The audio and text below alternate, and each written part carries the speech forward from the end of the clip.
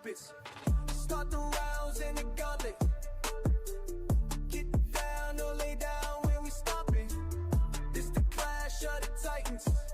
In a dimension where infinity gauntlet is a mere toy compared to the intellectual prowess build and destroy the cipher. Intellectual sword to slice you or whatever device you. Peace and power, family. I'm King J, and welcome to the very first episode of King's Chamber, brought to you by yourself, King J, and the Titans Debate League. This is the space where sharp minds meet, where philosophy, theology, science, history, and much more come together for positive builds and healthy discussions. Here we elevate, we investigate, and we challenge ideas with respect and clarity. And let me be clear, if you come up here crashing out, acting wild or off code, I will boot you from the chamber. This is a real space for disciplined dialogue and powerful thoughts. So sit back, tap in, and welcome to King Chambers. Let's build.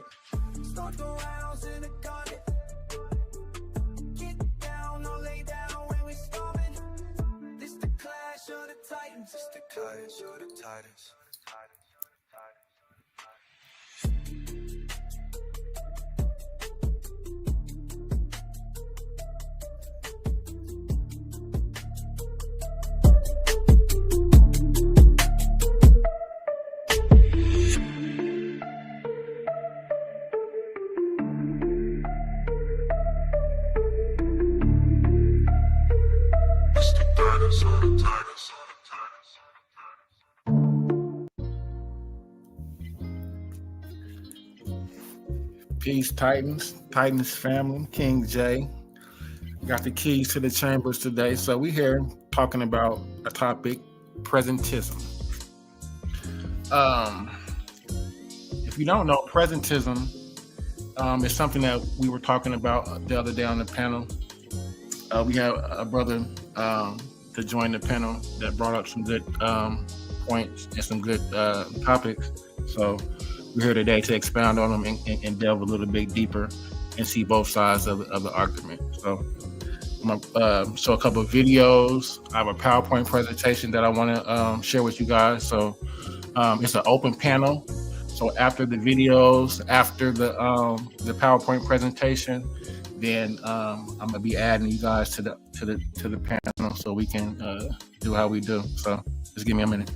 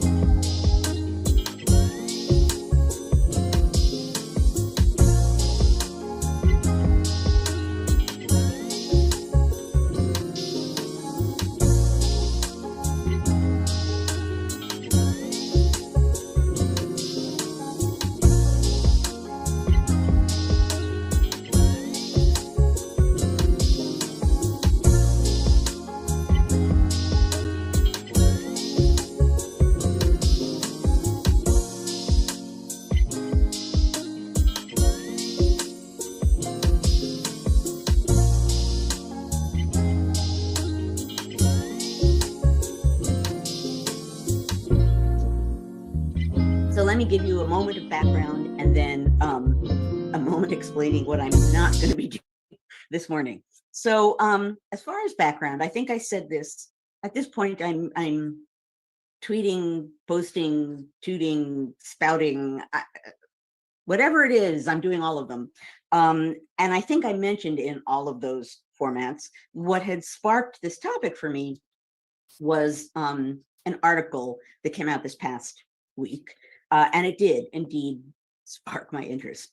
But that's why I'm feeling that it's important for me to say right here at the outset, I'm not interested this morning in focusing on a particular magazine article, nor am I interested this morning in attacking a specific person. I really want to talk about the topic. And as we often do, I'll start in a moment doing this, what it means in addition to why it's important and what it can tell us.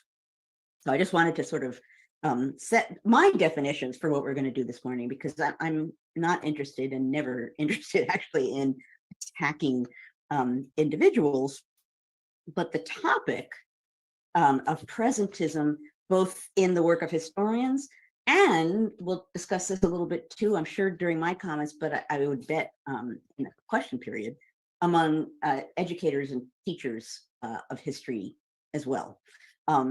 Where does the present fit? Now, we are going to start with definitions, and this is particularly interesting. I like to do that. I do that in my work. If you go back and look at my books, very often I'll mention something that seems as though it might have an obvious definition, and then I'll offer the actual definition at the time, which is usually different. So definitions are an important way to begin. And we see all the time, and we've talked about here many times, words like woke that actually don't have a specific meaning, and that's part of their power for the people who are angry at it. So definitions, terms, that's always a useful place to start. In the case of presentism, I bet you'll have the same experience. You know, I'm always intrigued to see what comes up just in a generic, no skills needed Google search, and then I kind of hone in on the questions I'm interested in. In both categories of searching this morning, there are so many definitions, understandings, complaint about, praise about presentism. And I just want to even, lay out a few that I found without looking for them. And I think this is, as with so many other things, and I suppose you could say as with woke, part of what's happening in what has been a long-standing discussion, right? So this is not new to the present. What role, particularly for historians, when people who are producing historical scholarship, where does the present fit? And the added bonus of the particular moment right now of in what ways do current crises shape how we're looking at the past. But some by presentism mean actually activism, right? So for some people, presentism, they mean people who are just addressing the past purely for the purposes of the present and aren't interested really necessarily in understanding the past, even in service of understanding the present. So some people mean activism. Some people think, well, presentism is like being focused on current politics, public policy, right? That's presentism. Others mean, for some, presentism has more to do with audience, suggesting that real scholars address the past and address other scholars, and that people who are, at least in some of their work, addressing different audiences. Is their work scholarship? Is their work historical scholarship? That's another question people toss around. I have strong feelings about some of these, but I'm just laying them out here at the beginning. Some people by presentism mean judging everything in the past according to present standards and values. I have a whole list here. I can't even, there's so many that I'm going to skip over some of the ones that I copied down. But here for this particular week, I was struck when I was doing the research for it by the sheer, number one, the sheer number of understandings of it. And number two, there are many forums in which historians either write essays. There's apparently a recent cluster of books by scholars addressing this topic. I think, I believe it's mentioned in the Chronicle of Higher Education.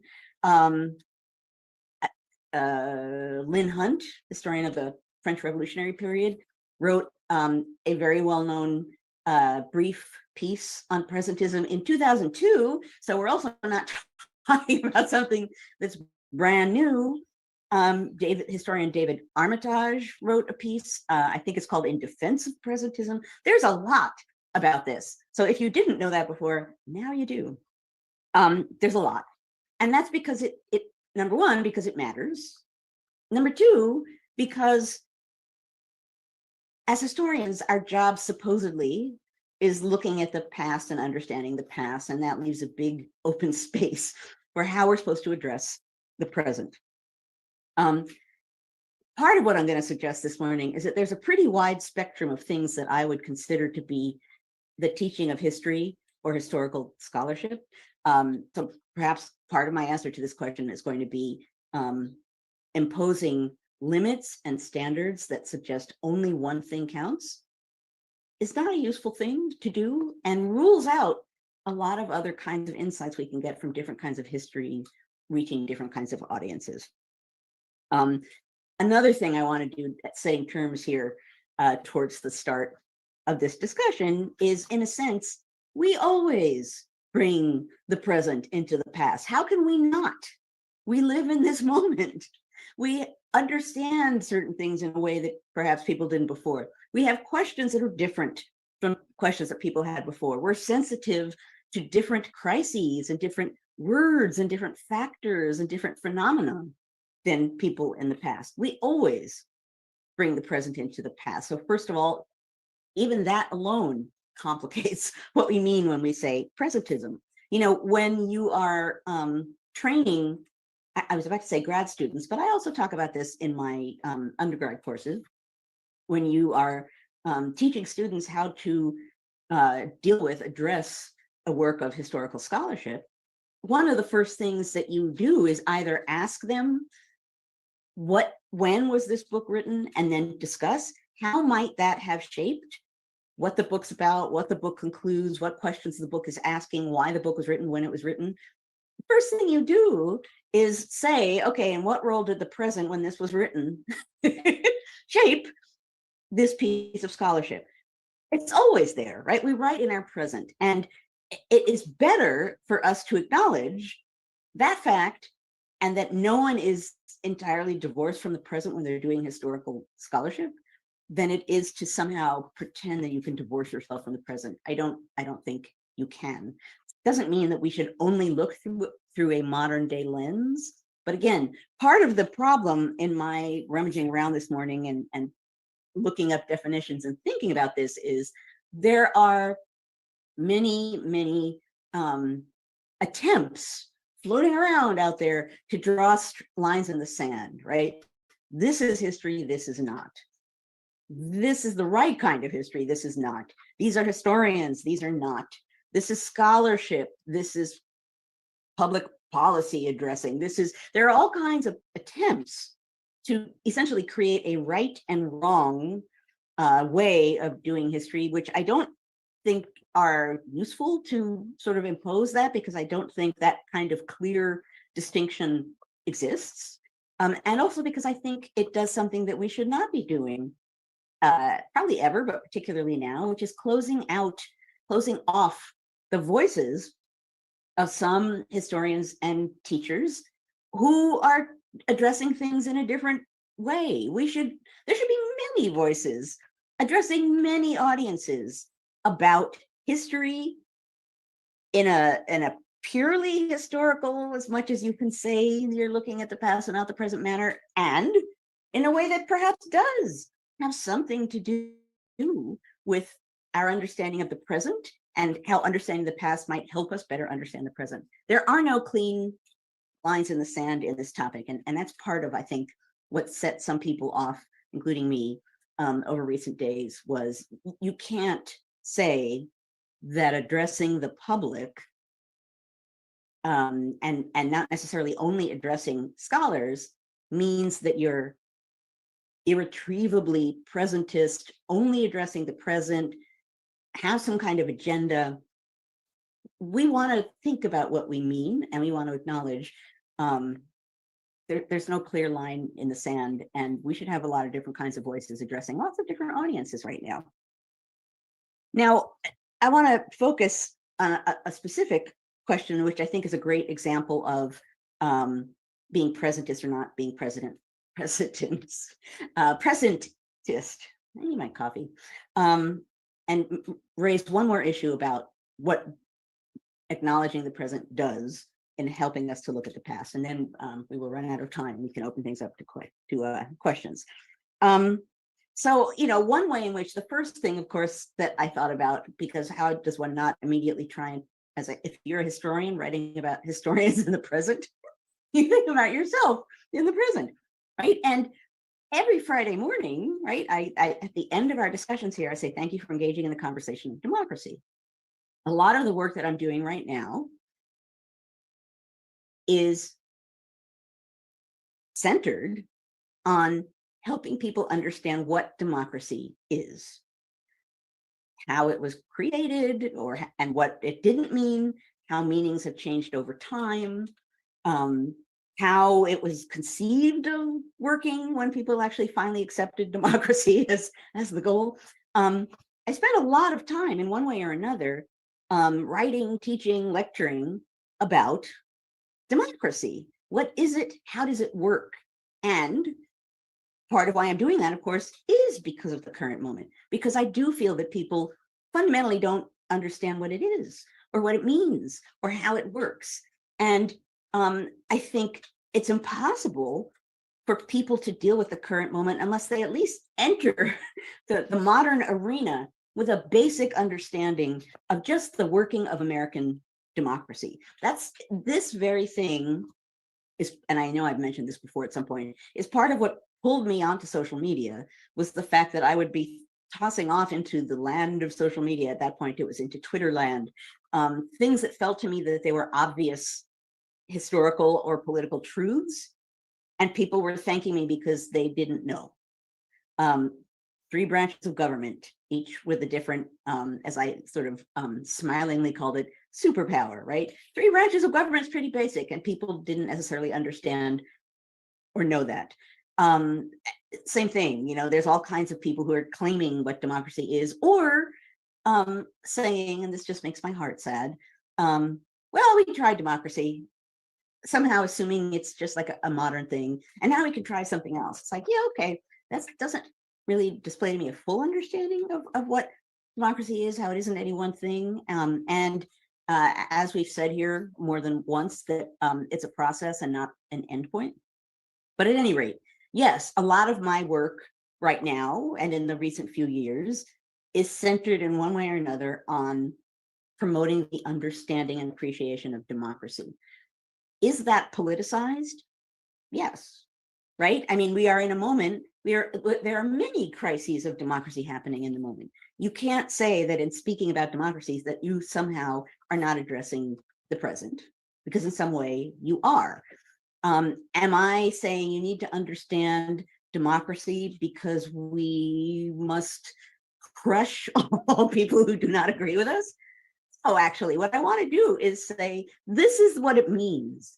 You take that knowledge and go where it takes you, right? If you have to understand, in the case of this topic, what democracy is before you can adequately, usefully, or successfully judge what's happening now. That's teaching, that's history. And because in the case of much of the work I do, it's grounded in historical understandings of democracy, historical ignorance about democracy, the actual creation of democratic processes of government, I'm not just speaking to the present about the present with the present. I'm saying, well, here, let's understand how we got to this current moment of democracy, how people understood democracy in the past. Let that help us understand what democracy really can mean and has meant and might mean in the future. Makes us much more equipped to deal with the current moment. Another way in which obviously the present has a vital role in addressing the past is the question of slavery, right? And what I'm saying here in particular, there are many ways in which you can't remove the present from the past, but even just thinking about scholarship that is academic scholarship, because of where we are in the present, because of the last few decades of events and thought and other scholarship and new realizations. We are asking new questions. We are sensitive to new things. We are recognizing new evidence. We are approaching the question of slavery in a different way because we are in a different time and we're sensitive to different things. You know, if you went back a certain amount of time, you would see a lot of scholarship about the institution of slavery in a general way and maybe slave holders and what their world was like. You know, we have work now that, like Manisha Sinha's book, The Slave's Cause, it's talking about how Black people were working and fighting against slavery, right? It's talking about Black protests. It's talking about a lot of things that people wouldn't necessarily have been either sensitive to or as interested in or would feel as immediate as it does now. So in some ways, you know, let me back up for a moment. Years and years and years ago, I went to an eye doctor and I did the deadly thing. He said, "What do you do?" And I said, "I'm a historian." And he was a very good eye doctor, actually the best I've had in a long time. However, when I said that, he said, "Oh, I hope you're not one of those revisionist historians." And I was like, how do I go into this?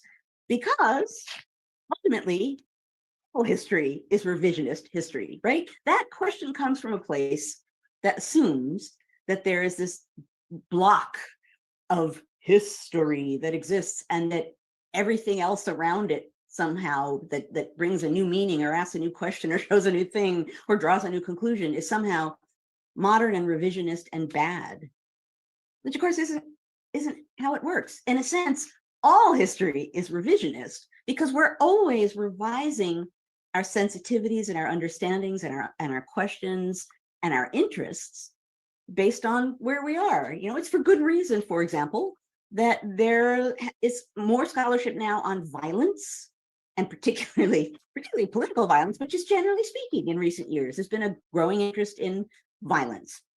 I wonder why that is. There's a great interest in scholarship, scholarly questions, new understandings of race in American history. Is that presentist? Well, yeah, we're in a moment where race is front and center in our political situation, but that means that we're focused on it, we're interested in it, we want to understand it better, we have different questions to ask, and we can look to the past to seek some understanding of the present.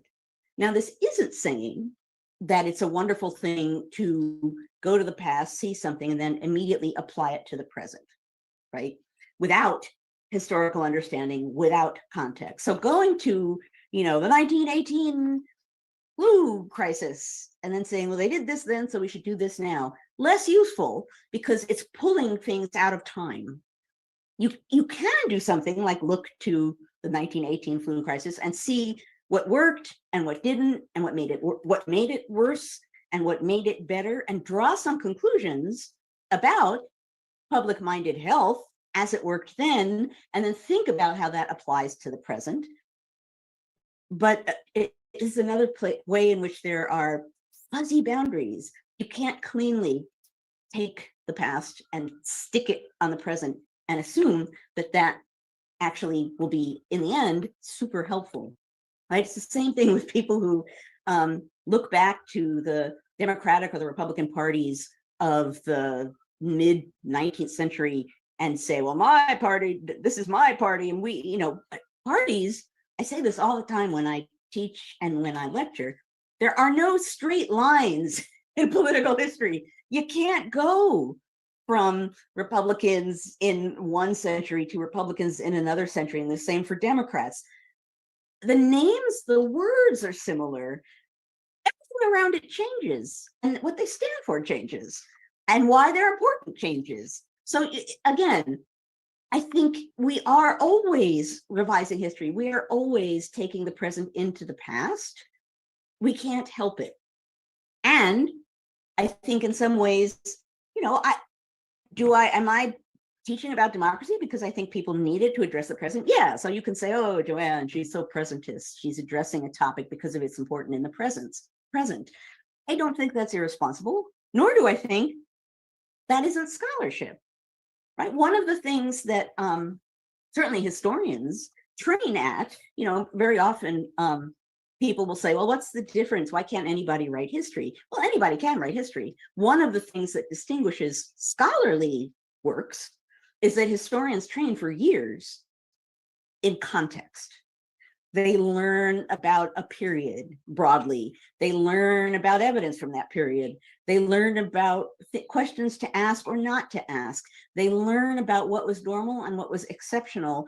All of those things shape how they understand the past. I was just writing about this recently and why some works, some popular biographies make a similar mistake. And that is they look at a character from the past without necessarily a very broad understanding of historical context in the past. They're looking at a person, and you can say people are people and accomplishments are accomplishments. But what they do is they analyze that person in isolation and then praise that person for things that seem extraordinary, which, if you know the historical context, actually everybody was doing, and don't praise them, or at least acknowledge that they were doing things that others weren't doing and that deserve attention. So in other words, if you are judging the past purely on the basis of the present and claiming that that's scholarship, that's less helpful, right? You need to understand the past in some way based on historical evidence, and then decide who you're addressing, how you want to address them, why you're doing this. All of those things matter. So I see that we're almost out of time here. Let's see if there's more that I want to say. No,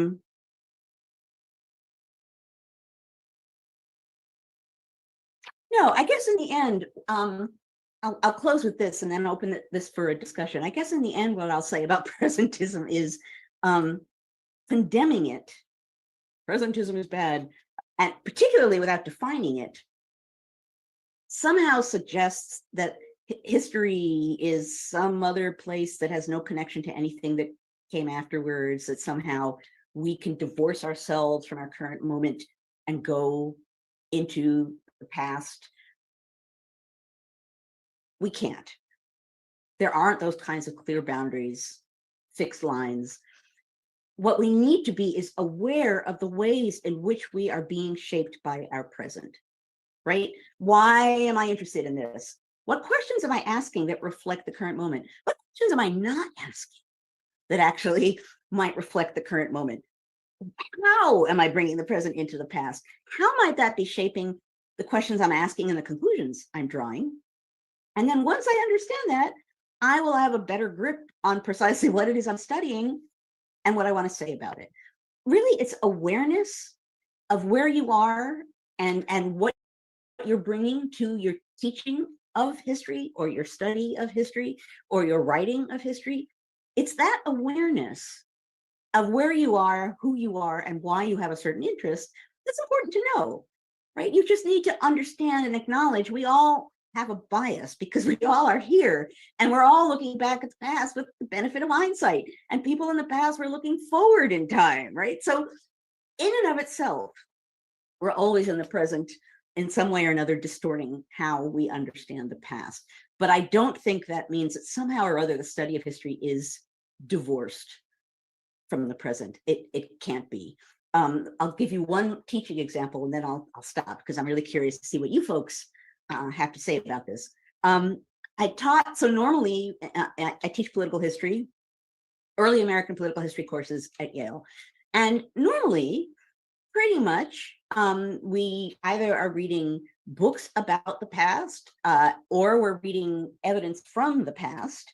In the past of my teaching, I have not specifically addressed the current moment in any way.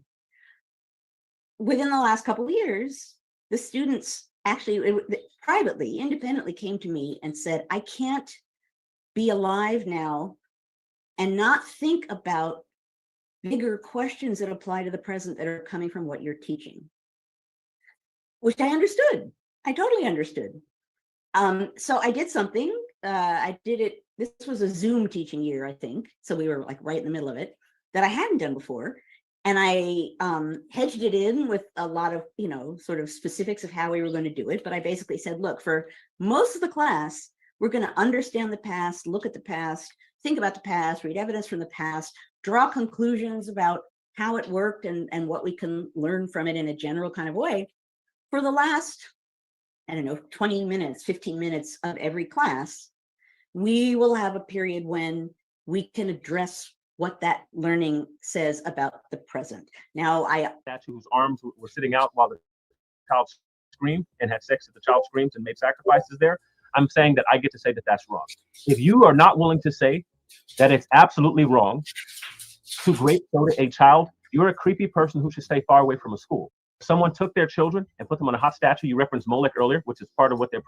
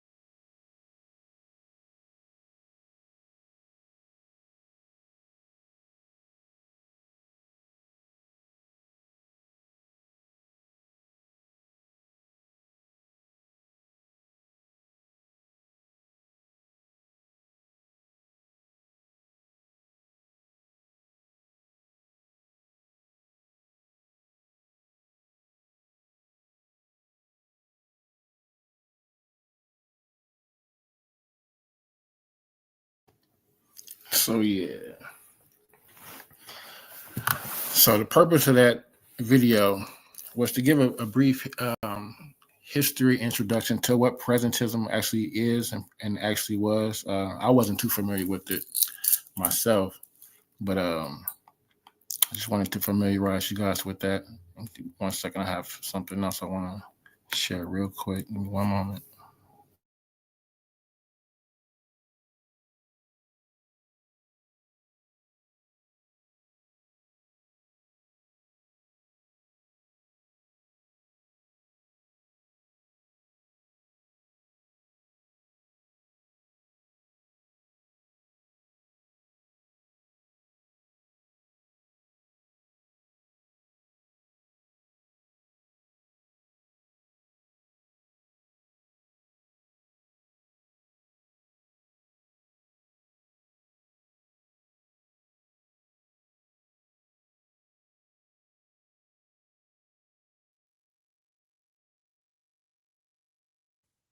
We'll take a look at an example in just a minute.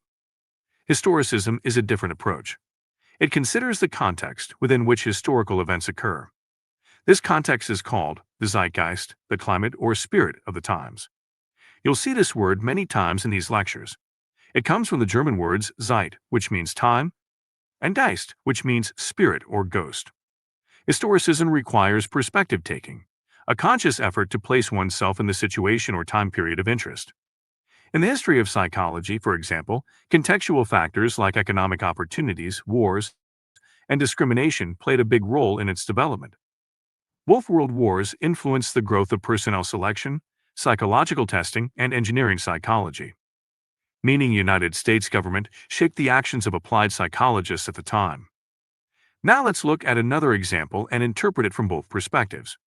In 1861, Paul Broca, who identified Broca's area in the brain, wrote that men were intellectually superior to women because women's brains were smaller. A historian who approaches this information from a presentist approach might label Broca a sexist or a fraud, because they use modern standards to judge others. On the other hand, a historian who approaches this example from a historicist approach would refrain from using these terms to describe his actions. Instead, they would present all of the information, including an explanation that his views were consistent with the stereotypical beliefs of the time. In the late 1800s, scientists had discovered that men's and women's brains were significantly different in terms of size and weight. Combined with the lack of women in higher education, they concluded, incorrectly, men must be smarter than women. Of course, they failed to recognize that women had been banned from universities up until the mid-1800s. Taking on a historicist approach means presenting all of this information. It does not mean condoning or supporting the people, events, and ideas they study. To summarize, presentism reflects your current opinion, while historicism recognizes the majority opinion of the people and time period of interest. It's a matter of understanding the similarities and differences between how do we think today and how did most people think at that time.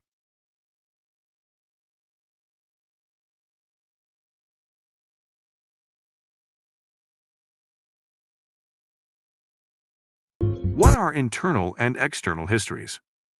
To learn about a person or event, historians collect both internal and external histories. An internal history is directly relevant to the history of a specific person, event, or idea.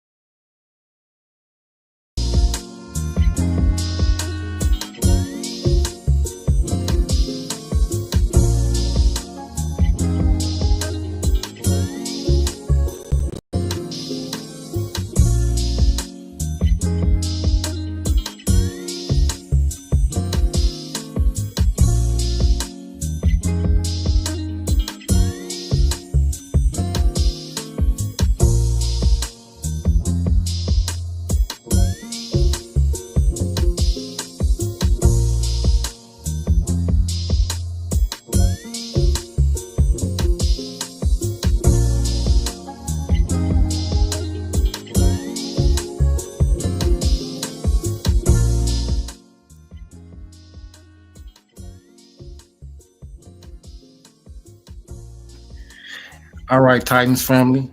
Now that we're kind of familiar with what presentism and historicism is, I want to go over this little brief PowerPoint with you, just to familiarize you with my argument. And here we go.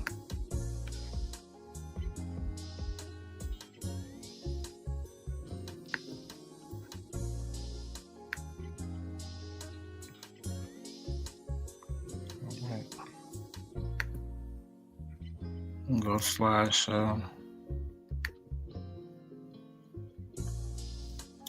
what is presentism? Presentism is an introduction of contemporary ideas, values, and ethical perspectives into the interpretation and depiction of the past. Simply put, it's judging historical figures and events solely based by the moral standards of the 21st century. So what happens when we do this, right? When we look at things in the past from our viewpoint and from our morals and our moral standards of today's time, what happens when we do that, right? It says we treat history not as a subject for understanding, but as a moral stage for condemnation. What does that mean? History is not a moral ledger. What does that mean? What does that mean to me? It means that we risk contextualization, right? We take it out of its context, right? If we look at it like a yellow brick road, right, and we're at the end of the yellow brick road, right, then we're looking at it like we're the end of the moral standard. Our moral standard is supreme, is the highest. They were damn near barbarian, but we can't hold them to our thinking. Like, and when we do that, we risk not understanding how they lived, why they did it, and that's more of the important reason of not what they did, but to understand the historic time frame of why they did it, right? So here we go. The methodology and anachronistic errors. A flaw in the fundamental process used for investigation. Presentism is a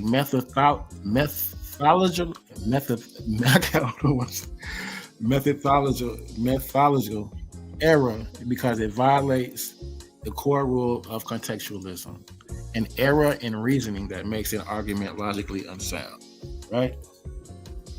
So from the beginning, your premise is flawed. From the beginning, your argument is unintelligently sound, right? From the beginning.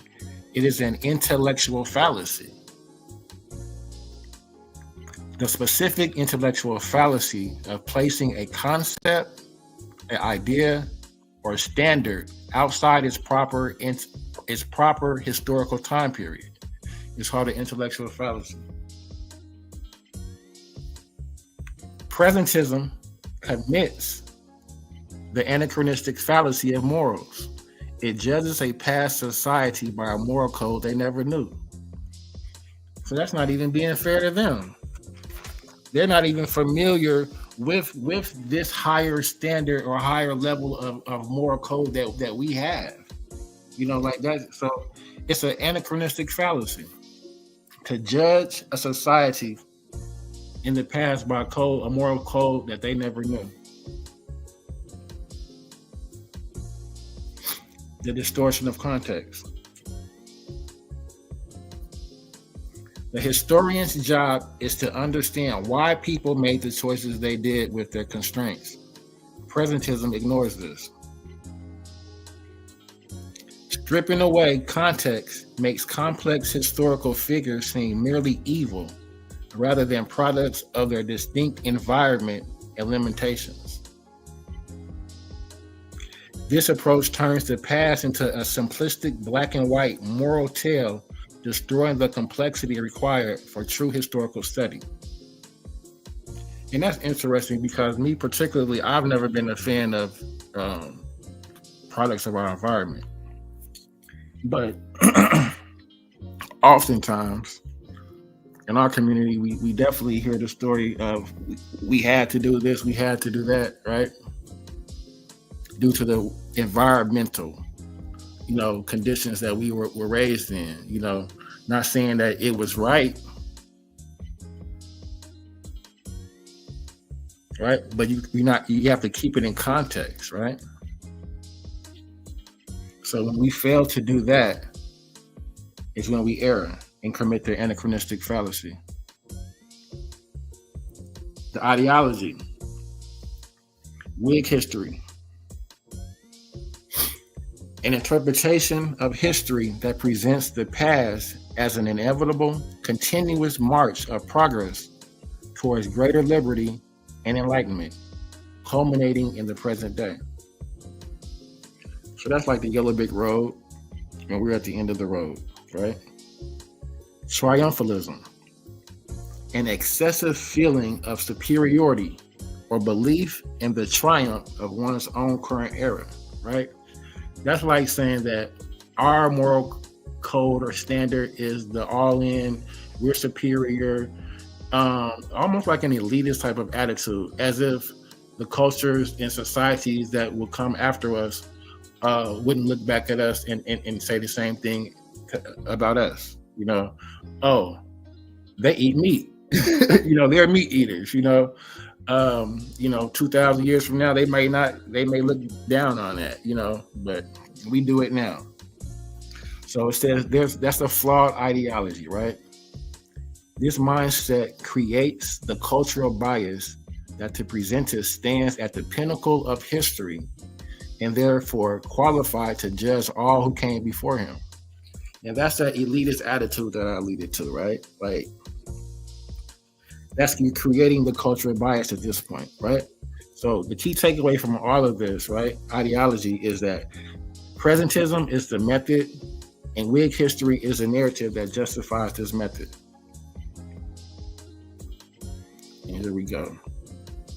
So in doing this, you create a cultural bias. So the dangers in the cultural bias, right? So by judging phenomenon based exclusively on the standards and values of one's own culture, this presentism is a severe form of this bias. It fosters triumphalism, ignoring the certainty that our own morals, which I alluded to earlier, will be judged harshly by future generations. If we only study the past to validate our own current politics, we stop doing genuine research and start writing propaganda. It prevents us from developing the historical empathy necessary to truly understand different worldviews. and we alluded to this earlier, actually in the video. They mentioned her, Lynn Hunt. She's a historian, and she actually presented a paper in 2002, and these are some of her arguments. So Lynn Hunt's arguments against presentism. She says presentism is a dangerous form of ahistoricism that threatens the very discipline of history by making the past seem immediately accessible and simple. When history is used merely to confirm present day, she says, when history is used merely to confirm present day political and social anxiety, it loses the ability to reveal difference and complexity. Hunt argues that historians' duty is to show that the past is a foreign country that must be understood on its own terms, a process that presentism actively undermines. The correct path. Historicism and contextualism. So this is the stance that I would take in the debate if the brother or if anybody actually would want to debate me in this topic. I would take the stance of historicism because I would argue that you have to keep contextualize history, right? So the methodological standard requiring the past to be understood on its own terms, to see the past as a foreign country. The belief that any historical phenomenon can be truly understood when its environment, unique circumstances, and original frame of reference are fully taken into account. Knowledge and explanation. The historian seeks to explain what happened and why it made sense to the people living it. And that makes sense. And as a historian, when you're keeping things in this proper context, that's what you want to do, right? You want to look at history from an unbiased point of view, without judging and without inputting your own anything into it, right? So a totally unbiased point of view. The historic contextualist perspective describes and explains the presentist judge. It's okay. So it says the historicist contextualist perspective describes and explains history, while the presentist judges and condemns it, right? And it judges and condemns by putting our own morals and views and standards upon a society that knew nothing about it, right? So the final conclusion, the failure of anachronistic judgment, right? Why judging? So this is an example of ancient marriage, right? That was used, right? So it says, why judging ancient marriage is wrong. That's the focus, right?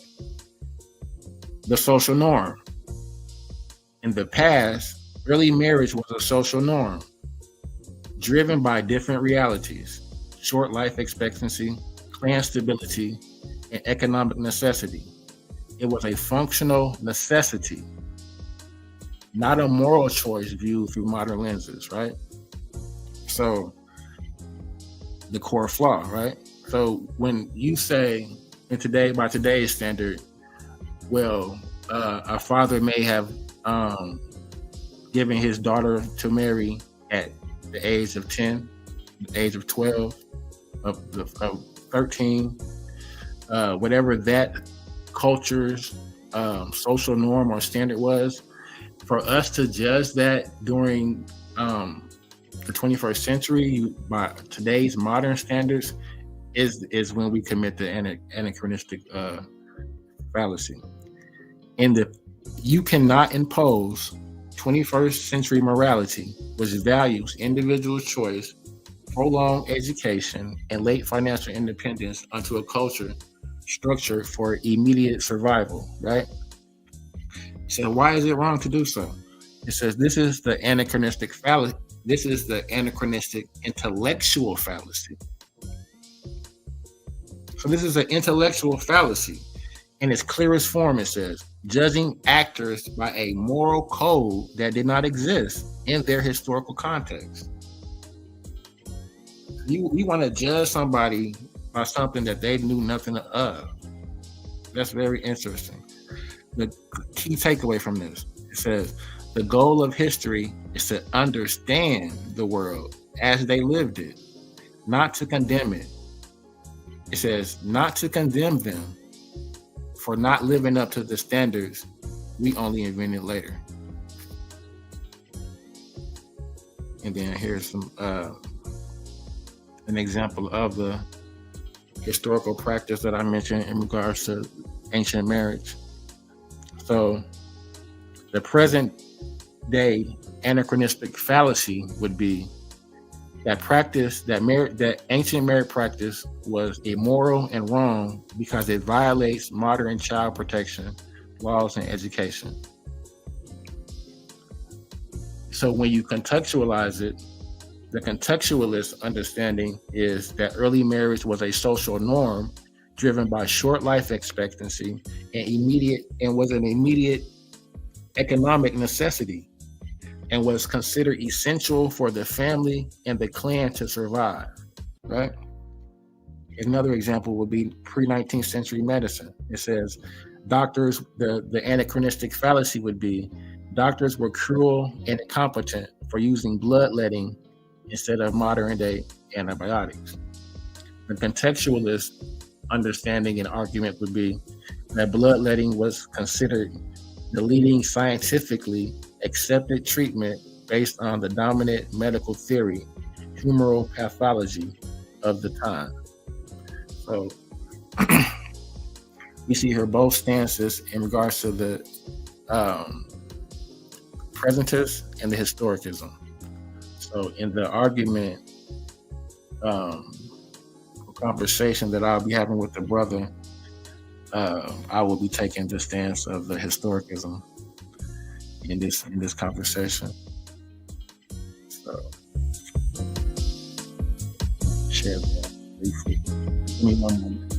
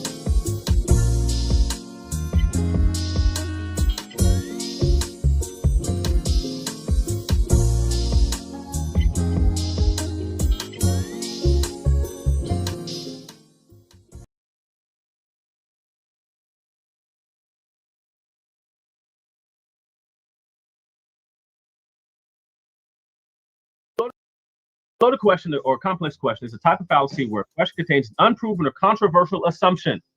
Right? Can you move the little thing? Making it impossible to answer without appearing to accept the assumption. And that's what I'm saying. And see the example, common example. Again, do you? When everybody practices, even the Israelites, like, Okay, so before I answer your question, right, I'm going to get to your question. I just want to say that when I'm done, I want you to answer this question. My question is, are you on drugs? And when I'm done answering your question, someone took their children and put them on a hot statue. You referenced Molech earlier, which is part of what their practice was. And they had sex in front of the statue, and they burned their children alive on this hot statue whose arms were sitting out while the child screamed and had sex at the child screams and made sacrifices there. I'm saying that I get to say that that's wrong. If you are not willing to say that it's absolutely wrong to grape soda a child, you're a creepy person who should stay far away from a school. Someone took their children and put them on a hot statue. You referenced Molech earlier, which is part of what their practice was. And they had sex in front of the statue, and they burned their children alive on this hot statue whose arms were sitting out while the child screamed and had sex at the child screams and made sacrifices there. I'm saying that I get to say that that's wrong. If you are not willing to say that it's absolutely wrong to grape soda a child, you're a creepy person who should stay far away from a school. Someone took their children and put them on a hot statue. You referenced Molech earlier, which is part of what their practice was. And they had sex in front of the statue, and they burned their children alive. Why are you talking again? Really doing that? Are we really doing that, Leonte? Yes, we're doing that because of the two of us.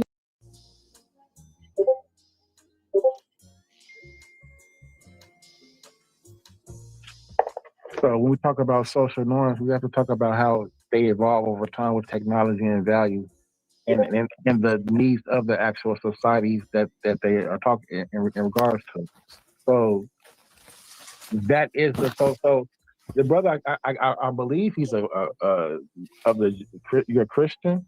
So when we talk about the faith, when I spoke about worshiping Molech, right? They practiced that. They did that. Who did? So we know the children of Israel. They worship. They sent their children to the fire of Molech. Why is it not okay now? Because the law has deemed it not to be okay now. Okay. And what the actions of what they used to do back then does not dictate, what we do today.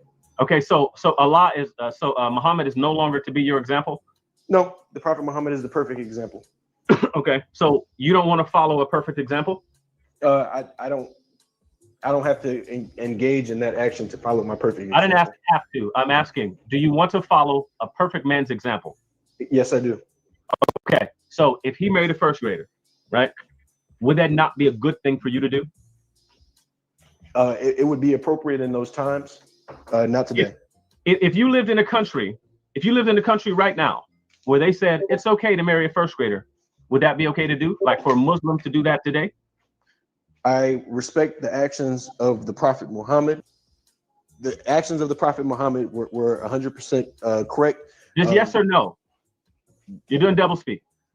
If you live in a country today, if you live in an Islamic country today, and that country said today, right? Let's say that there's a caliphate that's established in the United States tomorrow, right? Muslims come in, they take over, and they were to establish, hypothetically, an Islamic state right here in the United States, and they said it's now cool to marry a first grader. Would that be morally acceptable? Yes. According to your religion? Yes. I appreciate your time. Thank you. Why is it not okay now? Because the law has deemed it not to be okay now. Okay. And what the actions of what they used to do back then does not dictate, what we do today. Okay, so Allah is Muhammad is no longer to be your example? No, the Prophet Muhammad is the perfect example. Okay, so you don't want to follow a perfect example? I don't have to engage in that action to follow my perfect example. I didn't ask have to. I'm asking, do you want to follow a perfect man's example? Yes, I do. Okay, so if he married a first grader, right, would that not be a good thing for you to do? It would be appropriate in those times, not today. If you lived in a country right now where they said it's okay to marry a first grader, would that be okay to do? Like for a Muslim to do that today? I respect the actions of the Prophet Muhammad. The actions of the Prophet Muhammad were 100% correct. Just yes or no? You're doing double speak. The actions If of you the live prophet. in a country today, if you live in an Islamic country today, and that country said today, right? Let's say that there's a caliphate that's established in the United States tomorrow, right? Muslims come in, they take over, and they were to establish, hypothetically, an Islamic state right here in the United States, and they said it's now cool to marry a first grader. Would that be morally acceptable? Yes. According to your religion? Yes. I appreciate your time. Thank you. Why is it not okay now?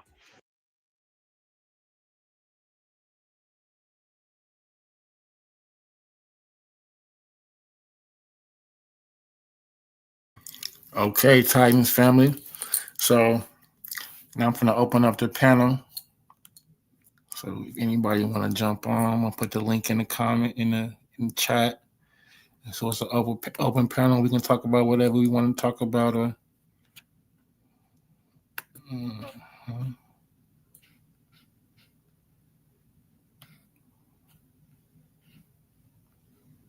me grab the link.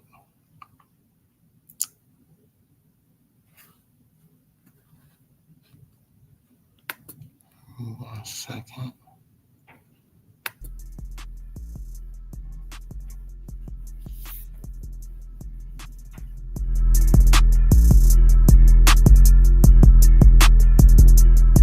This is A1 exclusive.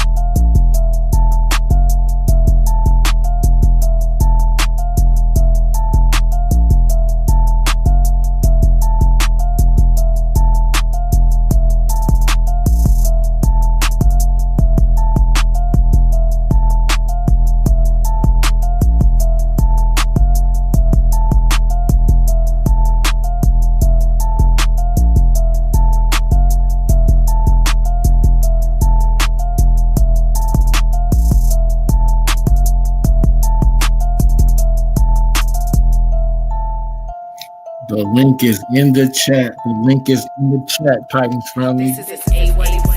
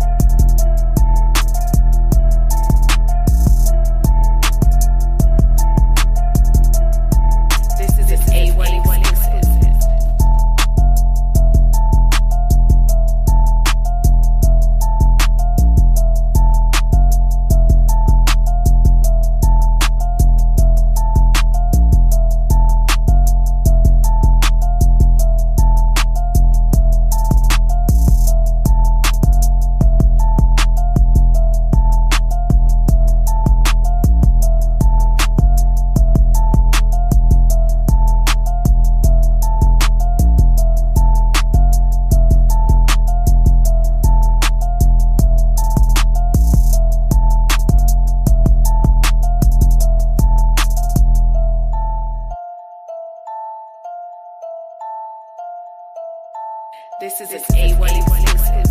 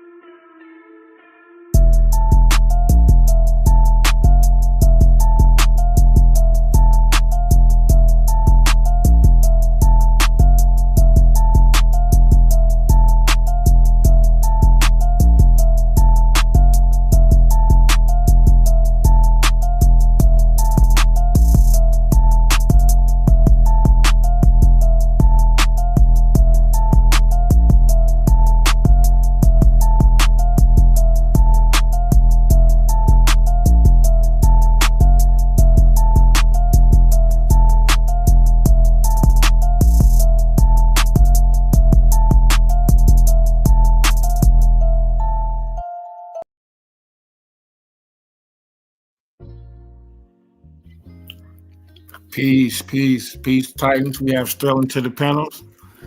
Anything you want to say? Anything you want to add or build on? Go right ahead. Thank you. Yeah, thanks for having me.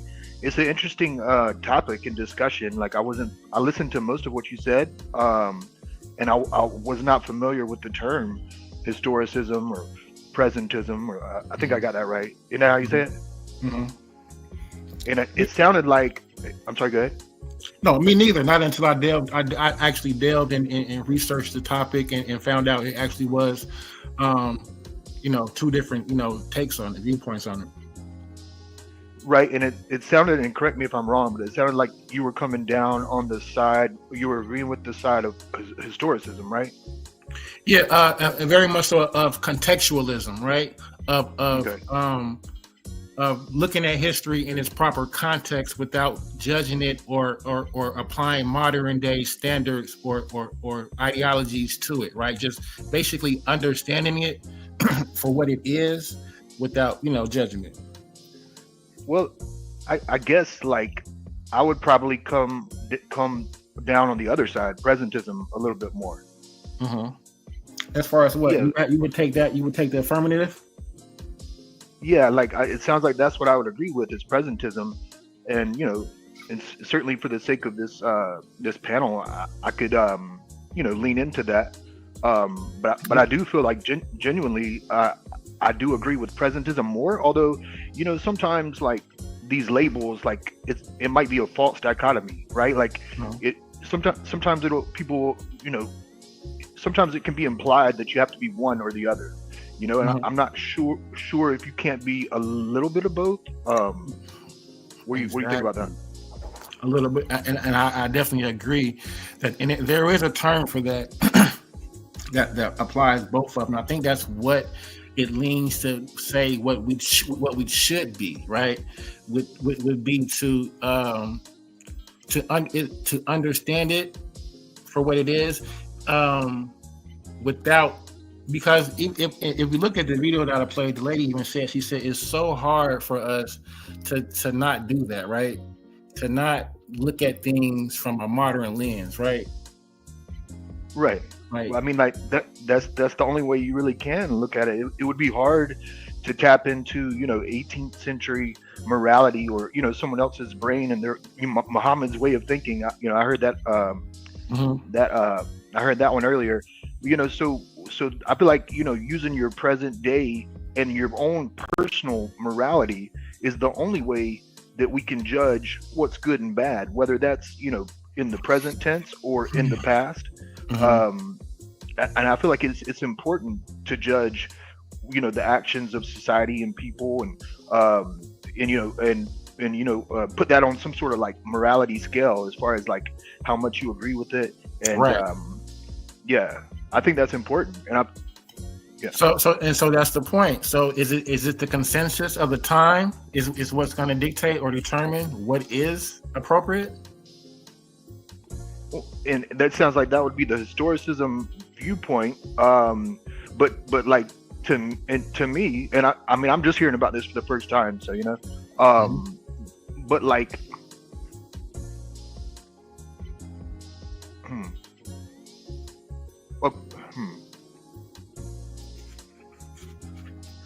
It's a good question, but like I feel like that's the only way we can grow as a society is if we pass judgment on the past. Mm-hmm. What if okay, I remember what I was gonna say. What if it happened today? If something, in my opinion, if something's immoral today, then it was immoral yesterday and last year and 100 years ago. You know what I mean? Not necessarily so, because if we look at it, it's called a Whig theory, the Whig theory, and it looks at history as like a yellow brick road, right? So we're the end of that yellow brick road as the moral standard, right? Anything before us was less than, So, but what that suggests is future societies later down the road will look back at us and say the same thing to us, right? What we deem as the moral code or standard 500, 1,000 years from now, they may laugh at us. I gave an example of eating meat. What if it's taboo 1,000 years to eat meat? And they're like these meat eaters. Or it's I don't know, but it's called a wig theory, and it's called triumphalism, right? It's almost in like an elitist attitude, right? So whereas our moral code is superior. We're the it's that type of mentality that is the intellectual fallacy, right? That takes history out of its proper context and applies our moral lens on in the judgment to the what I'm saying? Like, is this moral? Is it morally wrong by today's standard? Yes. But sorry, go ahead. No, go ahead. Well, okay, so let me ask you this: can we pass judgment on other people that are in the present day? According, we do, yes. Okay. Right, and so I feel like if you can do it now, you can do it back then too. Because again, for example, let's say owning another person as property, aka slavery, or a bondservant, whatever. Like in my opinion, it's never moral to own a person as property, and I don't believe that it ever was. Mm-hmm. But is it a part of our culture in history, even on the African continent? It was. We've always had prisoners of war, where tribes would go to war with each other, sacrifice the losers. I don't agree. I don't think it's moral. No, even though it might still exist in some form or fashion to a lesser degree today. I don't think owning a person as your property and treating them like cattle is ever moral, and never was. And I would like to know what context it would make it moral to own a person as your property. Like, what year would it have to be? And that's the struggle for us in modern day 21st century to take our mind to some we've never been, some experience, a time in history that we've never experienced, to whereas that may be something that a practice that was the social norm of that time, right?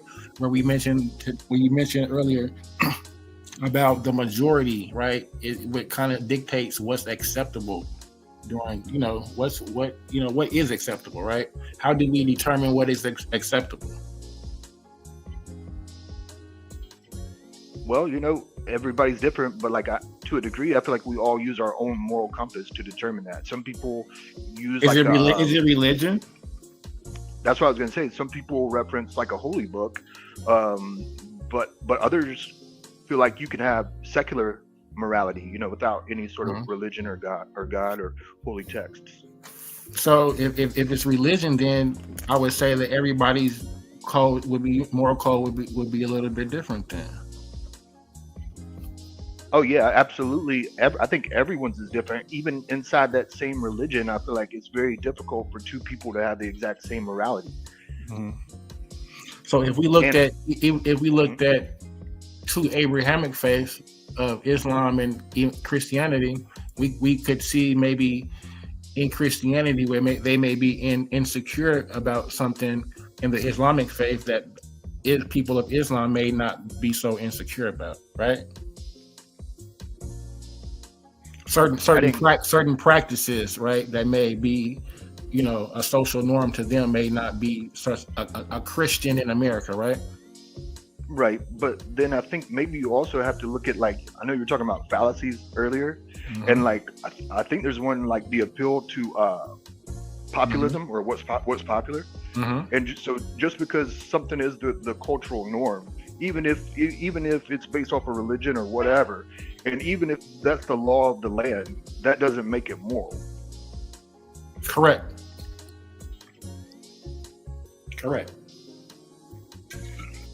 But the argument of the historicism is not about what's right or wrong. It's about keeping the contextualism of history without imposing our modern day norms on it, thereby changing it, right?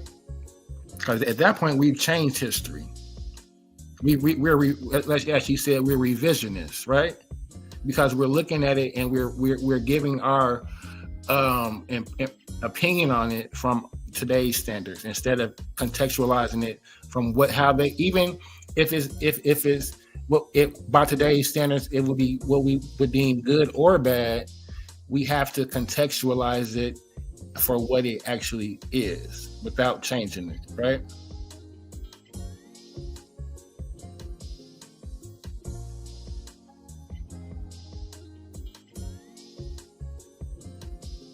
You there? Oh yeah, sorry, I was just thinking about what you said. But again, I feel like, you know, if your morality is based on what is, if you have a solid foundation. Do you think 2,000 years ago they had the same mind? Like they even went through the same things that we like conditioned, like consciousness, like thoughts? I'm sure it was different. But that doesn't excuse it, and it kind of sounds like this historicism thing wants you to look at the history of it, put it in context, and then not judge it. You know what I mean? If you're going to judge it, you have to judge it from that time period. Sure, but what I'm saying is that you understand what I'm saying? If you can judge it, and that's the hard thing to do, is to take yourself, put ourselves 2,000 years ago in ancient Israel as a sheep herder, you know, and go from there. You know, what practices are, you know, like that's hard to do. So that's what you have to do, because anything outside of that is the intellectual fallacy. Okay. Well, but you know, even if I could put myself in that position, you know, in that mindset, in that time period, even if I understood it, like I feel like some things are never moral, and you know, whether they thought about it or had the capacity to think about it, I agree with that. I agree with that. I do think there are some universal moral things that are universal, right? Like we know we should never, you know, the child thing, the unaliving things, right? You know, those things we should be, you know, I think universal throughout any, you know, society, even to come. Yeah, but they're not though. You know, I don't think there is a universal morality, which is why, you know, people in this country disagree with the wars we have going on, for example.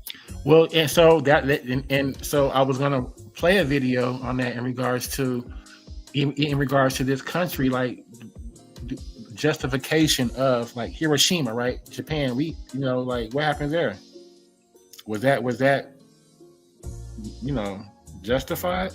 Is war justified? Like those are the moral questions we have. When is it ever justified? Exactly.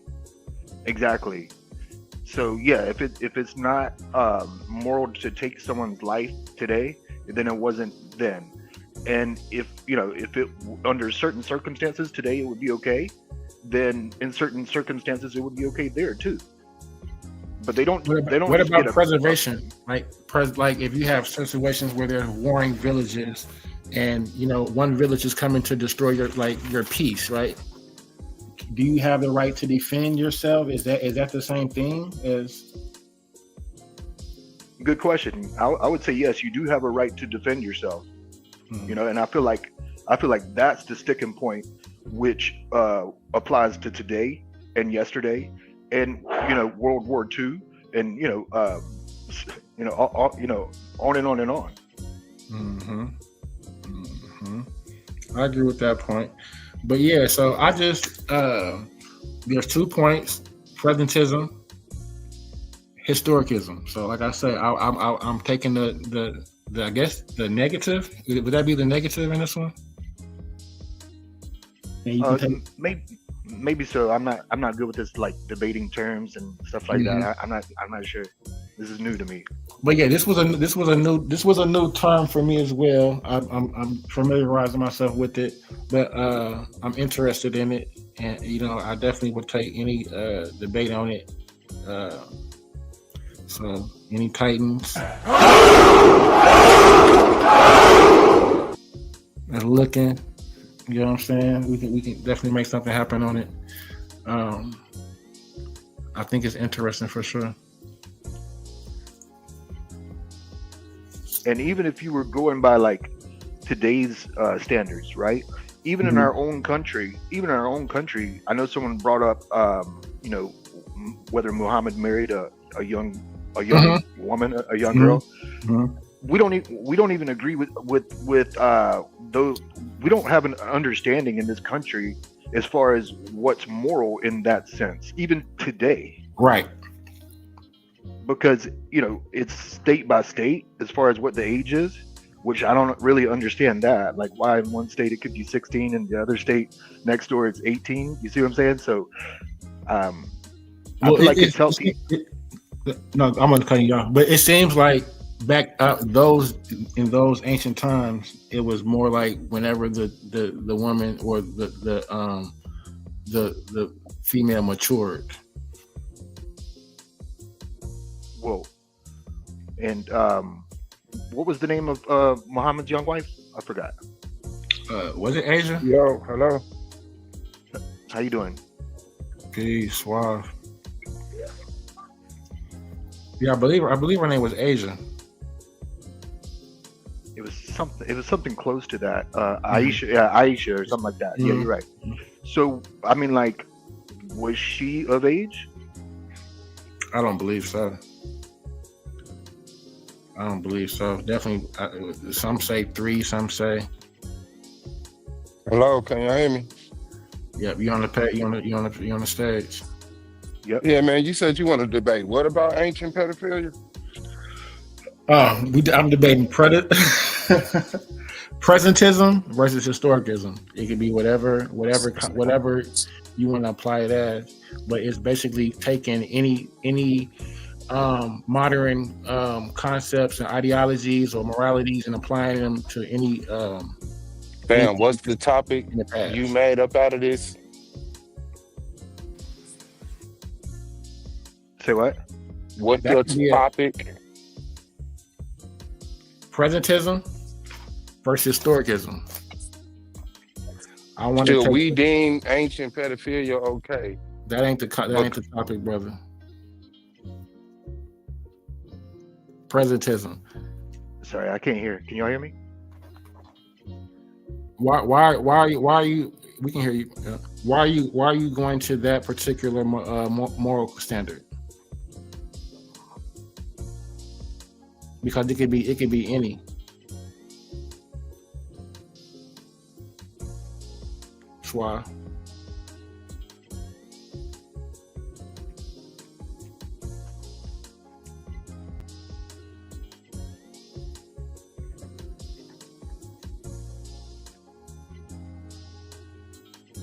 You want to jump back on and come?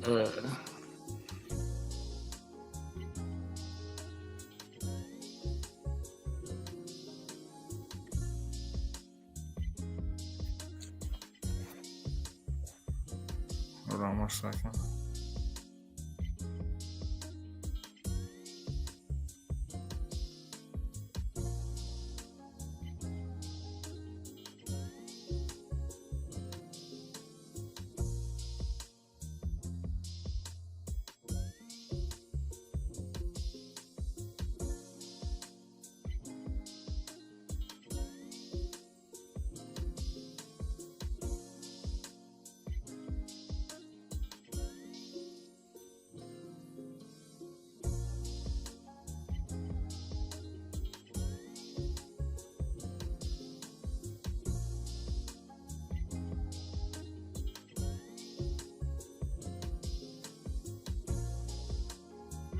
Yeah, my bad, man. I got a phone call, brother.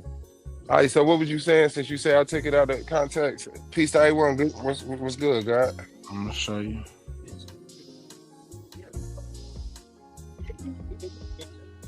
Peace. How y'all feeling today?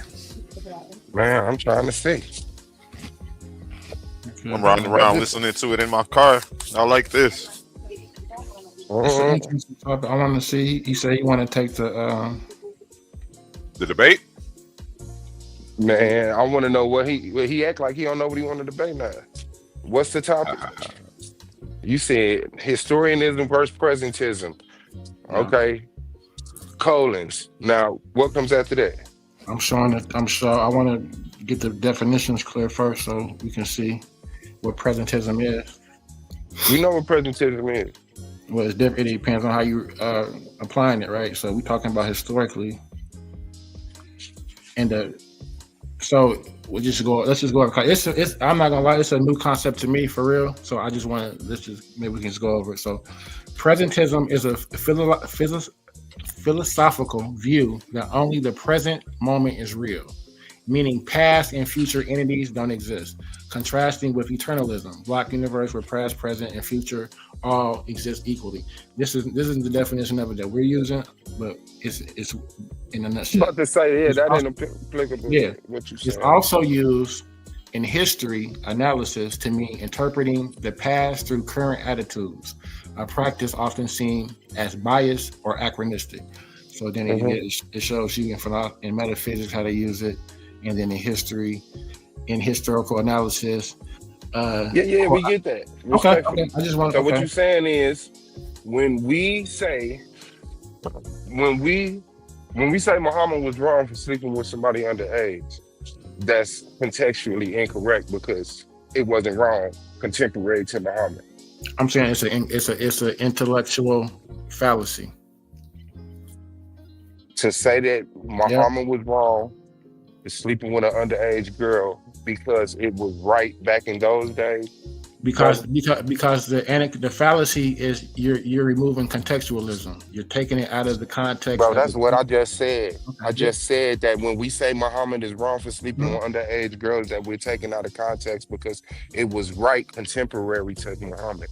And you can imply what you like to stick to that one for whatever reason, but you can imply any standard. It's anyone. It ain't gotta be just that. I'm holding you right there because that's what I heard you talking about.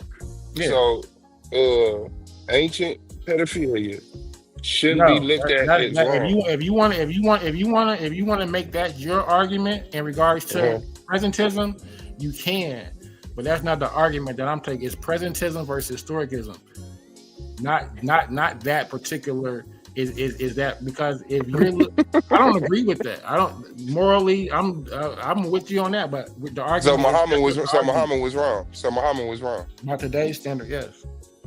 No, by your standard. I live in the 21st century, brother. Okay, so by your standard, Muhammad was wrong. And that would be called presentism. No, hold on, wait. By your standard, Muhammad was wrong, brother? By today's standard, yes. I'm talking about yours. Brother, I done said 100 times. Yes, my standard, today's standard. You did. I don't live. We don't live in that time period. Okay, fine. And if everything goes according to the Quran, to the Quran, and Islam is able to live out the Quran as Allah prepared it, and that type of stuff start happening again in the future, would that be right or wrong by your standard? So that's the argument with presentism, is that our standards today, 500 years, 1,000 years now, they're going to change. So what we are considering our moral standard today, they're going to look at back like, what were we thinking? Like, so if Islam is able to progress and it rules the world in the next 25 years, and things like that start happening again, would that be okay by your standard? By their standard, whatever. I'm talking to you. If I practice Islam. No, even if you didn't practice Islam. Then if I didn't practice Islam, it wouldn't. If I practiced it, of course, yes. So, hold on. If you practice Islam, and that's normally how societies work, right? And like, yeah, understood. I don't know why you keep trying to teach me how to do this stuff. Okay, yeah. So now, so if you became a Muslim in the next 25 years, Islam took over the world, and it was deemed legal under Islam. to sleep with 6-year-olds, you would practice that. Honestly, I think even to right now, whatever it hasn't changed. I don't think the You tenets would of Islam has practice that changed. as a Muslim. You would practice that. Do they practice that? I No, don't know if you have any. man. I'm Listen, not a brother. Muslim. He asked, would you? Would If I you? was if I was a Muslim, Yes.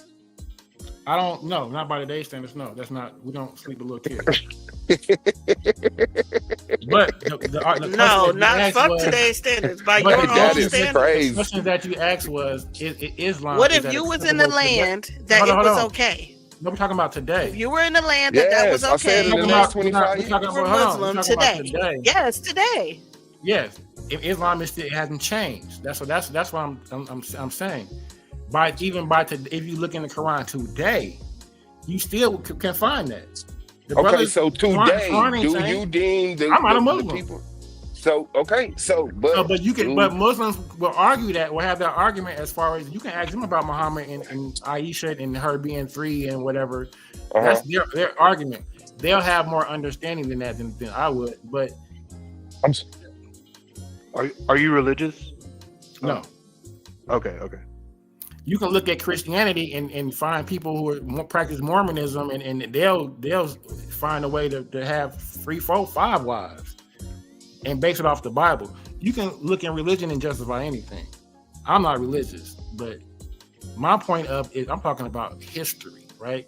And contextualism and not what we're doing on the panel right today and applying our whatever we deem moral standard today has no relevancy 2,000 years ago, and probably won't have any relevancy 1,000 years from now.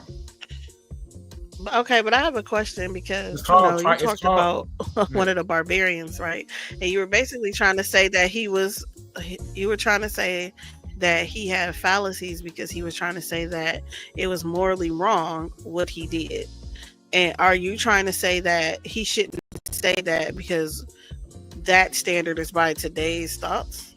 Well, he took the stance of presentism, which is the stance of applying 21st century standards to ancient events, right? And so that's what he did, and he used the example of the early marriage as an example. So we can talk about that because that would be the intellectual fallacy.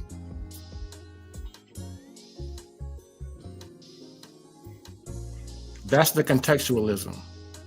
How is And that? So do you know Okay, so that? let's Do you look up know? definition. Actually, know if it was okay. Did you know? Do you know if it was actually okay, and if that was the actual practice of the people back then? Because by all historic counts, it wasn't. By all historic counts, they didn't marry people under 10. It seems that even through like Semitic language groups, that was a practice that they practiced in like the Levant area. Levantine practices, maybe is how I could describe it. Yeah, they did. It was more hebephilia though. It was more teenage, right? Somewhere between the age They of say 12 when and 16. the word they used But he was mature. marrying somebody 6. Was what? The word they He's used marrying was somebody 6, and that's not even normal for that time in that area. Well, that's true. The word they use is mature. So generally, we would assume, whenever a young girl may have her menses, is when they, but it may have occurred earlier in some instances. I'm not. But that's the whole point of contextualization. We don't know why they did what they did, and the historism. Would it matter? It does. Would it matter? Yeah. What excuse could somebody give you? It matters because when you're writing history, you have to write history from an unbiased viewpoint. You Yeah, can't I'm writing write history, but I'm talking because about when You you don't know what when the you do that, fallacy you're was. when you do that, you're called a revisionist. That's not what I'm talking about, and I think you're playing slow. What I'm saying is that You definitely playing. at that time, what excuse could someone give you, or reasoning could someone give you that they're practicing that? And that's the argument, brother. We're in the 21st That I'm having with century, you. huh? That I'm having with you. In the 21st century, correct? No. in ancient times. We're not in brother. ancient times, brother, and that's the whole Okay, point. but of we're having an contextual- argument about that. You're saying well, that well, we, let's- well, let's- you're let's saying pull that up we a- could let's not pull up a judge. Hold on, wait, definition so we wait, can- because this is what we you can't set word. up. Don't show me another definition. You They set up matter. here on this panel and said, broke down how people of the past should be held to an antiquated standard. So we're talking about the past and the present. We're talking about perceiving the past under a present guideline. So I'm asking you, when we look at the past, people who practice that, brother, what reason could they give you that it will be okay?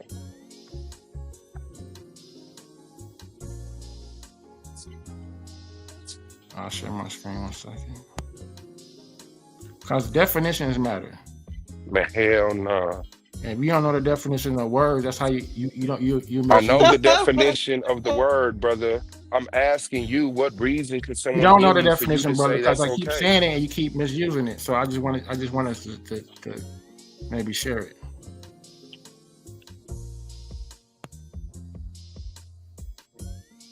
Shit is crazy, man. Contextualism, right? And this is the problem you seem to be having, right?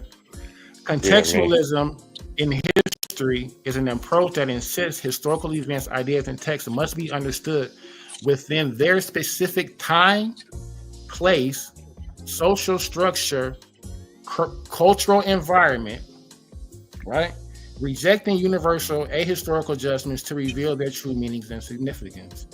It's Okay. about viewing the past through the lens of those who lived it. Okay. Considering And now I'm factors asking you through the lens of people in in the which past. nobody what on this excuse could panel they has give the you? ability to do. What reason do Who did don't you have an find ability that to you're do saying that? it's okay? Yeah, that's crazy. So you should be a historian because they don't have the ability to. But No, you don't what have the ability reason? The to. people who've been writing history, I'm not a historian, so let's talk about it.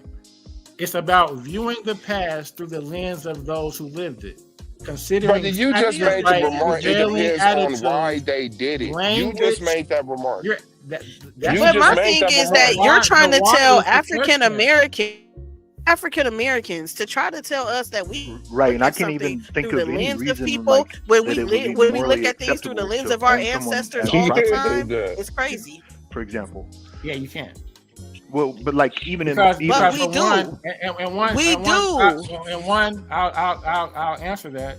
You can't because you're speaking English. You don't even know what your language was that your ancestors spoke, or you would be Man, what speaking the it. fuck? That's for one. You sound Honey crazy Clark, as your name hell, is- but your name not is you're Clark, your trying name to is- act like Your you're name trying is- to. No, that's your not. name is Clark. My name is that's Your the name is that you're Honey going to call Clark. me, right? Your name is Honey That's the Clark, name that I put up right? here. Yes, Okay, so that alludes to. I named myself same that. Okay, well, there's nothing Afrocentric or ancestrally about It doesn't have to be Afrocentric because I'm Okay. African So American. that it doesn't allude that you know anything about this past that you're talking I'm about. American. You're not contextual- So your what life what isn't- I'm saying your is life this: isn't I can even understand the plight contextualized of in my Afro- ancestors. Your life So isn't because I even can understand contextualized the in a plight way of that my your ancestors lived to it. try to tell me I don't have to do that to understand it. I don't have to Yes, live you it do. to understand it. Yes, No, you do because not. If you understood it, You do would not live have to live something to understand it. it. If you No, you understood would not. it, you would live it. I don't have to live poverty, bruh, to Your understand ancestors it. I don't were have to sit here and live my entire life in poverty to understand poverty. I do not have to do now you that. filibuster. That's a straw man. So where did poverty come from? No, I am not. What you're trying to do is tell me that I have to sit here and live my life a certain way to understand a certain way of. The argument is that in order to understand your ancestors, you have to be able to contextualize the environment that they lived in, the Right. date, the time, huh? Exactly. And what Right. the fuck You- you and can you tell have- African you don't Americans have today the- that you we don't can't. have The the people who ability to can't do- are people like you. You Huh? don't know. You don't have the ability, and because you don't have the ability, does not mean everybody else doesn't. Well, Honey Clark, well, let's be fair. You may be the only one in the world at this moment that has the ability to do that because no historian has the ability to do that. No, That's why- I'm not. No, I'm not. Give me an You example. trying Honey. to tell somebody what they can and cannot do makes no fucking sense at all. Because Well, you you don't should- understand you it. should You're rewrite telling history, me that honey. you don't understand it. So because you don't understand it, how in the hell can you tell somebody else that they don't when you don't? And you know I you don't. understand the definition of words. You don't even understand the concept though. because you're I do. saying that you can't do it. So because you can't do it, you feel like other people can't do it. If I can't motherfucking flip on the goddamn balance beam, then nobody else in the world can flip on the balance beam? No, that's false. So is that the reason why history is written the way that it's wrote? History is written by the people who are living in it. History is written. History is written by the conquerors. No, that's the history you choose to motherfucking take. You could hear the other side, but you don't choose to do that. There is no other side. No, nobody want to. Yes, it is. There's a side. If somebody is a conqueror, there's somebody that lost. Mm-hmm. Okay, so do African Americans have history? Do Native Americans have history? Yes, they do, and you can motherfucking find it. How? Look. So you telling me that you don't even try to look for it and just told me it wasn't real? History goes to the Greek. Brother, the history of the Native Americans who got defeated in America have recorded their history. There's plenty of ancient Egyptian history, and the Egyptians got defeated. There's plenty of Mali history, and the Malians got defeated. That's a dumb statement to still try to sit up here and stand on. Like, we get what people say when they say history is written by the conquerors, or the victorious. But no, brother, we have the history of the people who were defeated written by them. Hold on, we got Courtney. Cut him up. Courtney in the chat said Israel was conquered, yet their history is self-preserved in the biblical text from Ethnogenesis to later. You're dead. Ethnogenesis. Brother, you reading the King James version of the Bible. Man, you're dead. Copyright. You're dead. You're reading the King James version of the It's Bible. on papyri. It's on, what are you talking about? It's on a whole bunch of different things besides just that King James version of the Bible, because No, the Bible is not on the papyrus, honey. You're telling me there's no biblical text on papyri? You're telling me that there's none? There's none? It was translated from. None what? There's no biblical text? Formulate your words correctly. There's none. Is that what you're saying? There's no biblical text on any papyri? That isn't what you said. Yes, you said there's no biblical. It is. You said there's no Bible. The papyri. That means the Bible isn't one book. The Bible is a whole bunch of different scrolls put together. We all know this. Are you slow?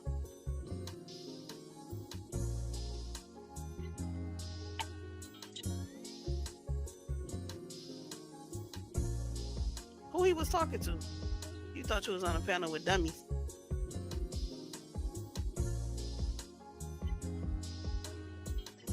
Some wild topics y'all throwing around. He Googling.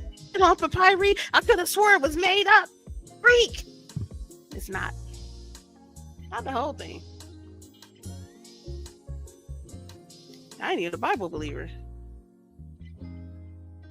Oh, here you go. We got King Naga in the chat. He said, I just brought out the history of the Seminole and Maroon Wars.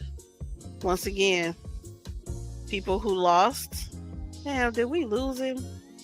Come back, Jay. Come back. Big barbarian energy. What you want, Silky? Titan energy. Suave up here. Tightening up. Yeah, I see him trying to hit y'all with them trick questions. Get the like up, y'all. Tighten up. Yes. Y'all got some wild statements getting tossed around. Absolutely. His history will be remembered on this panel as the loser.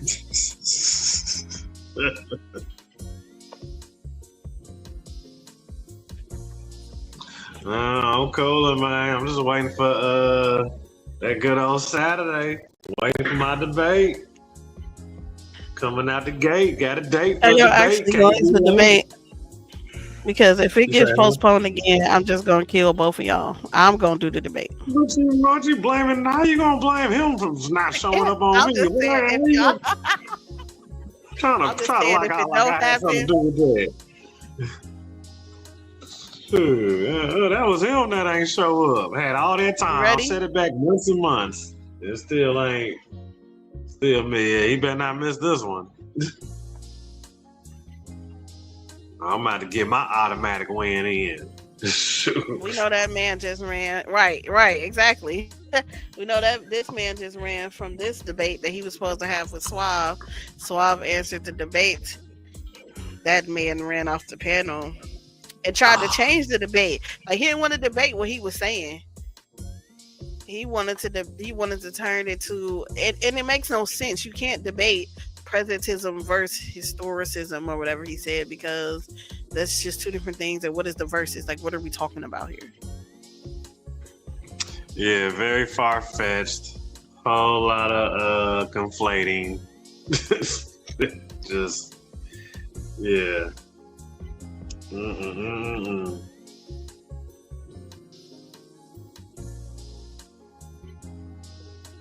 When really he came here to stand before his pedophile statements.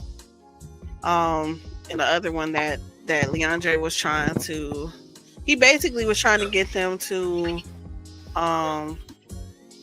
denounce like the things that Muhammad was doing and keep saying he's perfect, but yet he was, he married a child, a young child, right? And it was like, you should denounce that. You should denounce that, like, pedophilia. You should denounce what he did. And they were trying to be like, but it's okay because of the times.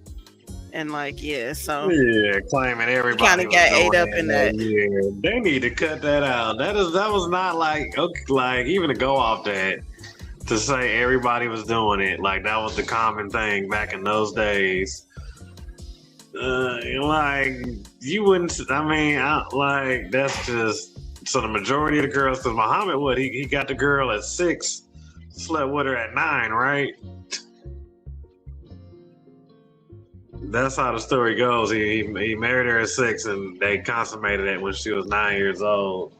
So you telling me it's a bunch of dudes running around with a whole bunch of 9-year-olds back in those times? I don't know. That just seemed a little. It's a lot. It's definitely what happened to him? Suspect. I don't even know. I don't even know. I was on a phone call setting up something, and then I was coming back here, and I saw it was just y'all two. I was like, what the heck? So I hopped back up here quick. And it's not normal. That's another thing, is the Muslims, they'll pull out. They'll say, well, in those times it was okay, but it's actually in the same in the Quran also. It talks about how one of Muhammad's people got mad at him or told him like one girl was too young, and like, yo, that's not cool. Like, so he actually gets told in the book about, I think it was like a 14-year-old girl. They were like, nah, she's too young. So in the same book, they're saying that it's not okay.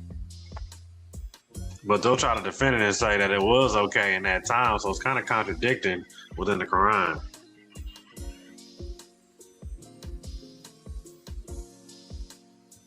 That's what I was saying to him. Like they say that it wasn't even okay in that time. Right. I'm like, shit, they did say young people, but they were saying 12 to like 16 or something. But 6 to 9 is crazy.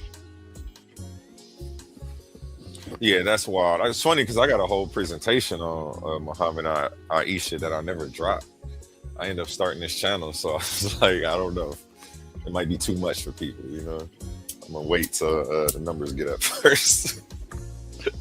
I'm gonna say that King J definitely had balls coming up here with this presentation, because that was crazy. For somebody who's a non-believer, it was an interesting stance to take. I want to see him come back and continue to defend this position, because I think he was doing amazing. I feel like he got wanted King to J just go back. against. I think he was going against Leandre, right? Which is kind of crazy because he definitely has a degree in this story, and he was trying to tell him about it, but it was like he just wanted him to be wrong about it. And it's like, you can't really, I mean, just because people didn't think it was wrong, then doesn't mean it wasn't wrong. And that's the elitist, triumphalist viewpoint of modern day society that you're exhibiting right now, which is the actual anachronistic intellectual fallacy, Honey Clark.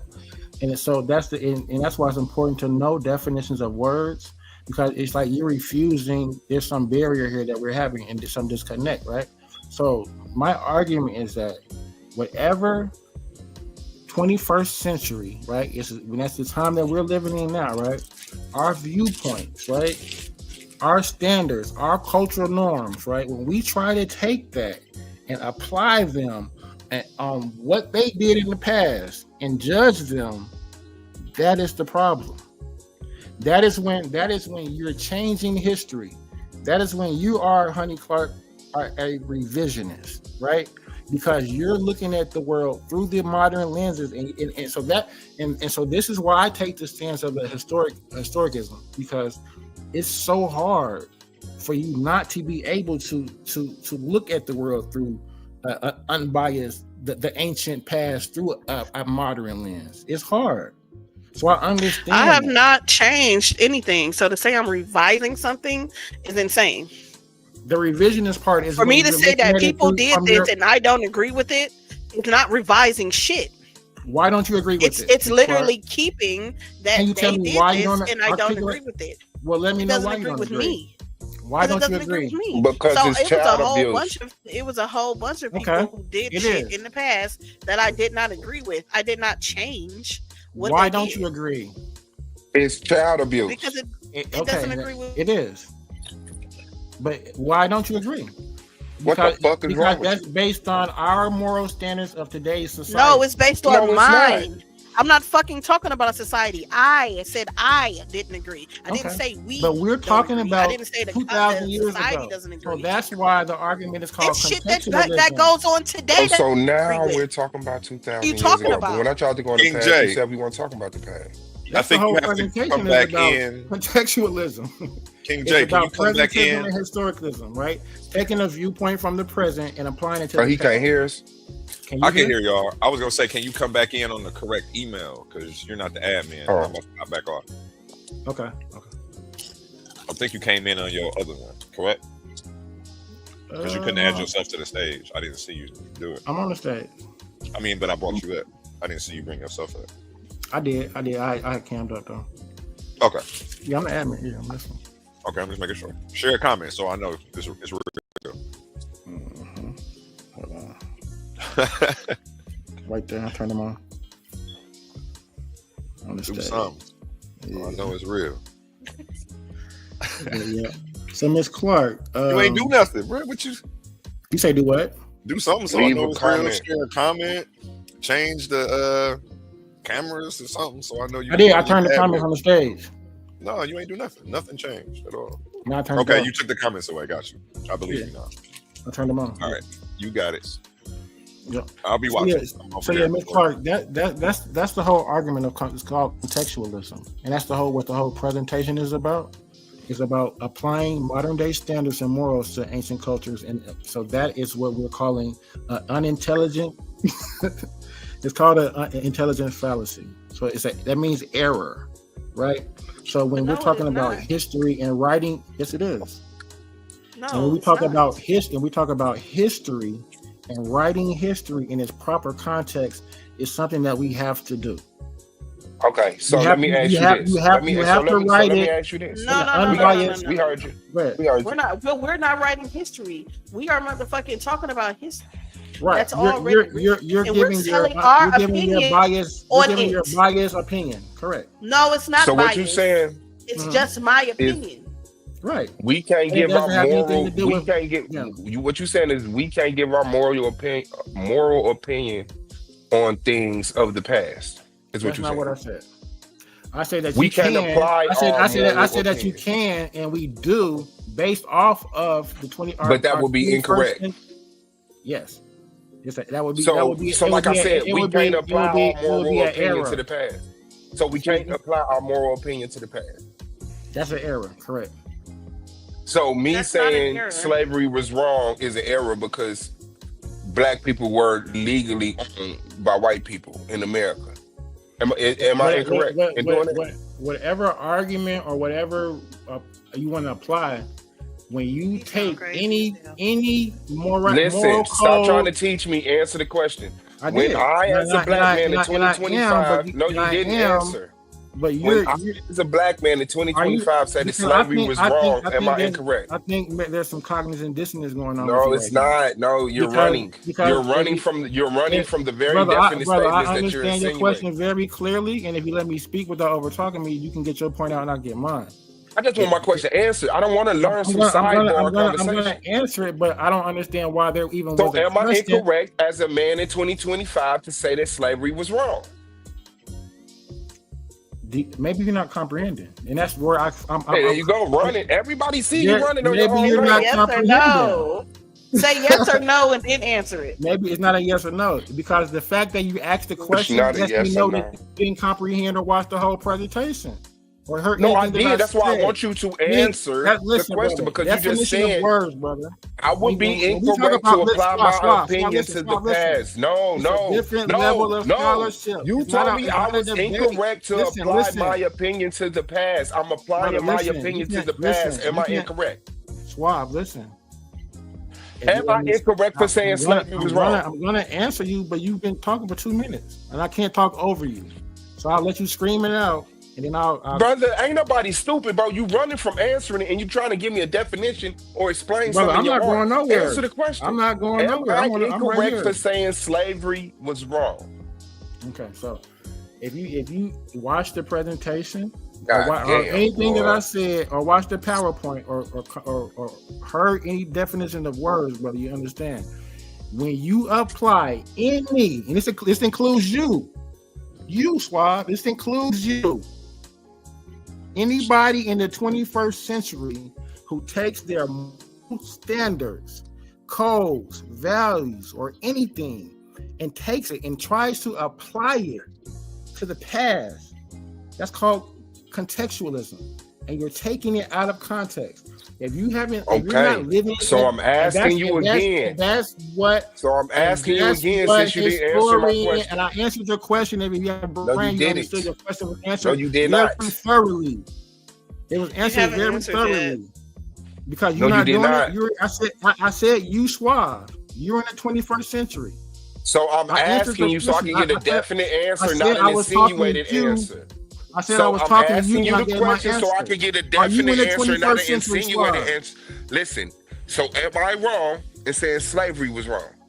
Yes or I no, sir? answered your question. You can't answer, No, your, you answer didn't. that yourself. No, Are you you in the didn't. No, you 21st didn't. century? Brother, can you answer my question? Is that the same argument that I'm making? Brother, can you answer my question? Comprehend the argument, Swab. You're answering the question from a 21st century moral viewpoint about what is slavery wrong, and that's the whole point of my And I'm presentation. asking you, am That's I the whole. wrong I in just doing answered that? it. That's No, the you whole didn't. point of my No, presentation. you did not, bro. What you're No, you doing didn't. is called presentation, and Am it's an I error. wrong? It's Am called I an intellectual wrong? So am I fallacy. wrong in saying slavery is wrong? Yes or no? It's called an intellectual fallacy. That means Can you So say am I yes or wrong? no? Do you know what that means? So am I wrong for Am I saying using too slavery big is of wrong? words for you? So am I wrong Am I for using saying too big of slavery is words? wrong? I said intellectual fallacy. Let's look it up. Am I wrong for saying It's called slavery an was wrong? intellectual fallacy. So am I wrong? It means error. So am I wrong? Error. Now Error. this is the cowards. Error. Like y'all gonna really sit up here and give this motherfucker a platform to say some shit he Error. can't stand on shit. Error. What does Like error mean? for us to expect the motherfucker to really sit up here and try to teach, and then when somebody asks him a direct Right, question, because they're a he's trying coward. to act like an You're a intellectual coward. fallacy is not a You're a fallacy. coward. right? We're using big words on the platform. We're not gonna nigger it down, okay? No, but your big words aren't making Hell sense. And you don't no. understand them. Intellectual And fallacy. you could If answer This it nigga with said yes or no. nigger. If you can't, if This you don't, if motherfucker you said can't, if you nigger. can't, and you want to, if you want to equate that to whatever you want to equate it to, I Hey, said bro, that I'm what you're gone, doing bro. is called I an ain't finna give you no intellectual more clout, fallacy, bro. and it means error. Your whole premise is wrong. That's a question. He didn't ask. He didn't. And I answered the question on a But what higher about- level than You a did yes or no not. question. You didn't. And You it didn't. wasn't- It's a and yes it or no wasn't a- it question. wasn't a question. Is this right or is this wrong? It's an intellectual fallacy. Is it right or is it wrong? Could never be a I fallacy. answered it. You keep asking the same Is it redundant right questions. or wrong? So what I'm is showing right your or wrong? intelligent level. Is it right your or question is wrong? redundant. Is it right or wrong? I can just meet you. But why would I when you keep asking the same redundant question? Well, you haven't answered. I've answered it. You didn't comprehend the He answer. can't name. That just he shows your can't name the intellectual. intellectual fallacy. If I He can't answered name the fallacy. question and you The didn't comprehend intellectual the fallacy answer, is what not is the that? name What of is? a fallacy. If But I he doesn't answered the understand that question, because he. Oh, hmm? the actual fallacy he's trying to do, the fallacy he wants to say is that it's a black and white fallacy. That's what he wants to say. But because he doesn't actually know what a fallacy is or what intellectual fallacy means, it means yelling error, intellectual and fallacy. it means that you're taking, and it means in historical terms The when you're fallacy taking. that you It actually means want that to when you're say, taking out of context, no, it is what not. you're That's not taking what out that of means. context. That's not You're what that applying means. you're applying the That's not what standards that of means. today's into You have ancient to times. tell the fallacy. What is the Then fallacy? apply. You're taking Intellectual history out fallacy of is not the name context, of the and you're fallacy. applying What is- modern day terms That's to not a history, fallacy, sir. and that's That's not a incorrect. fallacy. That is an not It is called an anachronistic intellectual fallacy at that, It's and not. it's wrong. It's really. And it's what is not the what fallacy? historians do, and it's not what intelligent people do, fallacy? and it's not what scholarship is. What's the fallacy? You. No. And you asking I'm these saying redundant that questions these 1,000 people times, and I've did answered this the stuff. question. Ask a Hold on. If different I'm saying question. these people You're did this, you're and I don't agree with you're it, exhibiting it's the not fallacy. a fallacy. Listen, saying that these people did this and that I don't agree with it is not a fallacy. Saying you that can disagree slavery all you happened want. and I don't agree with it is not a fallacy. You have Me the right saying to that it disagree. is That's very not moral. that's not the argument. Me saying it's wrong to kidnap people and take them somewhere else is not a fallacy. That's not the argument. Stuff is not a fallacy. You're Yes, making it up is. your own That's what your argument. argument is. You're making Your up your own argument argument. is saying So he's listen, trying to say honey. You're anachronistic. trying to win an argument instead of actually and that's not real. learning. You're not, and so I'm not trying to out-argue you. Learning what? You Because don't even know what you're saying. The definition of words don't change, right? So let's do that. Let's actually look up words. Bro, and they don't what and they you're don't change doing because is and they retarded. don't change because of your opinion. You're exhibiting the fallacy. No, I'm not. Me having are an the opinion will never be a fallacy. Honey, An opinion will the never, argument- ever, the ever argument- be a the fallacy. argument, the argument isn't you having an opinion, honey. The Explain. problem is Can be a when you fallacy. apply your opinion onto the past. No, That's it's the not. problem. That's still not a fallacy. That's the Because fallacy. it's still my opinion of the past. So it is not. No, it's not a fallacy. Because you're expecting those people of the past to be on this, to have the same No, moral I'm standard not. code that No, you, I'm that not. you do. No, I'm not. Yes, No, you- I'm not. yes, you When are. when I am It's saying called- that I and disagree with and that, and I'm not and saying that what and they're that doing is called, is and what's that is up called to them. triumphalism, and that is an elitist No, attitude. you're slow. Like No, really, very fast, very slow. very fast. So You're you very can have slow. an opinion. You can have an opinion, honey, but when you apply I know that I opinion can. to the, An opinion but is when you not a apply it to motherfucking the fallacy. past, that's the fallacy. I can have an opinion of a past. Yeah, and it can be incorrect. It's not incorrect because I have an opinion about the situation. If it's incorrect, it is incorrect. It's especially It's not if it's out of incorrect if context. I have an opinion. It's an opinion. Yeah. So That's what out are of you context. talking about? That's It's not out of and context. That's the fallacy. That's not a fallacy.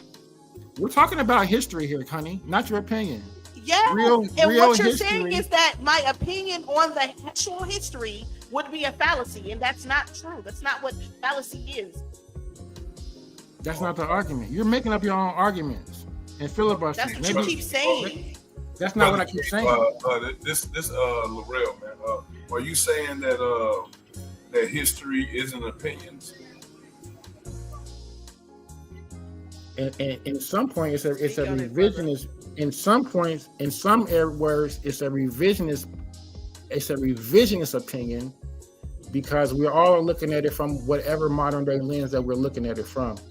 It's only when we have the ability to look at the history, the archaeology, whatever facts from that time period through their lens, whatever political environment it may be, of the times, what are the social norms of that times, what is acceptable, what isn't acceptable of that particular time period. If you're able to do that, my friend, then yeah. But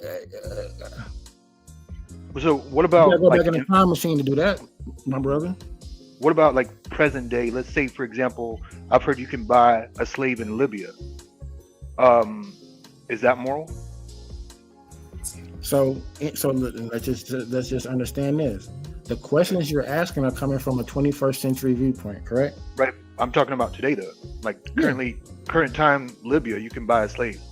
Yeah, I don't have any problem with whatever the standard is today, and even and you just make an example of if it's something that's going on, right? Somebody's practicing that, right? So to them it is correct. I'm not practicing this shit, so to me, so that's not even something you should ask me.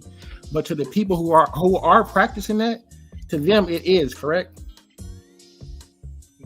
I would imagine. You would imagine The slaves or the owners? Yeah, Which people are you talking about? The slaves or the owners? The people practicing it. The slaves are part of that practice. We're not talking about the slaves. We're talking about the people practicing Why not? the practice. Because Why that they're wasn't in the his question. practice? That wasn't his question. Are you here to filibuster? No, he just asked, "Are the It seems people?" like you're here to. It seems like you're They're here to both filibuster. people. That's not a filibuster. That's a question. The slaves or the owners, because they both are people in that Are situation. you having a comprehension issue? Because he understood Are what I was you? talking about. Did you not understand? No, what you did was do what you just said history was only listen to the conquerors and not listen to the conquered.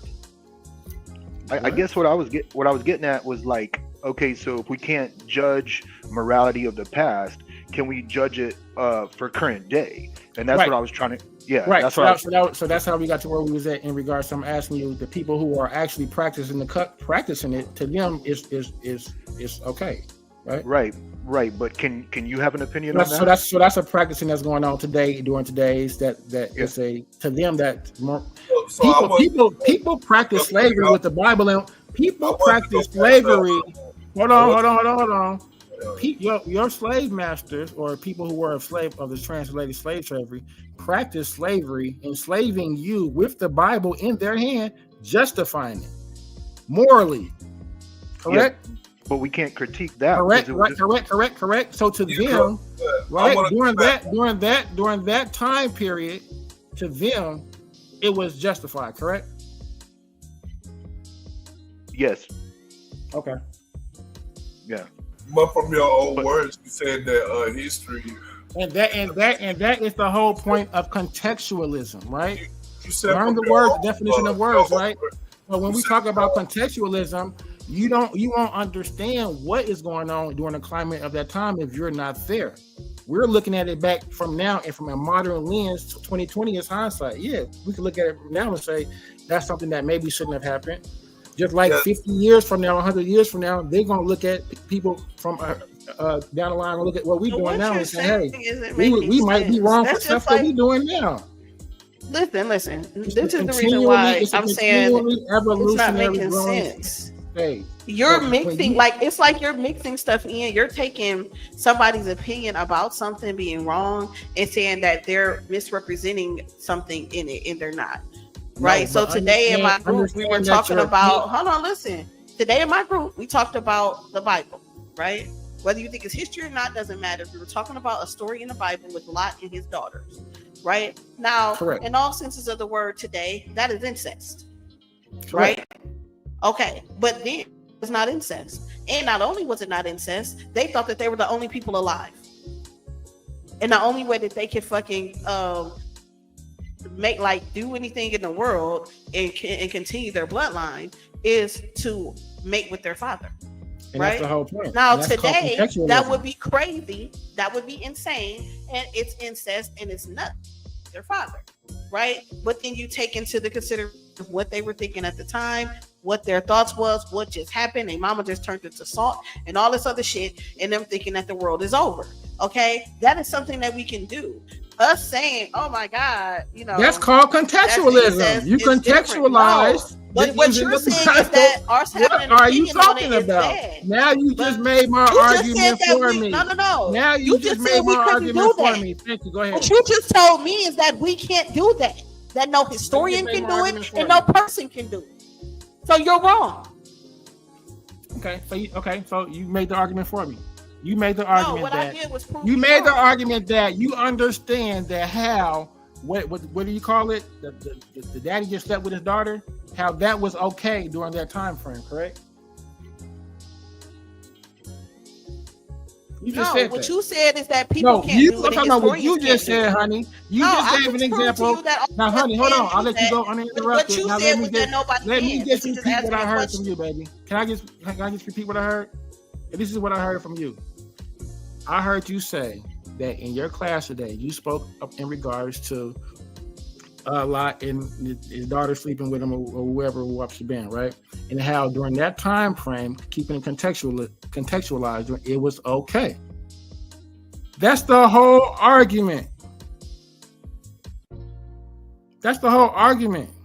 The issue is that That's what the you're doing whole is trying to make argument. something okay that wasn't okay You at the just time. contextualized That's one. it.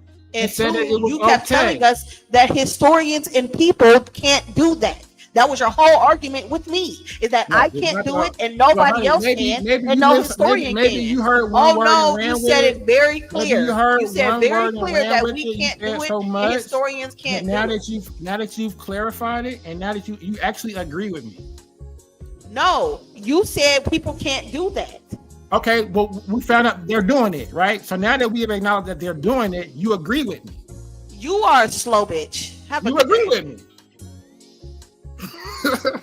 She said all of that just to at the end to agree with me. To say in my class at church today, we went over how the daughter slept with the daddy, and how during that time period it was an acceptable practice. She just said that. Would it be acceptable in your opinion today? I don't get it. You keep saying the same thing. You keep saying the same talking points. What are you not understanding? Well, I want to deal with when I say 21st century, I want to deal I want it with. to be understood.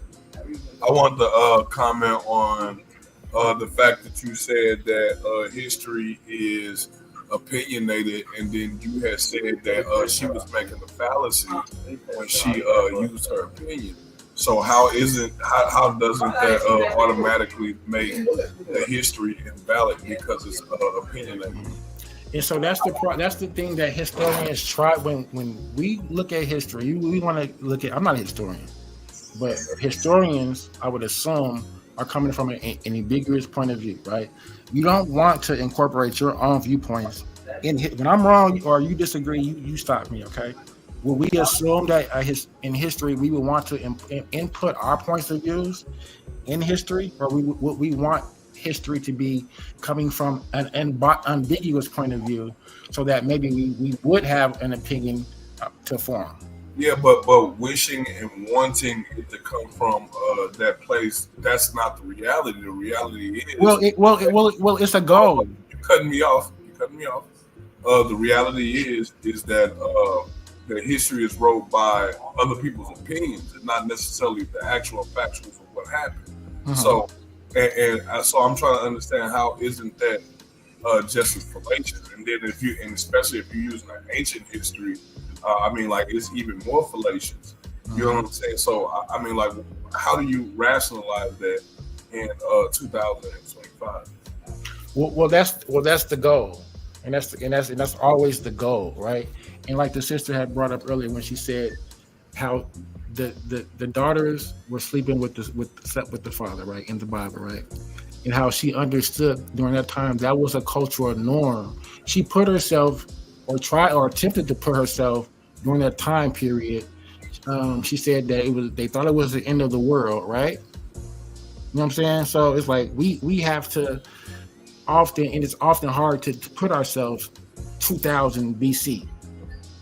Understanding, the practices, the culture is hard. So even historians, when they're writing history through a modern lens, they try hard to be ambiguous in their or have an opinion.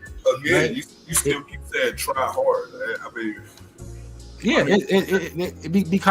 Because when we're reading, it's trying hard when they whitewash the history. Like even right now, they writing in the history books. And there we go, right? Hold on. This is what I'm saying. Even right now, they're writing in the history books that it wasn't slaves; these were immigrant workers.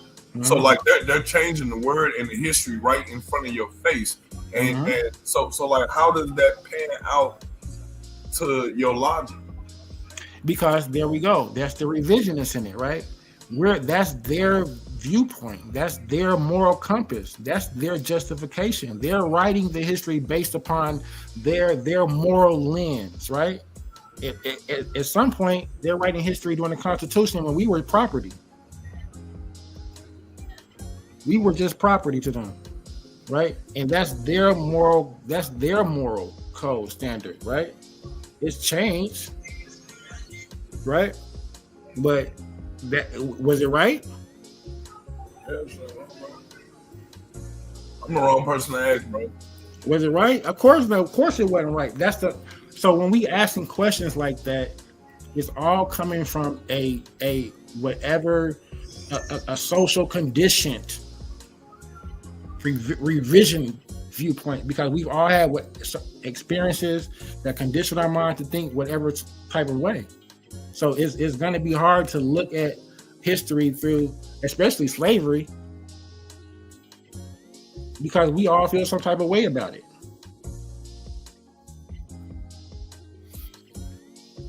So I mean, and that's the thing, you know, having an ambiguous, unbiased opinion when writing history. Because if we're writing history from a viewpoint where, or the slave owners, then we're getting their viewpoint, and that's oftentimes what we get, right? So when we look at it through it, or historians write from an ambiguous point of view, where they're telling actually what happened, what occurred, then we have to ask the questions of why. And that's something that presentism doesn't do. It's ask the question why. It often judges, right? And that's the thing. So I will always take the stance of historicism in this debate, in this topic, because it is cut and dry. The argument is presentism versus historicism, which is best.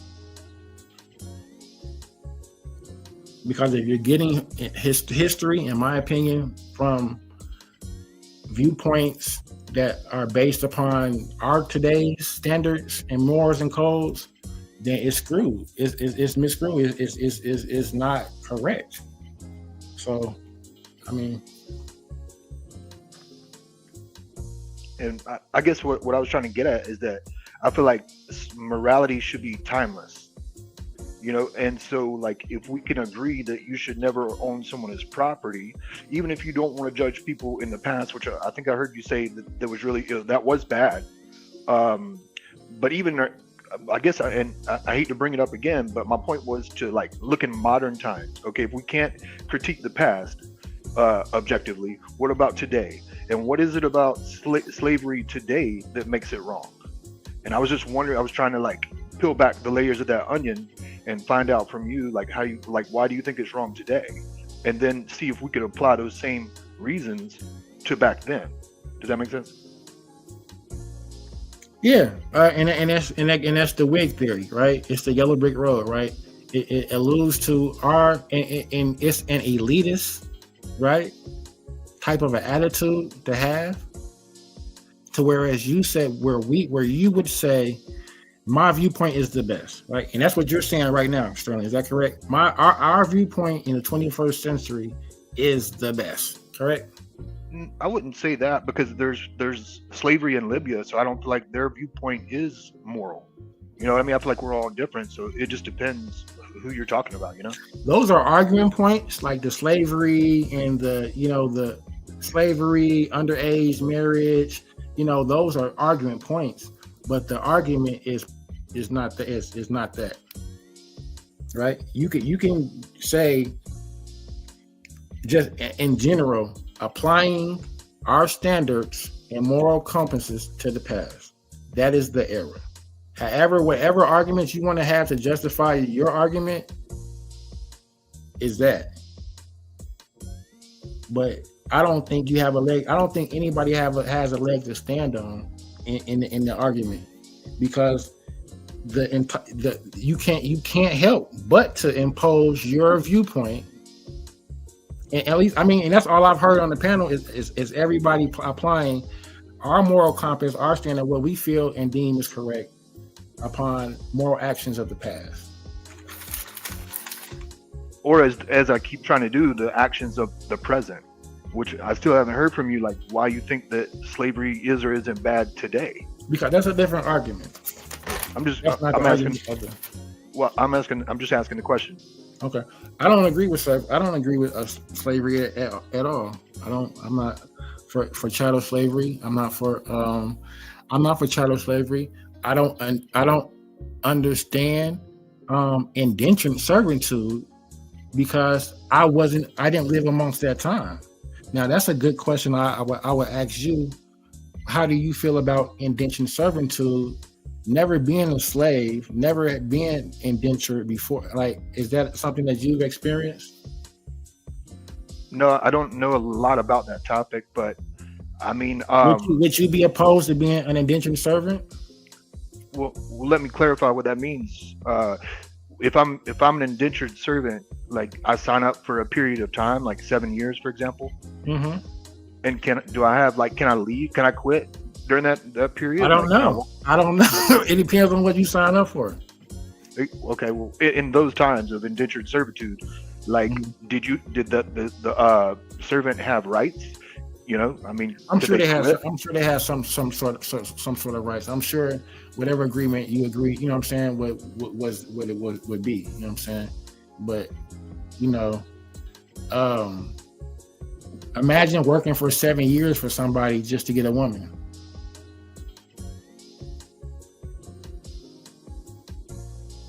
Is that something that we do now?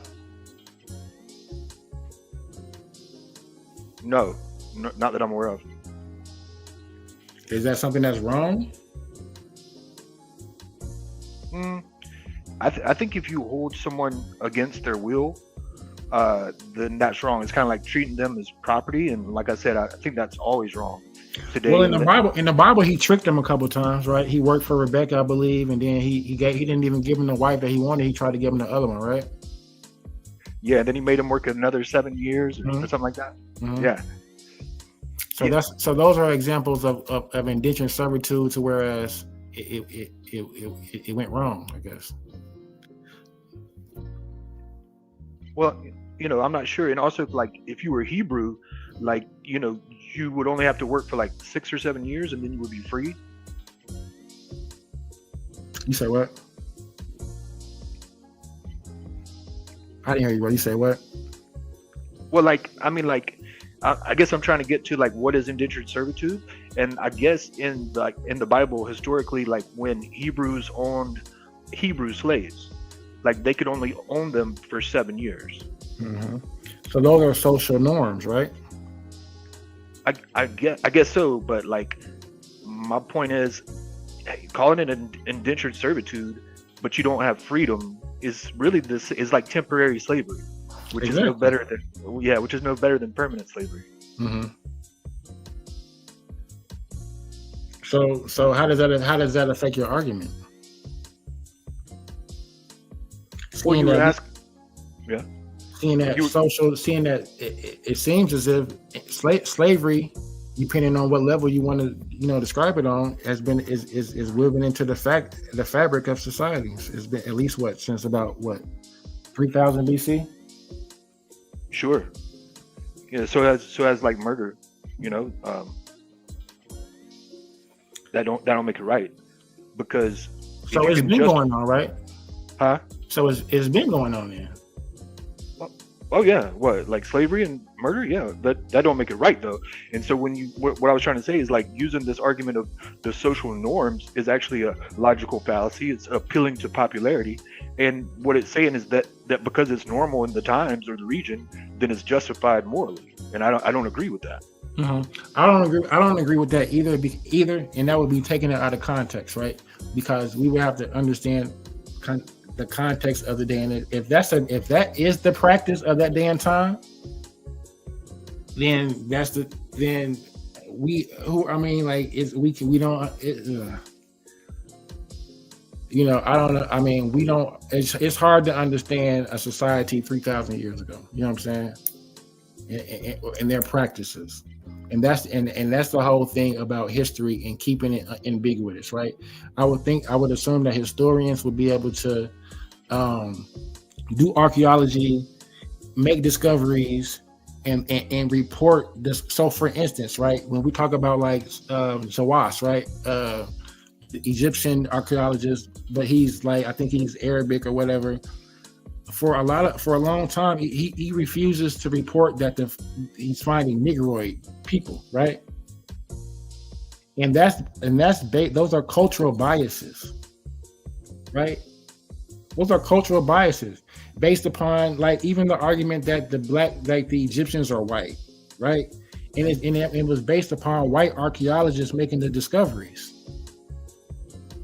Right? And they're looking at history through their cultural biases. And this is the argument that I'm making. Like so through their cultural bias, Egyptians were white. Because how could Black people be capable of such high society, right? So it could, of course, they attribute it to themselves. But that's through their own cultural bias and cultural lenses, instead of actually doing ambiguous, unbiased discoveries and reporting what they actually saw on the walls, which was Black people. Do you understand that point? Yes, I think so. And how that is an example of historicism and keeping things into its proper context, and that's what we do, and that's what you've been doing.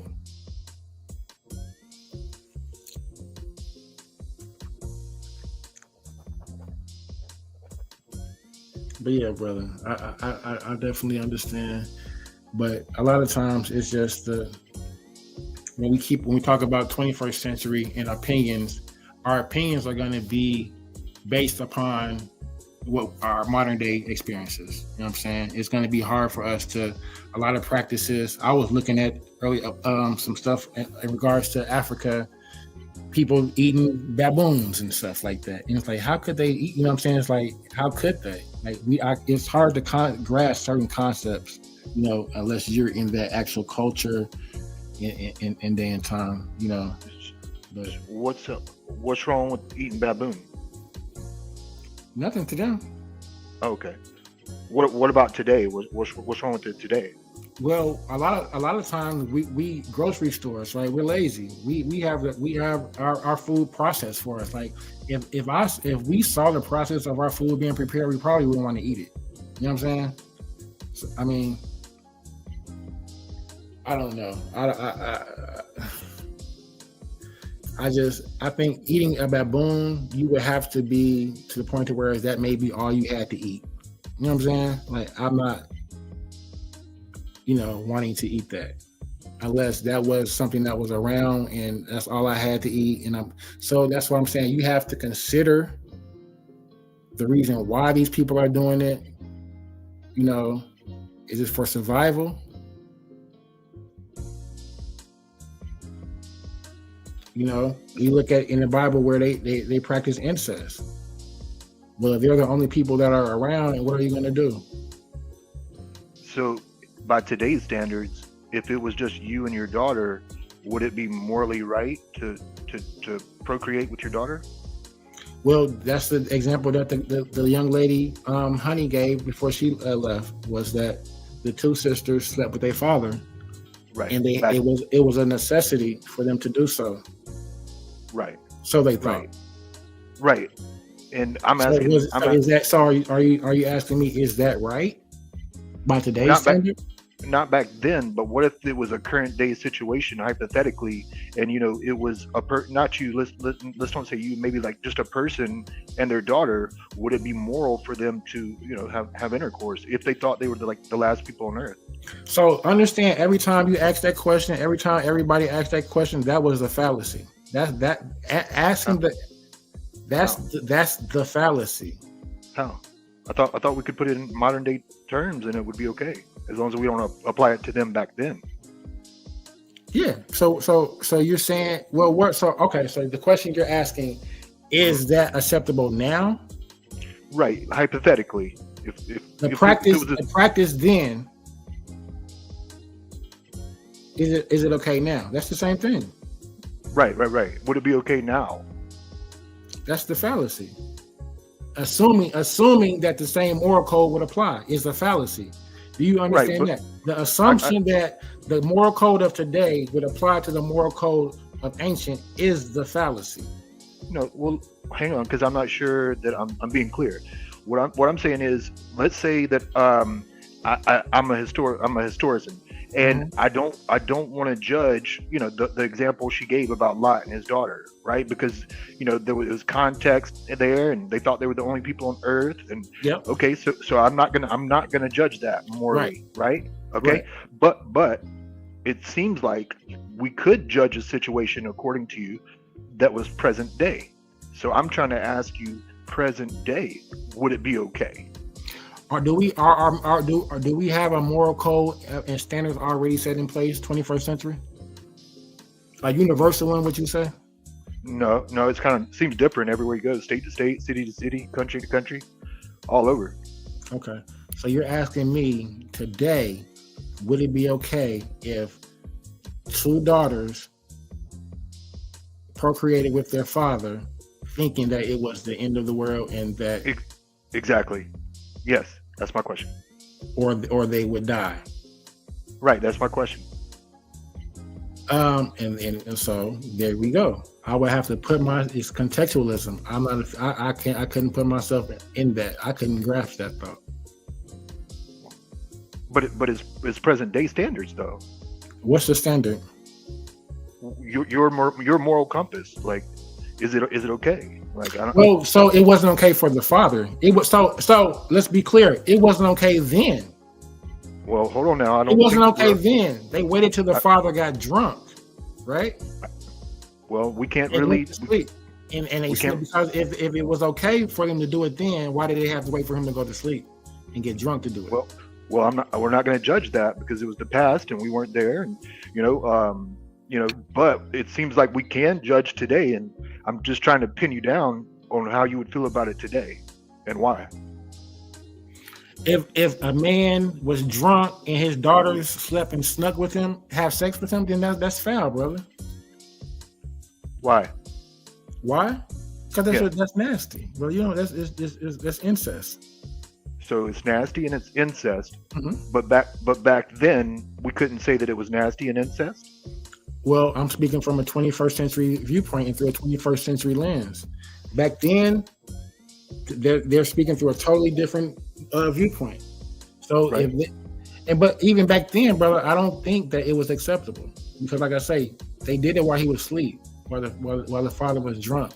So, if it was something that was a norm or social norm, I think they wouldn't have had to wait until he went to sleep to do it.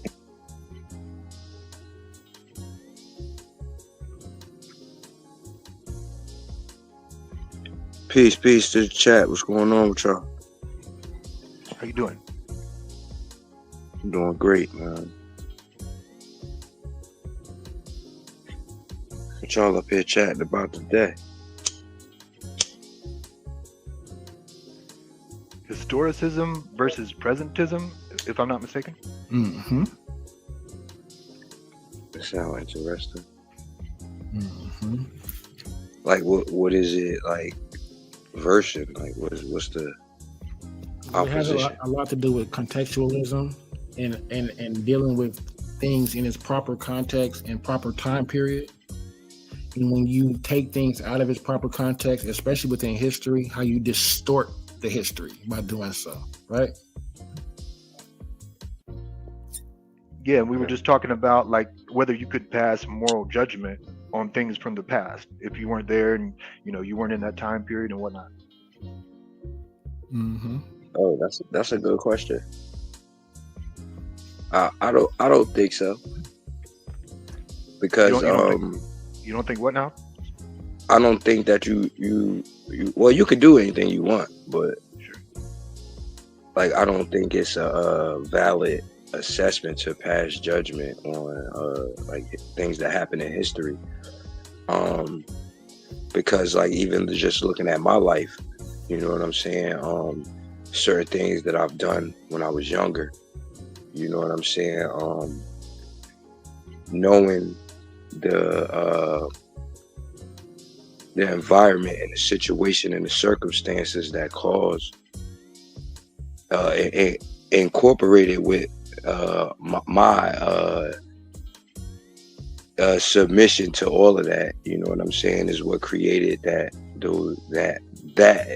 happening, you know what I'm saying? So somebody on the outside looking in wouldn't have a total understanding of what made me who I was in that moment, you know what I'm saying? And me not being that now, I can have that grace to that, and I would say I will offer that same grace to history in itself, you know.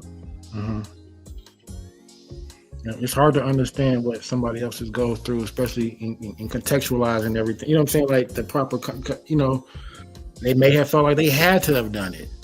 If you're not in that person, like in modern day times, if you're not in that person's shoes or at that present moment, it's hard to say what you won't do. It's hard to say what you wouldn't do or what you shouldn't do or what you or what they had to do to get out of that situation. You know what I'm saying? Like so imagine applying that same print to 2,000 years ago, trying to figure it out.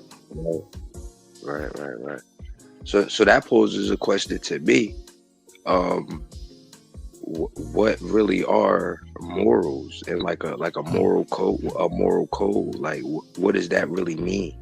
You know what I'm saying? Is that just like a personal standard that you hold yourself to, that should just be kept to yourself? You know what I'm saying? For yourself, and you know what I'm saying? Like is everybody entitled to their own moral understanding of how they should operate in this world?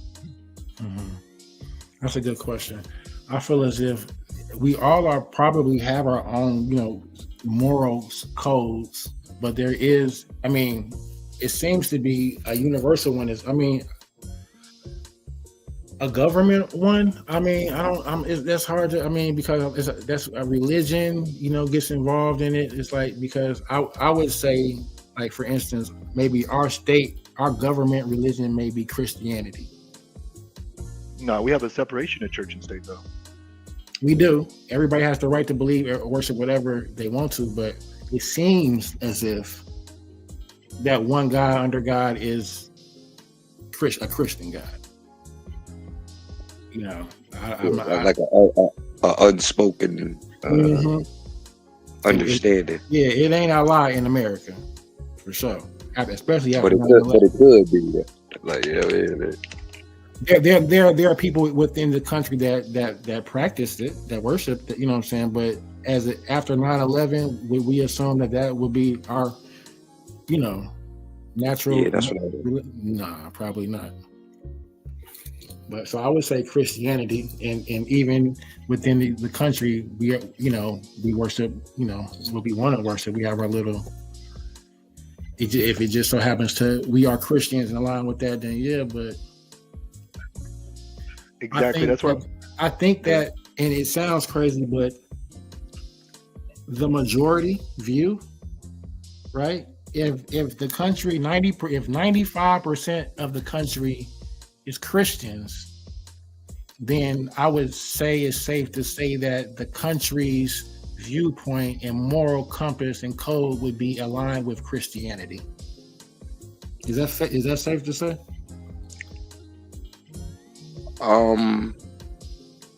No and yes.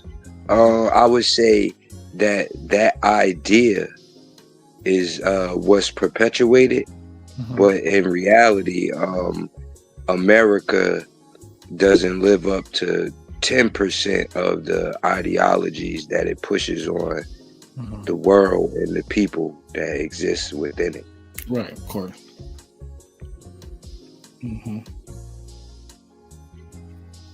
So, Islam. If the majority of people, the government was Islam, that would be the. So it just depends. So that's what I'm like. It's the consensus. Like does the moral code of the, when we're talking about the time, right? What is acceptable, right? And what is not? How do we come to the conclusion as a whole for society? Right. I think it has to be secular. Like it can't depend on religion, because like you said, like depending on where you are, you might be subjected to that morality or those laws, but that don't make it right. So I feel like we have to be able to justify our actions and justify them whether or not they're moral or not. And I think the way to do that for me is like to think about whether it causes harm, and go about life with the attitude of I don't want to cause any harm, you know. And if you stick to that, I feel like you can get secular laws that represent that universal morality that you were referring to. Do you believe in the unaliving penalty? No. You don't believe in it? I mean, I believe it exists, but I don't think it's moral. Under any instance? You're right. You don't believe in that penalty for for punishment for any instance? I think it's immoral. I don't think it should exist. I think it's savage. At all? Yes, not ever, not at all. Okay. What about under conditions of grace? No, I still don't. I mean, like, I feel like that person should be segregated from society because they're obviously a danger. But like, that should be the goal, is just to separate them from society, not to eliminate their life. Isn't that a form of death? Well, giving up your rights is, I mean, is it a form of death? Not really. I mean, it's a punishment. I wouldn't want it. As far as like giving up your exiling them from society, you mean like prison? Yep, could be. Yep. Oh, okay, I thought you meant like get out Australia? of here, like you on your own now. Okay? Figure it out. Peace. We got a new brother to the panel. How we doing, gentlemen? Good. Peace. Good. What's going on with you, bro? How you doing? You got anything you want to add? Anything you want to say? Well, what's the topic? What we on? We still on the same topic. We're talking about presentism and historicism, basically applying modern day principles to the past. Right now, we were just talking about today standards and applying it to today, essentially. So we're talking about the death penalty. Do we think that it's moral or under any circumstance? They say things that were moral yesterday are immoral today. So, eye for eye. Does that ever transcend generations? Or, you know what I mean? I don't think nobody ever disagree with an eye for eye, especially if their eye was taken first. You know what I mean? A life for a life. That, I mean, I don't know what people believe, but many faiths kind of hold that to it. You feel me? A life is equivalent for another life. Forgiveness, now that can be a whole nother matter, and the weight that could carry on the karmic scales. And so from a social standpoint, from a Western standpoint, I would say it's kind of dying out. But if you look at Eastern cultures, I would say no, they are trying to act like they shifting away, but at the same time, don't go over there acting crazy.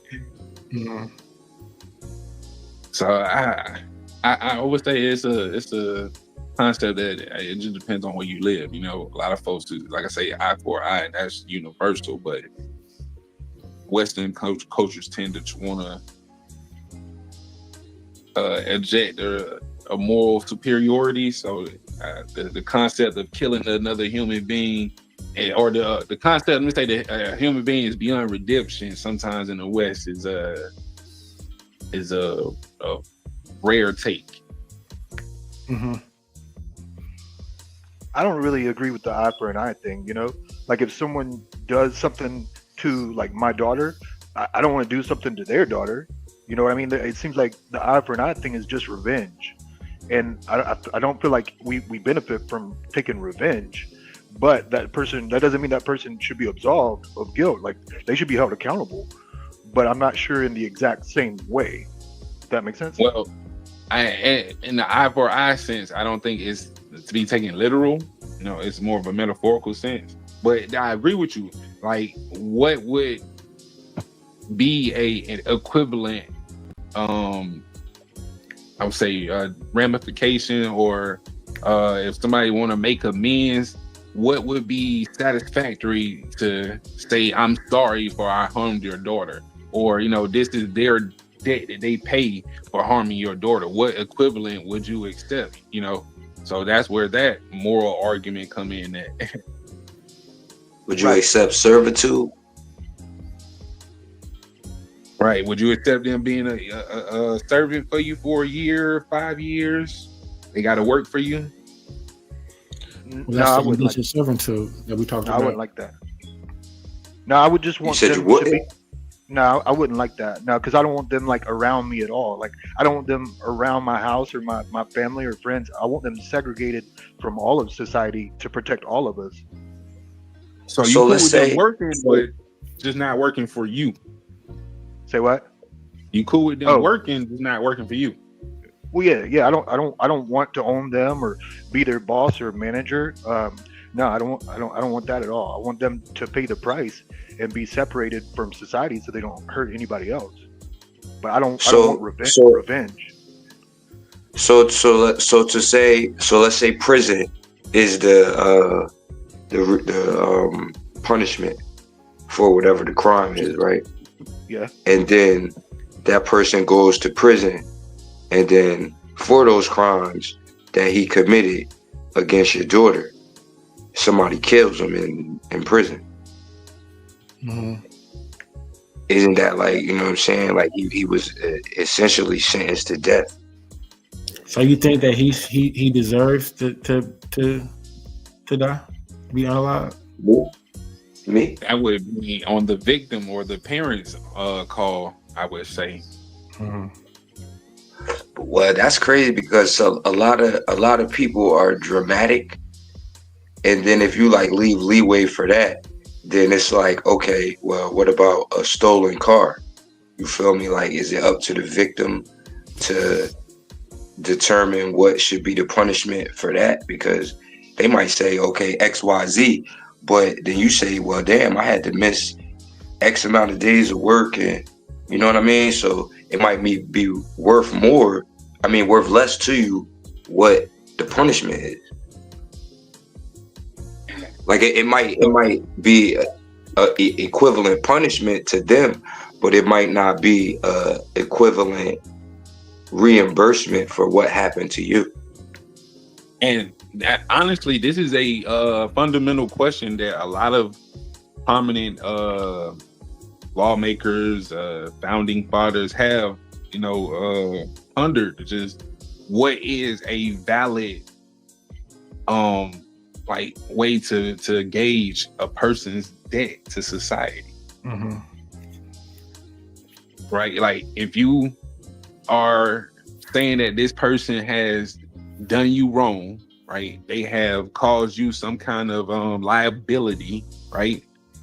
How do you calculate the value of that liability for them to be able to provide restitution? Mm-hmm.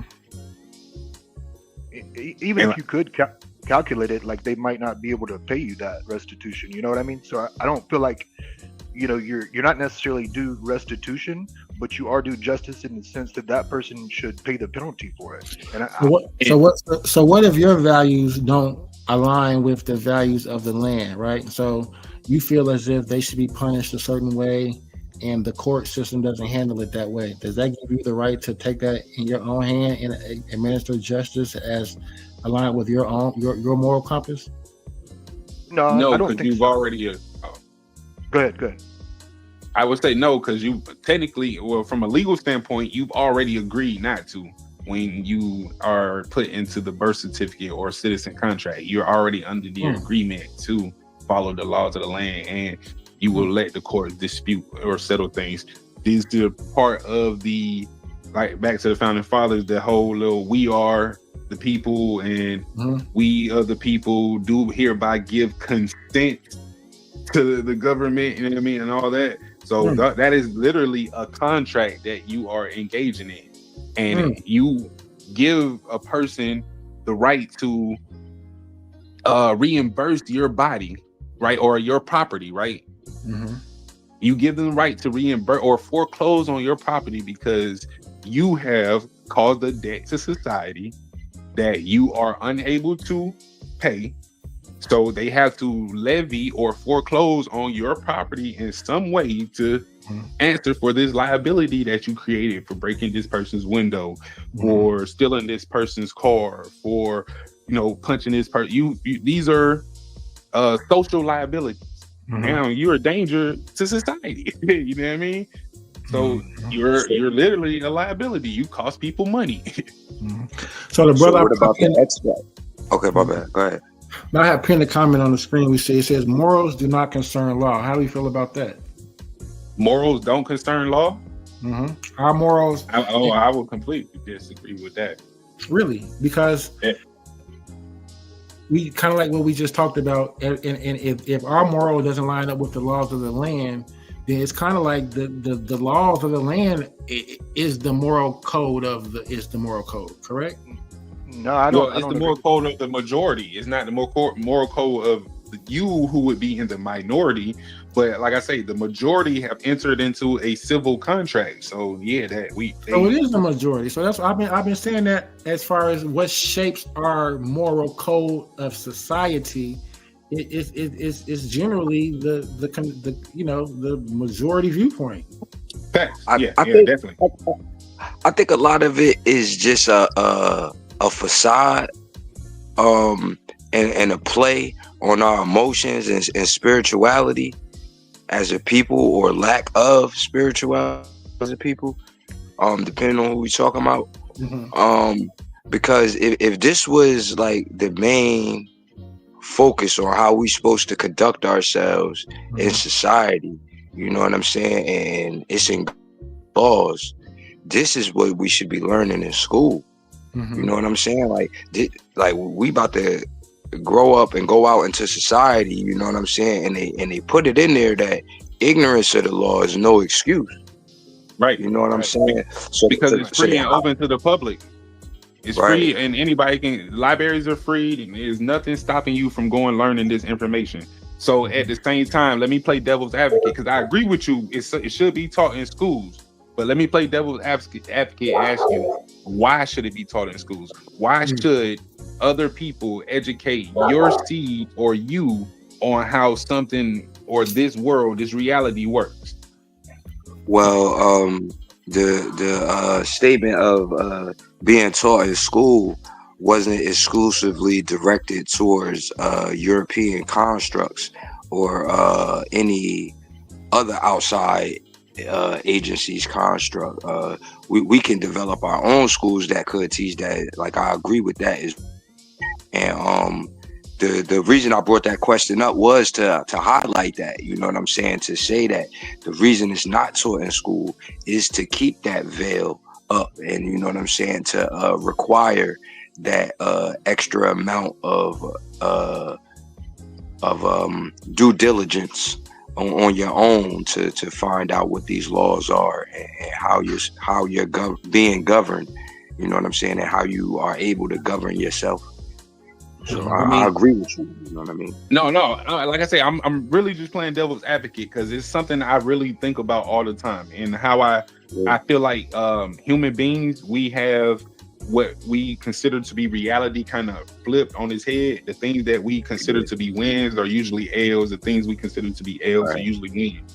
Like taking an L in an argument, we crash out because we don't want to be wrong or because we feel offended, when usually, I mean, most spiritual paths cause us to be humble and let people just have it. You feel me? And we consider that socially to be taking an L. So I would say, oh, go ahead, my bad. No, go ahead, finish up. So with my perception on certain things when it comes to reality, like that's why I say, why should somebody teach you anything, right? If this world could possibly be designed this way, not because it's nefarious, right? Nefarious people take advantage of it, don't get me wrong, but it's really designed for people who are going to take the effort to go and look versus those who just want to be taught. You get what I'm saying? All of the information that we are discussing is free and open information. It's not hard to go and access it. It's just whether or not you have the diligence and the foresight to go and want to seek it out. But I think it's in reverse though. You know what I'm saying? It's set up that way because it's known that the majority won't go out and do that. You know what I'm saying? When you look at psychology, you'll see that like how psychologically we work better in groups. You know what I'm saying? And we form like tribes and all of those things, and the majority of people are just designed to follow. You know what I mean? And they just get in line. And once that was noticed, you know what I'm saying? That's why when you look at the book of Eli, you know what I'm saying, how hard he was going for that book, because he knew what it would do to the people once he got control of it and was able to move like that. So yeah, I agree with you. Human beings are, pack creatures, and we do move in a nature where it can be predictable in groups. And I would argue that it's not because of some kind of programming. It is simply because of fear. That is something that psychology tells you, that people are going to react in two ways: fight or flight. And if you know that if I know, okay, my plan is to punch this person, I'm not going to expect them to laugh. That is just out the occasion, unless I'm just weak. And then that's going to shock and scare me. I'm not going to expect them to start, you know what I mean, like being my friend or something, because I'm being hostile towards them. It's only so many expectations you're going to get from this interaction of me going to punch this person. It's going to either be a fight, or they're finna cower out and and act like, or what I do, bro? You feel me? It's only so many situations that can come out of that. And I think the people at the top just understand that in human nature. Right. And they understand that they know that happens, and that they can program that into people. So fear is a program. So like if you was born, like from the time you was born and you was getting the idea that this was something that was needed to be feared, you feel what I'm saying? It's going to put that fear in you that wouldn't have existed without that programming. You know what I'm saying? And then from that fear, you're gonna operate a certain way. And they understand that science. When you're in fear and you're in flight mode, you're releasing different chemicals in your brain, and what those chemicals do to the rest of the body over time. And you know what I mean? So I definitely agree. You feel me? But at the same time, what can you do about it? Besides be brave. Be brave. That's what bravery is. I'm afraid, but I'm finna change how I feel to get over this flame. You feel me? We just gotta be brave, bro. You feel me? Learn new shit. They told themselves that. They said ain't nothing to fear but fear itself. You know what I'm saying? And once we get over that, you know what I'm saying? And then in certain situations, we don't even understand that we're operating out of fear. So it might look like I seen it a bunch of times, like, you know what I'm saying? We in a certain situation, and the person's reaction is something that on the outside it would look like something that's brave and full of like something manly to do, but the only reason they did it is because they were scared. You feel me? Do you Like believe that. Do you Go ahead. believe that if we taught this information to everybody, that everybody would come out grasping it and moving with the type of leadership that, you know, this type of understanding inspires? At first, no. I think it should be taught and cultivated in small groups of like-minded individuals, and to create small tribes of individuals who think the same, and then from there expand out and connect those different tribes together to create bigger empires. And from there, that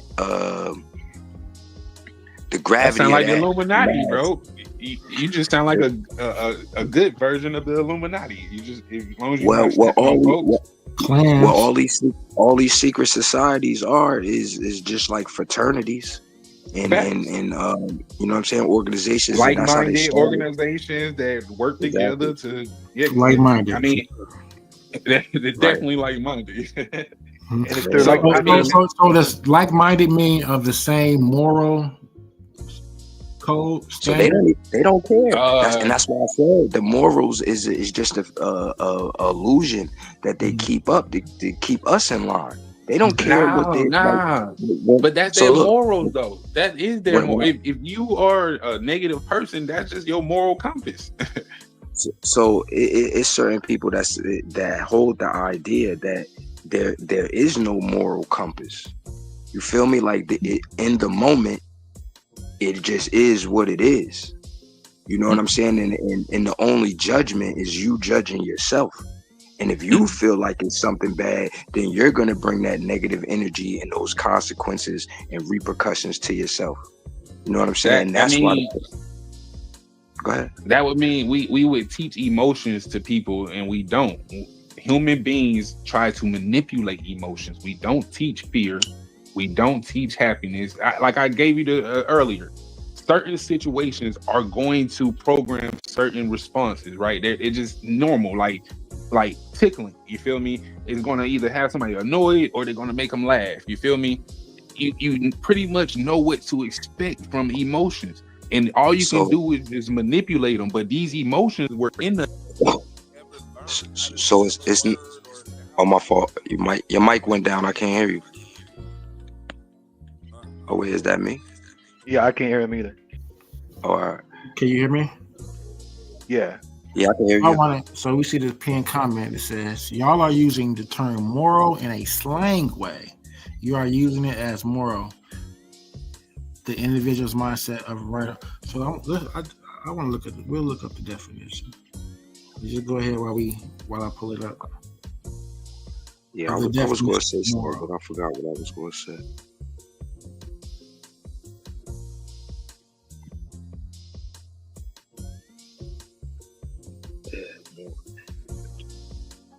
I think it's gonna have multiple definitions. You know, like what was the last thing the brother said? What's that?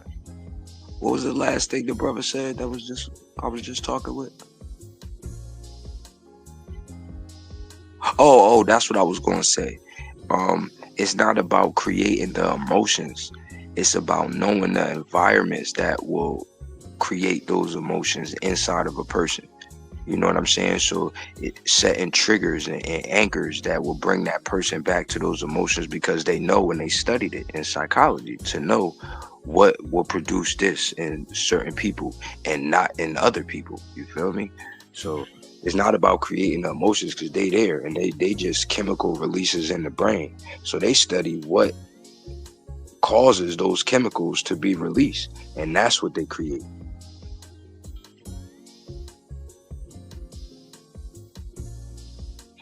Sorry about that. I had a call from my son, but yeah, I just caught you. Yeah, I agree with you. They manipulate those chemical reactions. It's up to us to be able to defend that. Like my whole point was that you can't like. So it's like a computer, right? Can y'all see the screen? Yeah. Yeah, it's Yeah, small I for can me see to that. hold my It's phone. more. I I can mean, zoom in. Hold on. you got people that are going to attack you, right? What are you going to do about it? Defend yourself. Yeah. Right.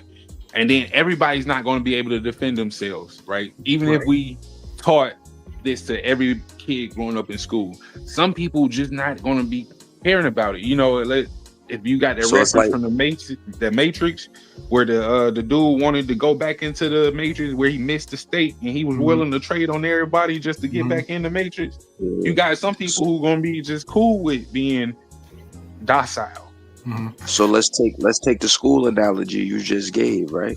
Everybody don't gotta beat the bully up. Mhm. You feel me? It just take one person to stand up to the bully. You know what I Right. mean? And really put a whooping on him. And then, you know what I'm saying, that bully won't get in line now. You feel me? And then once he start messing with another kid, if he see that other person is in alignment with that other kid, you feel me? He gonna think twice. You know what I'm saying? Because he know what happened to him last time. So So now that's what back to the moral code now, right? The bully you would say this type of person, they, you know, doing what they want, just trying to get whatever rouse they can out of people for whatever satisfaction they can. They don't have a moral code, right? You agree with that? yeah. Do you think that this person was born like that, or something that they may have programmed in themselves, or may have been programmed over time? Yeah, that's everybody's running off programs. I think So they that would be would- wrong. I think they would be wrong if they know that what they're doing is wrong. It kind of like sounded like you were saying they're just doing it for their own kicks and they know it's wrong. So But therefore, it's the idea. Okay, my fault. I ain't. yeah. But now It's if a that little same if that same person like they felt justified for some reason like self-defense or self-preservation, then that would be a different story as far as whether or not they acted morally, in my opinion. What about a serial killer who admits that he's doing evil, but he just got addicted to the thrill? Where would you do that person have a moral compass if they can actively acknowledge that they are evil, even though they still willingly participate in it? But if they believe they evil, do they believe they doing anything wrong? Yeah, like I done seen people actually admit that they know what they doing is wrong. They know they going to hell, or you know what I mean. They admit that they are bad people. But that admittance, right? Is it saying to you?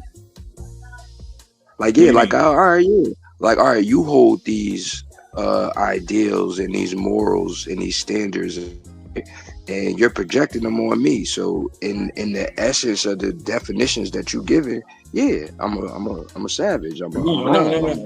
More so in admissions of their own belief, where they don't want to die too quick because they know they're going to hell. Where, you know, they acknowledge that they are, you know what I mean, a bad person because they believe in God, but they just got caught up in a lifestyle or was introduced to something that they chose to be bad. You feel me? I've and seen they still like, do it. Yeah, So- you know, like, but especially just say for instance, what's his name? The young rapper that got killed. They say he was a demon. King Von, right? I mean, he had a little one of the little thing where he admitted that he, you know, what he knew what he was doing was wrong, and you know what I mean. But that's just the lifestyle that come with where he grew up and the folks he was around. You feel me? Why do you think so real quick, to answer the question on the stage, it says confirm what field of study covers the subject of morality. So that would be ethics, right? So should we be having a conversation about ethics instead? Because is it not the ethics what our ethics is what determines what we consider good or bad? Would not that be our ethics, or what do you think? How much of that is just semantics? Semantics. Well, it says so in regards to his question, it says ethics is a major branch of philosophy that investigates what is morally good and bad and morally right and wrong. It deals with fundamental issues of practicing, decision making, and standards by which human actions can be judged. So ethics is the product of morality. Morality When I'm is the looking up product the of- definition, it says similar. So there's, you know what I mean, pretty much the same thing. Morals, morality, principles, ideas, credo, your ethics. Okay. And that's why I say morals is tied into belief, because a lot of people morals come to some kind of spiritual. I mean, almost everybody I've met believe in what goes around comes around, or some kind of karmic return, right? The brother saying they're not the same. Yeah, the link is in the chat for Roy Chess. Come on. Hey, can I pose a scenario like a something that I heard before? I don't know if it's linked to ethics or morals, but it's like a situation, and it's like for us to determine. Yeah, go ahead. All right, so a dude sat outside this lady house plotting to rob it, right? And he's probably sat out there for a couple days, like watching the house and waiting, you know what I'm saying, and realized she go to the store every day around a certain time, right? So around that time when she's supposed to be at the store, he go up to the house and he busts the window to break into the house, you feel me? And when he climbing through the window, he see the lady laying there on the floor. So he haul ass, he run off, you feel me, and leave her there, you feel me? The lady was on the floor because it was a gas leak in her house and she passed out. And when he bust the window, it let the gas out and it saved her life. So it's like, it's posing the question, like, is he wrong? Like, is he, you know what I mean? So that's why I didn't know if it was ethics or morals or how they was posing the question, but I just thought it was interesting for the conversation that we having. All right, I'm getting ready. Yeah, it is. Physically, he saved her life. Morally, he was wrong for breaking her window. Yeah, Can you but guys no, hear I me? mean, But he saved her life. yeah, Accidentally. yeah. I would say the ethics behind his actions, the morality behind his actions was all bad. It just he, you know what I mean, for. Hey, greetings, everyone. Can you hear me? I don't know if I'm heard or not. Yes. Oh yeah, Yeah, we can. Okay, cool. I don't know if I can chime in yet. Oh yeah, sure. So one of the differences between ethics and morals. So this is the brother that was in the chat that asked to come up. Yes. Peace. Go ahead.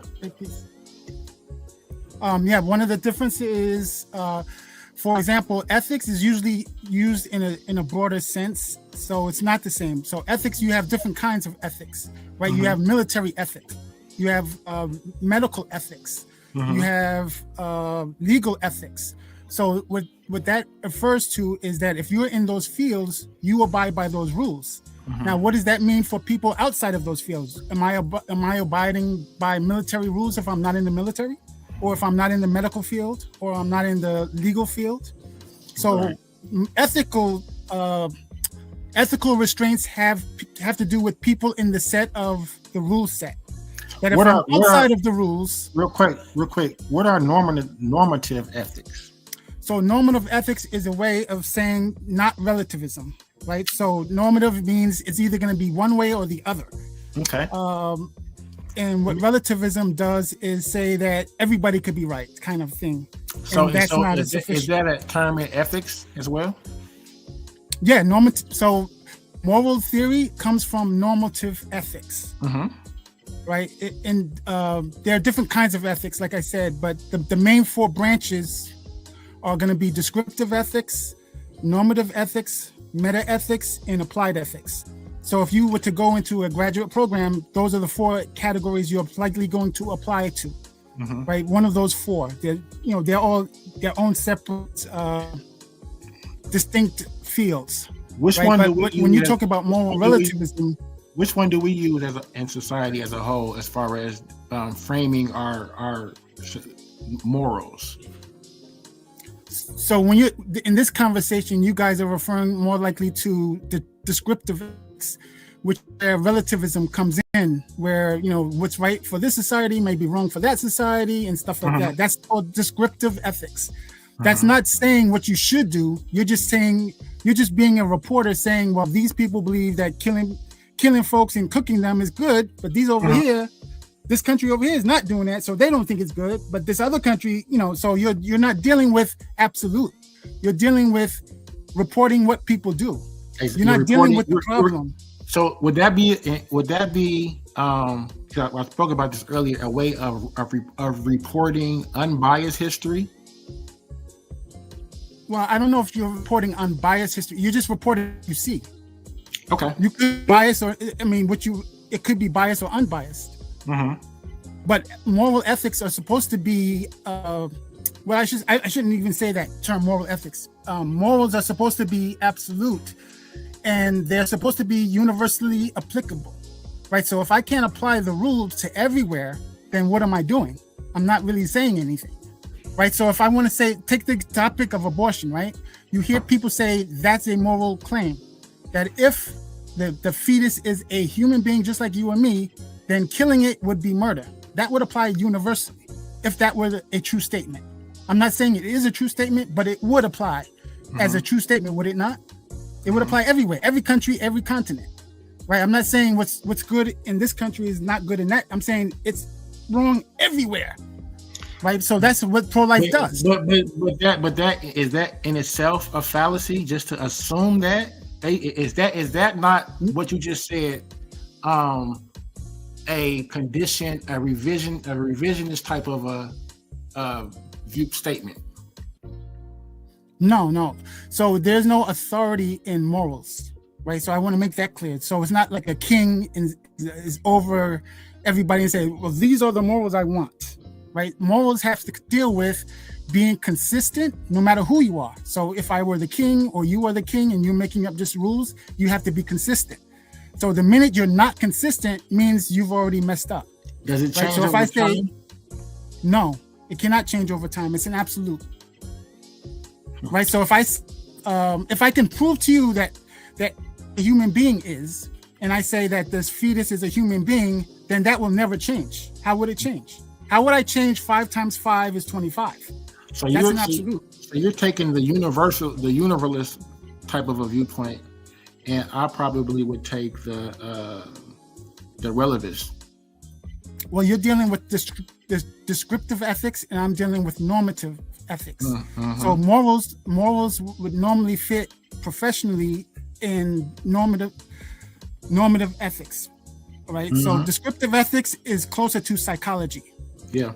So because some people confuse psychology with philosophy because they see some topics in psychology deal with morals, but they're not qualified. Because I would take the stance that right or wrong is in most instances is something that is taught, right? Not discovered. Well, that's the slang usage. Yeah, that's the slang usage. But the problem with that is you're dealing with an authority, a dictator. You're dealing with somebody who's making it. Right. So if you're a father of your household and you'd be like, well, this is my house. These are the standards in my house. You're the dictator. Exactly. Right? There's nothing to do with morals. Well, so a perfect example of that would be, so I lived in San Antonio, Texas, right? Played with all the little Mexican kids, went to the schools. They came over and played. Well, I played with them every day until they came over my house one day. And they played, and they saw that my mom, was black. I never played with them again. I seen them at school. They said, my mom said, I can't play with y'all no more. You know what I'm saying? So it's just like, I understand how like that can be taught. Kids just gonna play. We don't know what racism is. We don't know. You know what I'm saying? Like, we just kids playing. Like, it was the parents who taught them. Yeah, so that is an appeal to authority, right? You're respecting the authority in your life. Exactly. Right? But you can't say that, it's moral, something is moral because I say so. Right? Donald Trump say like, I don't want anybody from Somalia coming to America anymore. It's immoral. You'd be like, what? I don't want anybody from the continent of Africa coming over to America as to apply for citizenship. Right. He said something crazy like that. You'd be like, what? Right? So you can't use that and say that you mean moral there. You're a dictator. You're an authority opposing your will on people who are subject to your rule. So morality is not about rank. I'm not pulling rank when I say something is immoral. I'm not saying my views are better. I'm saying my rules are my statement is more accurate. So it's not about right or wrong per se. It's more who's more accurate. You're saying you're saying it's necessary. Your view is more necessary. Yeah. So if I deal with true statements and I can prove my statements to be true, then the conclusion must be true. Right. So there's no room for there's no wiggle room for it to be a possibility, maybe this and maybe that and maybe something else. Is your viewpoint is your viewpoint socially conditioned? Socially conditioned? So you mean like applicable to society now? The opinion, the conclusion that you would draw. Right. So the conclusion draw, if I can prove my statements to be true, the conclusion would have to be true as well. True. There would be no way. There would be no instance of the statements being true and the conclusion being false. Exactly, and that's why when I heard earlier that morality was taught and that morals were taught, I kind of disagree with that because, well, I mean they are taught, but that doesn't make them right. And if you, like you just gave in that example, if you're able to prove that something's right, then you can stand on that as opposed to what you may have been taught. And therefore you have your own morality. You came up with that yourself based off of your own experience. So you don't have your own. You don't have your own morality. There's no such thing. It has to be universally applicable. But if you were taught one morality and then you came to change that over time based off of your experience, you can't change it. That means you made a mistake.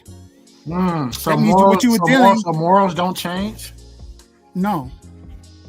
Over time, even within society, its own society, morals absolutely cannot change. Absolute statements cannot change. And you have to say that because my next question would have been, well, if they changed, then that means was the previous standard incorrect? Yeah, that means one of the two is incorrect. Sure. You may not know which one. Right, so you can't stand on something that's 50-50 and say that you're right. Right? If I tell you the Baltimore Ravens are going to win the Super Bowl next year, like how do you know if it's true or false? You don't, right? You just have to ride it, and see. Mm-hmm. Right. Which is why it may be an absolute statement and we're not aware of it, because if it comes out to be true, then it was true. Right? I don't know. Right. I don't have any proof of it. I don't have any way to demonstrate it, but it happens to be true, right? If it comes true, then my statement was an absolute the moment I made it. Mm-hmm. So it's not about even me being aware of the statement being true or not. So that's deep right there if you think about it, because what we think of true and false deals with our awareness, and that's not the case. Are you familiar with the Whig theory? No, what do you mean? Like, can you spell it, or I don't know? Whig as WHIG. It's a theory that basically says that our moral standards are constantly changing, are all constantly growing. Basically, like our standards of today, tomorrow will change. So you don't agree with that? No, that would be under descriptive ethics, where he's saying. Well, it depends on, is this person a philosopher or is this person? No, I'm saying like now, me and you, right? So our moral code, right? Our standard of today's 21st century, right? We're the best, right? All ancient societies, we're more advanced, we're smarter. We say, so our moral codes, we're the best, right? So did it not progress from there to now, and gradually got better to now we're the pinnacle? No, I wouldn't say that's the reason why you were successful. You can't prove that if you would have chose some other option that this result would not have happened. Right? This result could have happened many ways, not just this one way. So that means not an absolute, right? You have 3 different ways of getting to the same destination. That's not an absolute. An absolute would mean there's only one way to get to the destination and only one way. So it's like moral objectivism. Yes. So morals are objective, yes. Mm-hmm. At least professionally in philosopher circles, that's the general consensus. Mm-hmm. What's your background? My background is in philosophy. Philosophy. So you saw the presentation earlier about presentism and historicism. No, I did not. Unfortunately, I came in late, so I didn't see anything quiet.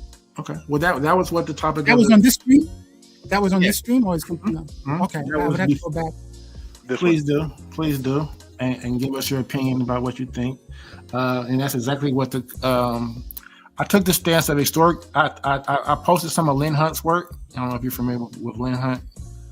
I posted some of her work. Okay.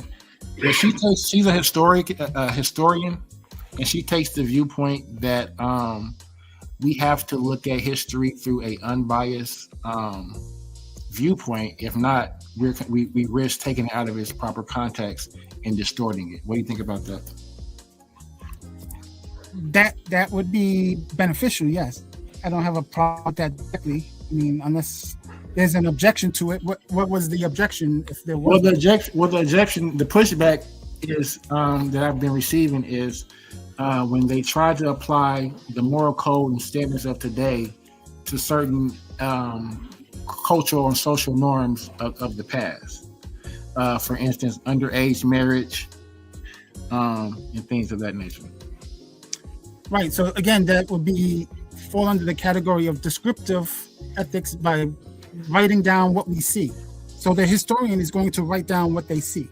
Exactly. Well, they allowed underage marriage. They didn't allow underage marriage, or whatever the case is. Mm-hmm. That doesn't make it moral, right? Just because it's in the Bible, let's say, doesn't make it moral. Like mm-hmm. You know, there's conflicting theories about, let's say, divorce in the Bible. Some people will say that you're never supposed to divorce. Marriage is forever, and that means you can't divorce under any circumstance. But then people say, well, God allowed polygamy and this and this. You're supposed to have one man, one woman, and the two become one flesh, right? So mm-hmm. that's a standpoint. That's an example of different viewpoints of mm-hmm. the same topic. Right. But it doesn't make it moral because people, you know, you have more people on your side. You have 10 people that agree and 3 people that disagree. That means the 10 people win. That's how we do in society. I mean, that definitely happens. But that doesn't make it right. From that argument, though, when you say from the biblical standpoint, if you're arguing from like a belief, right? That's a hard sell, because for people who believe the Bible, the moral code comes from the Bible. That means you can't say that there's the creator who designed everything is immoral. Who is the one who decides what morality is from a creator narrative standpoint? But the creator. So if the creator says it's good, then who are you to say that it's bad as the creation? The issue. Hold on. Okay. Good. Assalamu alaikum, yo. So the answer to that. Okay, go ahead. Well, you gave a good example of that. You know, if you can prove it yourself, if you can demonstrate it, then that makes it true. And I feel like if you're just taking it from a God or a holy book, then you're just, you know, being a sheep, you know. And like the other gentleman gave an example. Go ahead. Yeah. Go ahead. So one of the concepts about is that this guy claims to be perfect, that there is no error in him, and that he has no favoritism. So if you make that assumption, and you have to play the hypothetical game by allowing the assumption, right? Now, can you find fault if you allow the assumption? Of course, you can find fault if you do not allow the assumptions, right? So if God is all knowing, all powerful, always fair, always just, and unable to make an error, then everything he says has to be universally applicable. His morals would be in line with what I was saying. That it would be universally applicable and always correct. That if I make a rule and I make a mistake, there's inconsistency. This is what I'm asking. Who determine what made, like, who right or wrong? Like, how are you? There is no authority. There is no authority. Right. So what you would do that's what the difference is. if you create something, you have complete authority over it. Would you not agree to that? No, I'm not. You don't creating agree. anything. You don't. Hold on, I'm no. not creating So I anything. think I'm proposing a hypothetical. If you create something of your own hands, do you not agree that you have complete authority and control over whatever you created? I wouldn't say that. No. No, Is that you a would product- not say that. Well, No, I would argue that laws, nature, and reality says completely otherwise. If you go down and chop down a tree and build a house, and I come and just take over your land, you gonna fight for it and say that is mine. I built it. I created it. You can't just come and take it. You're not gonna just sit back. Well, you know, I left out and went to go get some. They just moved in the house that I built of my own hands. No, it don't work that way. That is your You're talking property. about being You're going to practical. fight for. Free Palestine. You're talking something emotional though. That's more No, it's- emotional. I'm Because if I talking about- decide to give it to him, if I decide to build a house and then you take it and I get, I'll just build another one. Then You that's relinquish the purpose. ownership. You Yeah, relinquish that means- ownership at that point. But the moment that you I don't speak own up, the moment why you don't. Because where did I get the materials from? I didn't own the materials. The very you went out and got the materials and chopped it down yourself. Yeah, but I don't own You them. telling me right now? So you're telling me that if you did the work and chopped down the material, right? You would not be any kind of remiss if somebody came and just took all of the resources that you just worked hard for and built something for them and their family and friends and don't let you participate in it. You would just act like that's just what happened. No, most of us. I think that's a good understand- argument, brother. But they're doing most of there's us some understand Jews what you're saying, who are but there taking might be land. some submissive dude that says, "Okay, let you have it," and then that would defeat your purpose. No, that would No, that no, would no, Trump it don't. exist. It would just mean that he got his stuff stolen. Because I guarantee, Yeah, if but you there's a ask counter model. if you ask that Counter submissive model. dude what happened, he gonna say they took my wood. He's not going to say they took the wood that I No, had he just might cut not say down that. and Free it Palestine, belongs to the He He may earth. not No, say that. they took. He may my not say wood. that. No, it's not Free mine to Palestine. begin with. They can have I this nature. and They can have this nature view that the world is nature, and he took something Right. from nature. It's not and mine. everybody who has that nature view is also that I've heard personally is also of the mind that you are the owner of things that you create. No, that's Does not that necessary. Does that Is I've it never possible? heard Yes, that. I've it's not never heard necessary. anyone say that a person who develops and creates something does not own it. That you are just destroying the whole premise behind intellectual property. What is it? That's Branding. man-made. and, like Those are man-made creations. everything is man-made man-made. ideals. Everything is No, man-made if morals are that not. stands. But see, No, again, at the morals same are time, not. morals are not. No, Morals are not create. What? no. There's no authority If, in if moral. morals are not man-made, how is it that ownership is not man-made then? Morals were sent down. Because what you're talking about is authority. You're exuding authority on those materials that you build your work with. So you're still exuding authority, and morals have no authority. Morals have no morals do have authority because you get No, they punished for don't. breaking more. You get punished That's for law. breaking moral. No, That's that's where law. that's law. That's not morals. That is the foundation. The foundation of law is morals. You No. did something to you punished me. You can't say that, punished me. especially as a Hold on, black no, man, you no, can't say no. that. You punched me, right? If you're trying to say that it's immoral because you hit me, right? Do you agree that that is an immoral act to violently attack somebody? Yes. If you can apply it universally, yes. For no reason. If you can apply it universally, what Yeah, universal? that's what makes it moral. That's what now, makes it moral. What do you mean when you say? What do you mean when you say universally? That means I can go to anywhere Universal. on the face of the earth, and that Uh-huh. rule. There's what land or So country you're or, saying that you can't go you know, nowhere on the society face of the I can- earth and find a submissive dude that'll get punched in the face and be cool with it? No. But there's a law that prevents that to protect that Why? individual. Why though?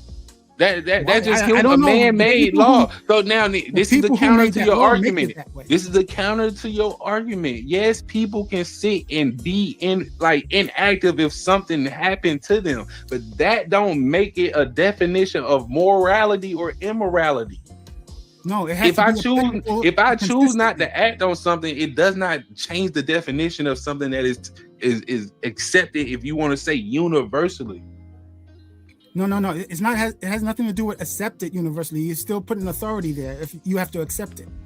If the statement is true, the statement would be true everywhere. You're still putting human authority into everything. Well, what about social conventions? Social conventions is an authority. You're just making some person in charge is making do as I say because I'm the leader. But that's more like So what would be an example of this ultimate truth that everybody just cannot deny? Well, for example, women are human beings. How do you deny People that? can deny that. You How got a whole people, bro. You got a whole people that argue genders. You got a whole people that argue genders and sexes and you cannot take women out of the species of human. Some people can. Some people believe like there. Some people believe like there are so many different genders. You have to demonstrate that. How? Why? Why? That's authority, though. You're you're laying down authority, saying that they got to demonstrate something. No. You put down this restriction. You're justifying. They gave the statement, and now you're asking them to verify or claim their approve their claim. That is a position of authority, bro. No, that's right. not. And if a woman thinks if a woman thinks that she's a god or a goddess, that doesn't make her one. Right, but it's not a universal concept that she's a woman because she doesn't accept it. No, it is a universal concept. If you accept, what if she don't accept it that she's a woman? She's transcended woman. She's a goddess now. She's no longer a woman. It don't matter what she thinks. She a woman. It doesn't matter if she's going to fit the rule or not. But I thought we were trying to see that's authority though. I thought we were trying to come up with a universal truth. Right, that is authority, bro. When you say it don't matter what she thinks, you were exerting authority in that moment. No. So now, truth value with what people think. You say what? You're confusing truth value with what people think. You're asserting authority to determine what is truth, bro. You're asserting authority. Right. If somebody want to identify a female, right, and not call her a woman, like the brother said, she's transcended a woman. She's no longer a woman. She is a goddess, right? That defeats your universal principle, but you're saying that she can't do that. And I'm telling you, I don't disagree with you. That is just a form of authority. No, it's not. I disagree with you. So to the brother Ray, real quick. Would you say that treating others the way you want to be treated is a universal truth? Not necessarily, no. Not necessarily. Okay, so that has it, because when I think of universal truths, I think of things like math. Yes, mathematics, like 5 times 4 is 25. Science may be universal. No, no, not science. You can counter that math is not even universal. If you want to say that you change something like 5 is just a symbol to represent the quantity that we give after 4. If somebody brilliant enough to come up with a different way to quantize things and give it a whole new name, you could perform equations similar to addition under this whole new system. Well, yeah, but it has to be consistent. Because it has to be consistent, and there is no such thing. Well, so that is no universal unless you have an authority that say, this is the bare metric that we're going to go by. Right, and it generally accepted consensus. Just well, because, like, even system is universal. You don't understand truth value. Hold on, Ray, real quick. Scientific theories are always open for refinement as well, right? They're only valid until a better theory comes along and disproves it, or not new information, new data, correct? Yeah, but hold on, you can't use science as an end all be all because no scientific theory is absolute. When we're dealing with absolutes, science, but there's science facts. But then, if you're making that argument, then how can you say there's a universal truth in philosophy? In math, because the statements always are true. The truth value of the statement is never false. That's what they refer to as a tautology. Do we have to all agree that it's true for it to be a No, universal? it's not. It has nothing to do with what you think. It has Okay. the truth value of the statement needs to be true and always true, no matter what circumstance. That is an absolute. It has nothing to do with what people believe and what people think. It has nothing to do with people at all. It Like I has gave to. the example. I gave but the who example comes of with the winning the Super Bowl a determination? year from now. If I guessed it right, the statement will be true the moment I utter it. But that's the fallacy. You're assuming It's not a that somebody's fallacy. already determined what's right. What is No, who no, no. determines? There is no person to determine what's right. That's an authority. That you're confusing authority with morals. Who determines the truth then? Who determines Because the statement has to be true. So if I give you a statement that if I take 5 apples and I add another 5 apples on a different table and I ask you to sum them up, how many would you end up with? That's half. And I Right, but don't, it's and I don't still dealing disagree with an that absolute. math is a universal It's truth. still dealing with an absolute. That is absolute truth. Yeah, There is in no math. instance where in that domain that you're going to get a different answer. But when we're talking about Everywhere ethical- on earth, that holds. But will you not agree that So ethics you don't understand that some statements can be necessarily true or false? in math You're or thinking ethics, about what people it's think. right? No, you're changing. It's two Those different statements are going to be either true or false if they're meaningful, regardless of the subject. So it doesn't matter if it's a math subject or an ethics subject or a political subject or a biological subject. Statements are going to be meaningful or not, and they're going to have a truth value of true or false, regardless of what evidence you have. Okay, so now let me give you my counter to that, because when we're talking about universal truths, we have different types of universal truths. We have No, if it's universal, there's not Wait. different I didn't cut you, brother. Just let me go. Just let me go. You can respond. We have mathematical universal truths. They're called analytical truths. Those are different. So that math equation you gave me, 5 + 5, that's a math equation. We have ethical and moral truths. Those are called moral universalisms, right? Those are what this is what we're talking about in regards to ethical and moral universal truths, right? So I'm asking the brother to give us some examples. I gave an example of treating your neighbor how you want to be treated as possibly a universal truth. You said no. So can you give us a universal truth that doesn't involve a math equation? Well, I gave you an example with the abortion. If you can define what human being is, absolutely, then what the pro-life people would say is that it is murder. That would be an absolute if they could define what human beings are. But since they can't, right? Which is why it's the problem. Right. So That's why it's not. So that's not a great example if people don't agree on it. You know.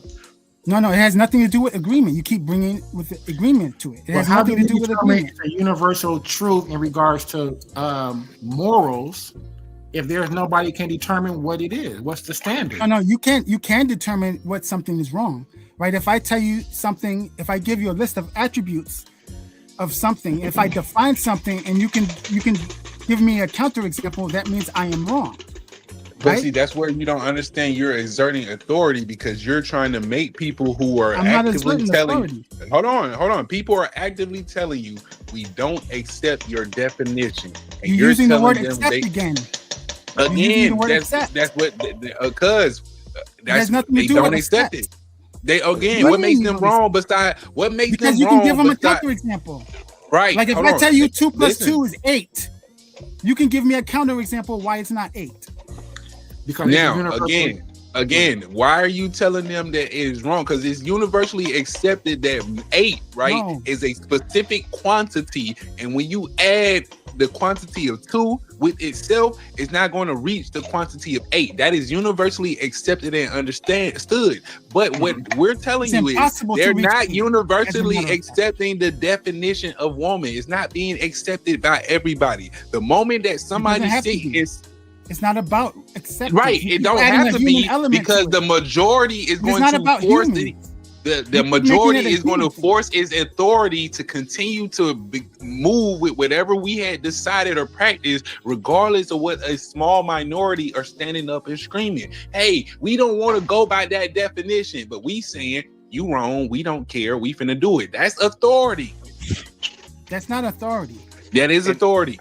What is it? And I don't know if a fetus is a human being is a universal truth, because No.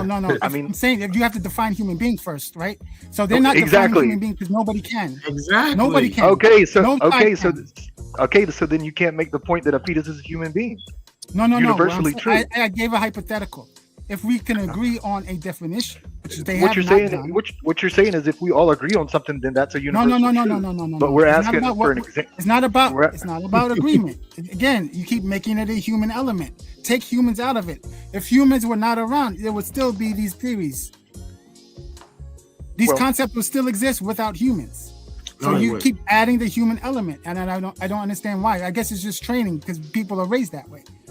How would the concepts exist without? How would moral concepts exist without humans? I mean, because an act would be right or wrong depending on if it violates a rule in a consistent, universal manner.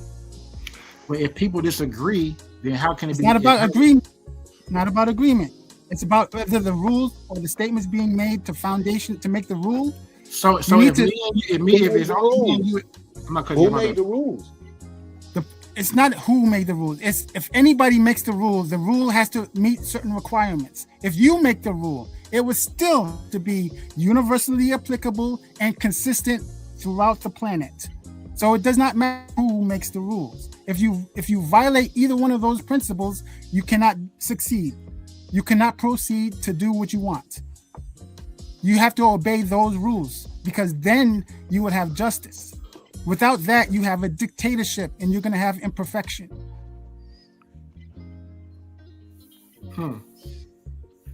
So you're saying there's this universal law, so to speak, that we all are innate in our DNA that we just know? It's not that you know. No. You become aware of it, right? Born knowing this.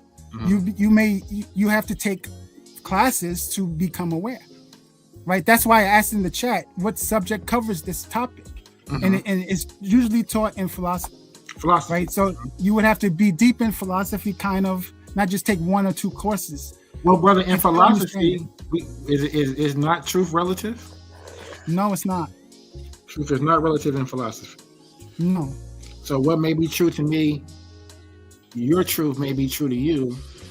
Everybody's truth is relative to themselves.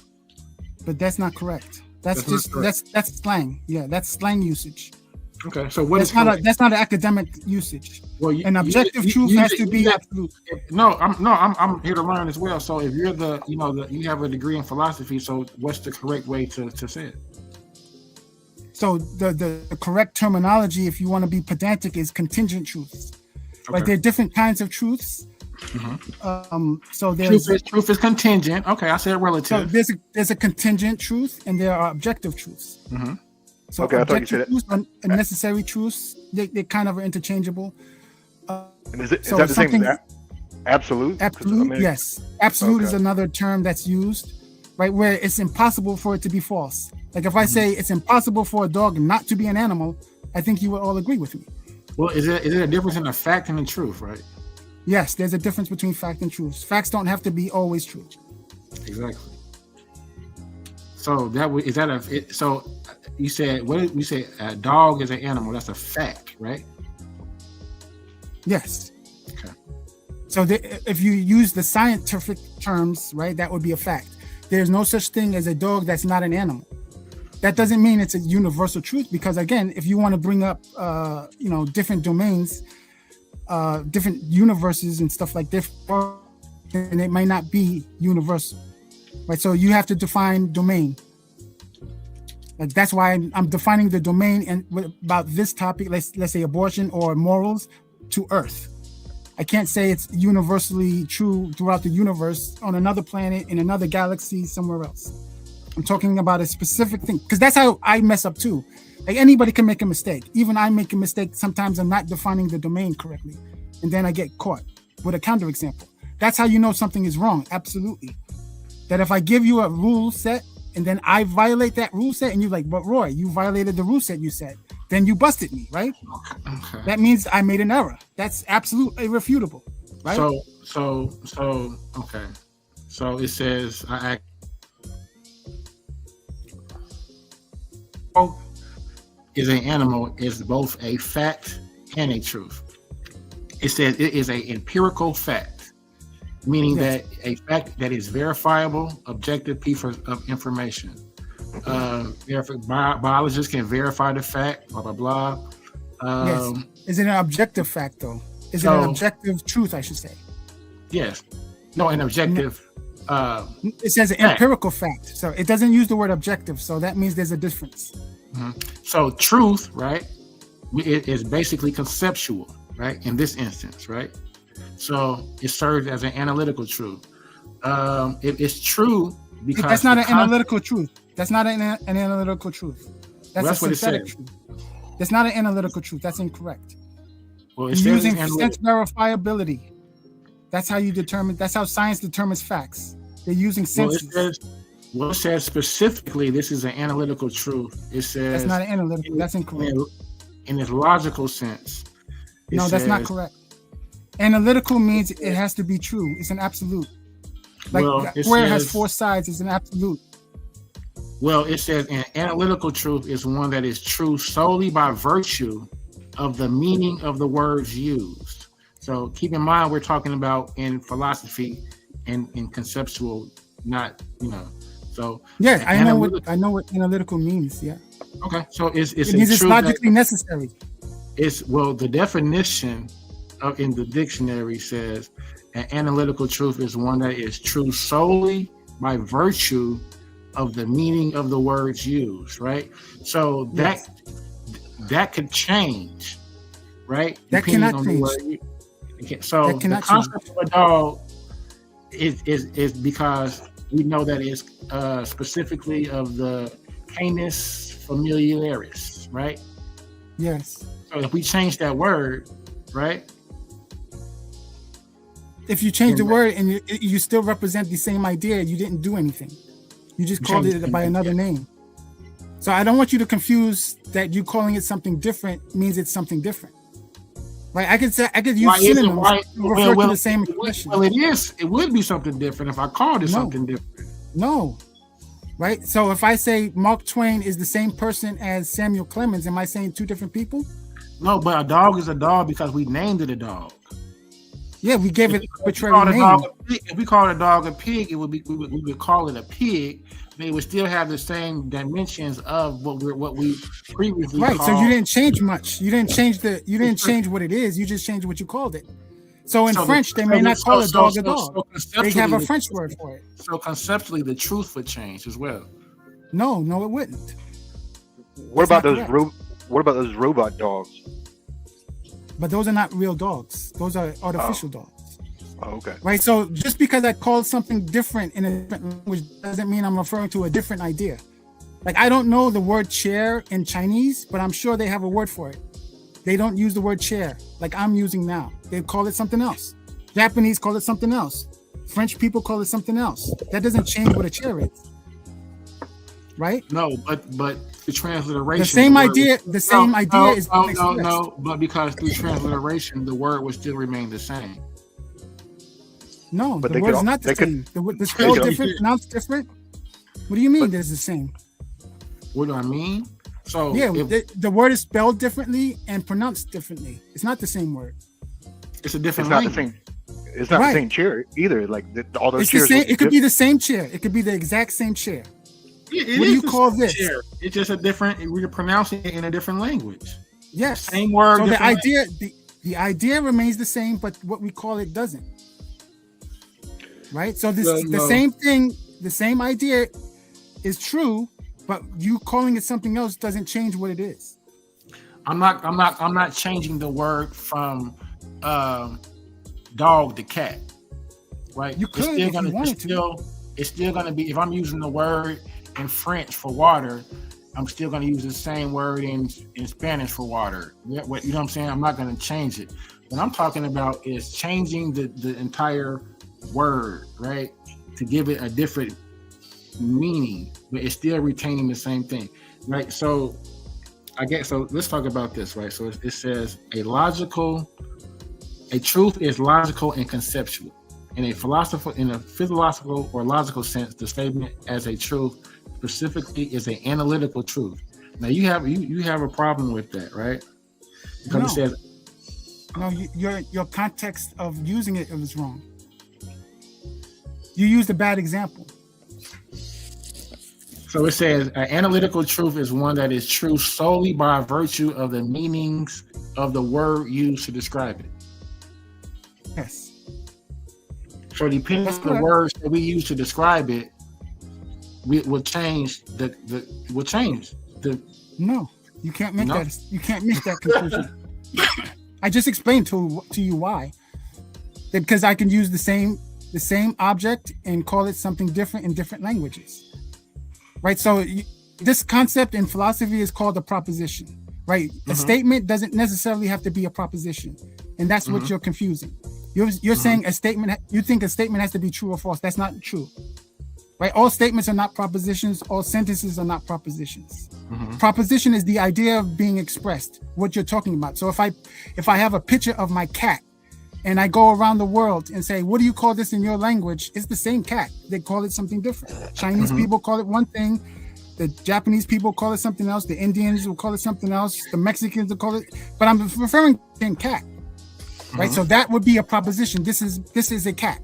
It's either true or false, but what you people call it, what these other people call it, doesn't matter. I'm referring to this cat. In that statement, the proposition, I should say, is either true or false. So the words don't matter there. So it depends on the context, right? Whether it can be a proposition or not, correct? I don't know if that's. Give me an example. Give me an example of what you mean. You said all statements are propositions, right? No, I said all statements are not propositions. All sentences are not propositions. Okay, so the cat is black in English, right? So if I said the El Gato is Negro, right? That's in Spanish, right? Yeah. So I'm expressing the same proposition, correct? No, I didn't hear it. You came in broken, so I didn't. You broke up to me at least. The black cat. Can you repeat it? The cat is black. Yeah, the cat is black. Now, is that a proposition? Is that a proposition you're saying? Yes. Yes. If you're saying you're describing the cat and the cat has the quality of the color black, yes, that would be a proposition.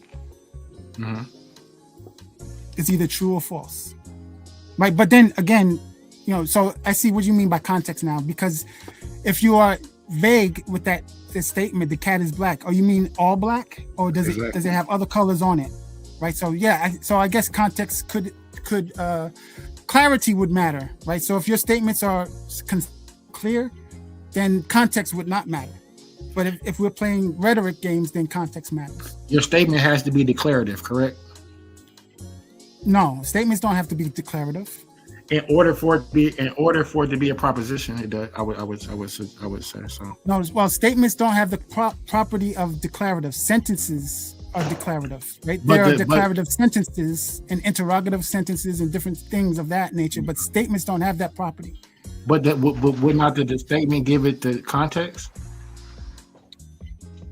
I think you're confusing what a statement. Sentence and statements are two different things. Would a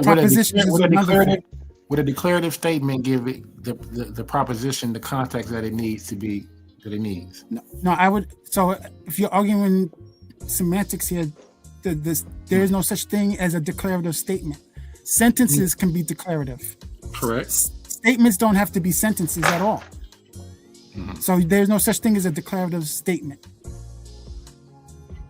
So right? You do understand statements don't have to be sentences, right? There's no such thing as a declarative statement. Right. I would say so, yes. That goes to sentences. That attribute goes to sentences, not statements. Well, I will argue against both of y'all on that claim that there's no such thing as a declarative statement when there's literally a legal term identified as a statement of declaration. Right, but that's not the same thing. You're using declarative statement is not the same thing. You're making it so a declarative statement is not the same thing as a statement of declaration. No, declaration declaration is not referring to the statement. When he says declarative statement, he's using declarative as an adjective to the noun statement. We're using a prepositional statement phrase. is using to declare something. That in that statement, a declaration is made. No. So the declaration is defined legally a certain way. Statement is something different. That's why they're wording it that way. Because if what you're saying is true, then a declaration would be a statement automatically. So why are they wording it that way? A statement of declaration, often referred to as a statutory declaration, is a legal document in which a person declares certain facts to be true, typically in the presence of authorized witnesses. Okay, so that's defined by an authority, right? That's the way the legal people use it. That doesn't mean that's the definition of a statement. Statements don't have to be sentences at all. Statements don't have to be true or false. So, the context here is you're using one specific context, not a universal one. Every word we use is identified. Matter of fact, the very structure of communication has an authoritative body to it. We are taught the federally regulated language system, right? They'll tell you how you write certain things in order to get your statements, questions, and propositions across when you're transcribing it, right? You have. Hold on, you broke up, or your volume went down. I can barely hear. Can you fix your mic? Your volume went down real low. No, he cut in and he cut out, but you can go ahead. So what he's describing again would be the ethics, right? These are the standards we expect of you to be satisfactory. What we accept. That's an ethical thing. That's not a moral thing. It's not like, well, you're immoral for not doing it. Pretty good. All right, so you were. Oh, that's Allah. I'm gonna mute you. Are you trying to say something? Assalamu alaikum, yo. I muted him. So Brother Ray, so what about in regards to declarative statements adding the word and, right? So let's just say I ate an apple and orange, right? Are those not two declarative statements combined? You can make a declarative, you can make a proposition out of it. Right. But it's not necessarily a proposition the way you have it put together like that. Right. So when you have an and, that's going to be a logical operation, right? Like a conjunction. Right. Yeah. So to say I have an apple and an orange, I can use logical language to describe that, and then form a proposition. Okay. Yeah. So it would be a statement, but I want to be clear that all statements are not propositions. Right. There are statements that are not propositions or true or false. So the words, the three terms are sentence, statement, and proposition. They do not always mean the same thing. There's some overlap, and there's not some overlap. Can you give us an example of a sentence or statement that may not be true or that could be true or false at the same time? So you want an example of a statement that cannot be true or false? So a sentence, so an interrogative sentence is a question, right? What time is it? Is not true or false. Okay. Right? Exactly. A statement that is not true or false, right? My watch likes ice cream. Is not true or false. So it's not a proposition. Like ice cream? Yes. If I say to you, my watch likes ice cream, vanilla ice cream, that's not a true or false statement. That's not a true or false statement. No. You would think it is. You would think it is. That's the way we're taught, like in growing up.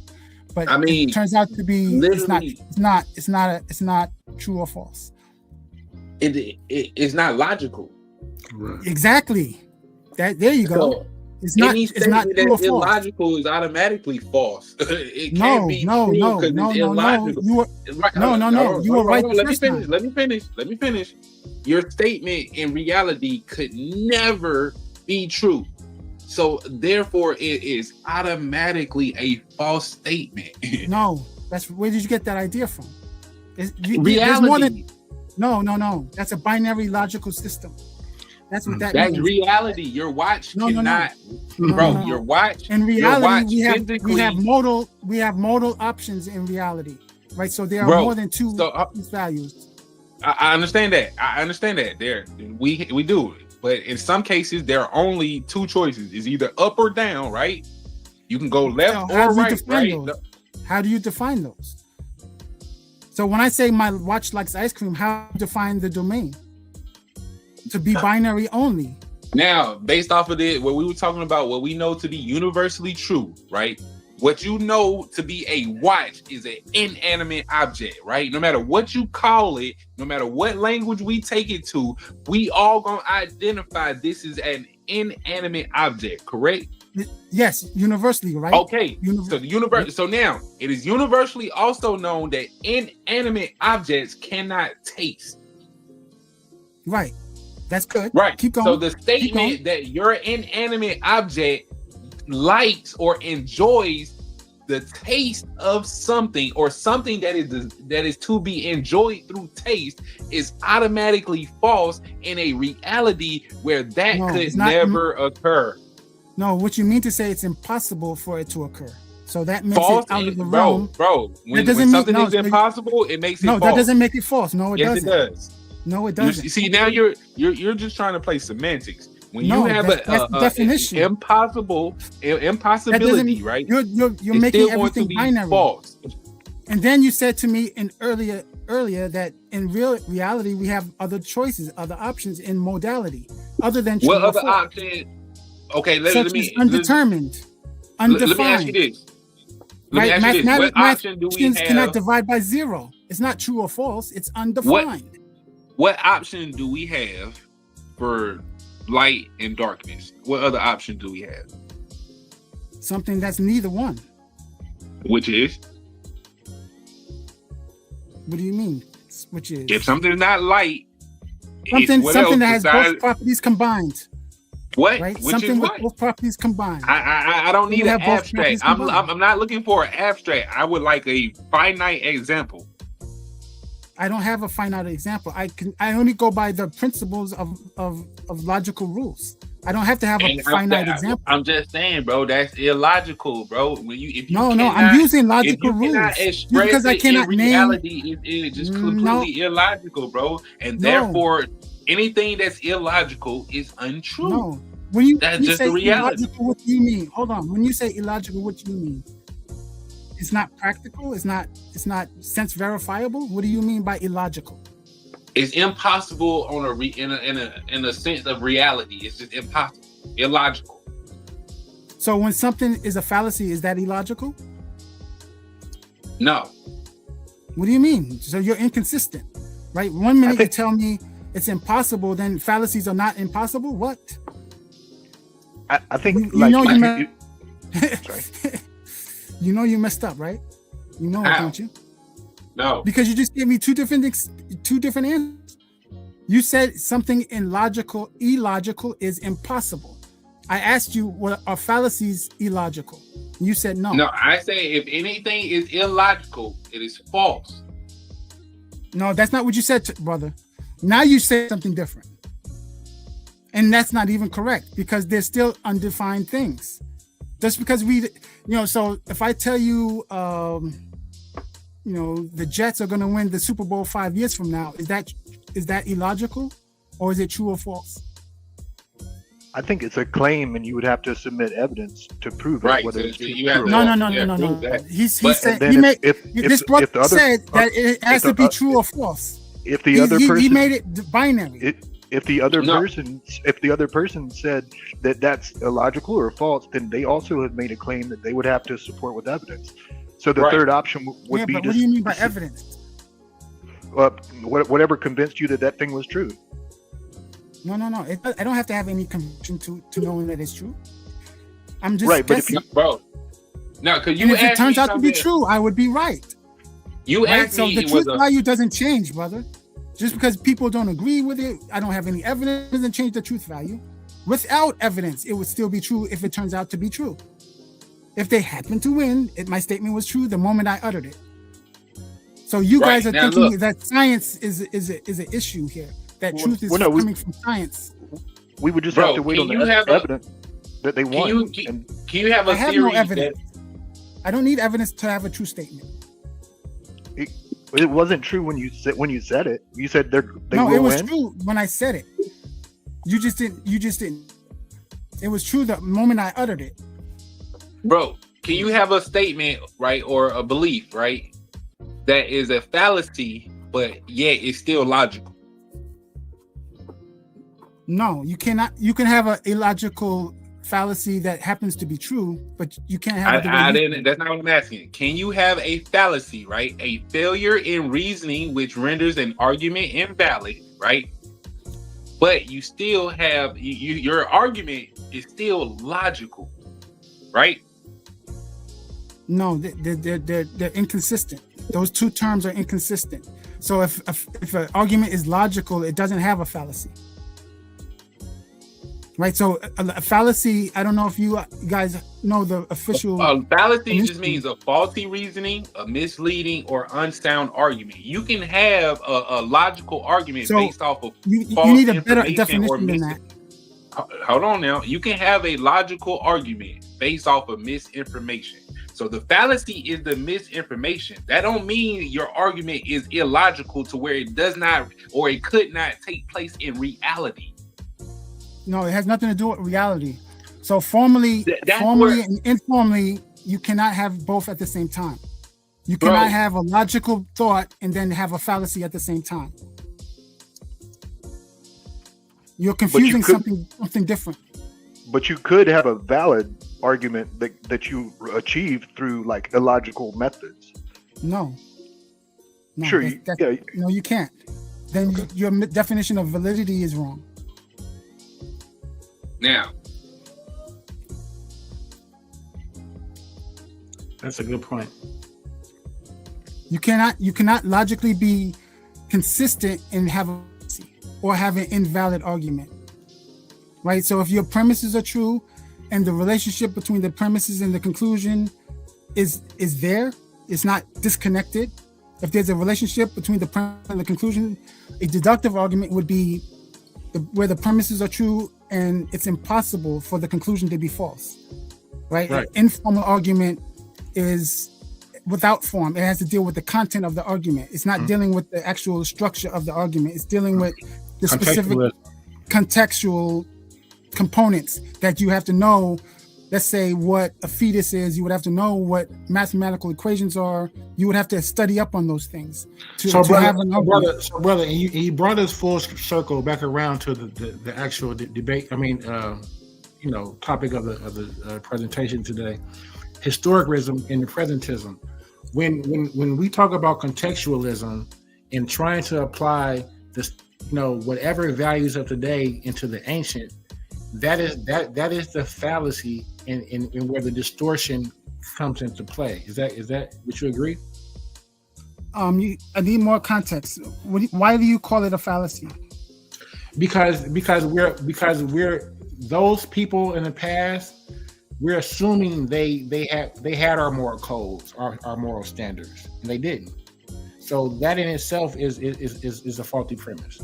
I would say that there's be pedantic here. Like when you say moral, you're talking about moral relativism. I think you need to make that clear because you're talking about your values versus the people over there's values versus the people over there's values, and that needs to be understood. Because if you make that understood, I don't think you would get much pushback.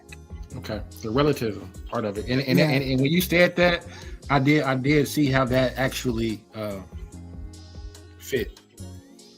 So right, because if you automatically assume that people can have different values, then who's going to disagree with that? Right. Okay, that's a fair point. Mm-hmm. Well, yeah, a lot of times are not specific enough, so we make errors because I get caught sometimes, right? I try not to get caught. I'm better than I used to be. But when there's a fallacy, usually that means not being specific enough. Right? There's If an you- error. if you- When you say yeah, there's- fallacy, what do you mean? So a fallacy is fallacy is not an error. It incorporates error. Yeah, there is an error there, but that's not what makes it a fallacy. What Right? makes it So a fallacy? Because I think you're using the word a little different than we have maybe or So a maybe fallacy myself. I don't want to refers speak for to- anybody else. Yeah, a fallacy refers to arguments, whether formal or informal, where the conclusion is not guaranteed or reliable. Right? That is, the conclusion could be a different conclusion. There's other solutions to this. You know, if I that's give you because the premise was faulty, correct? You started with the no, faulty. it has nothing to do with faulty premises. You could have true premises and a false conclusion and still be valid. You could have true premises and a false conclusion and be invalid. What makes it So the invalid is the definition- point.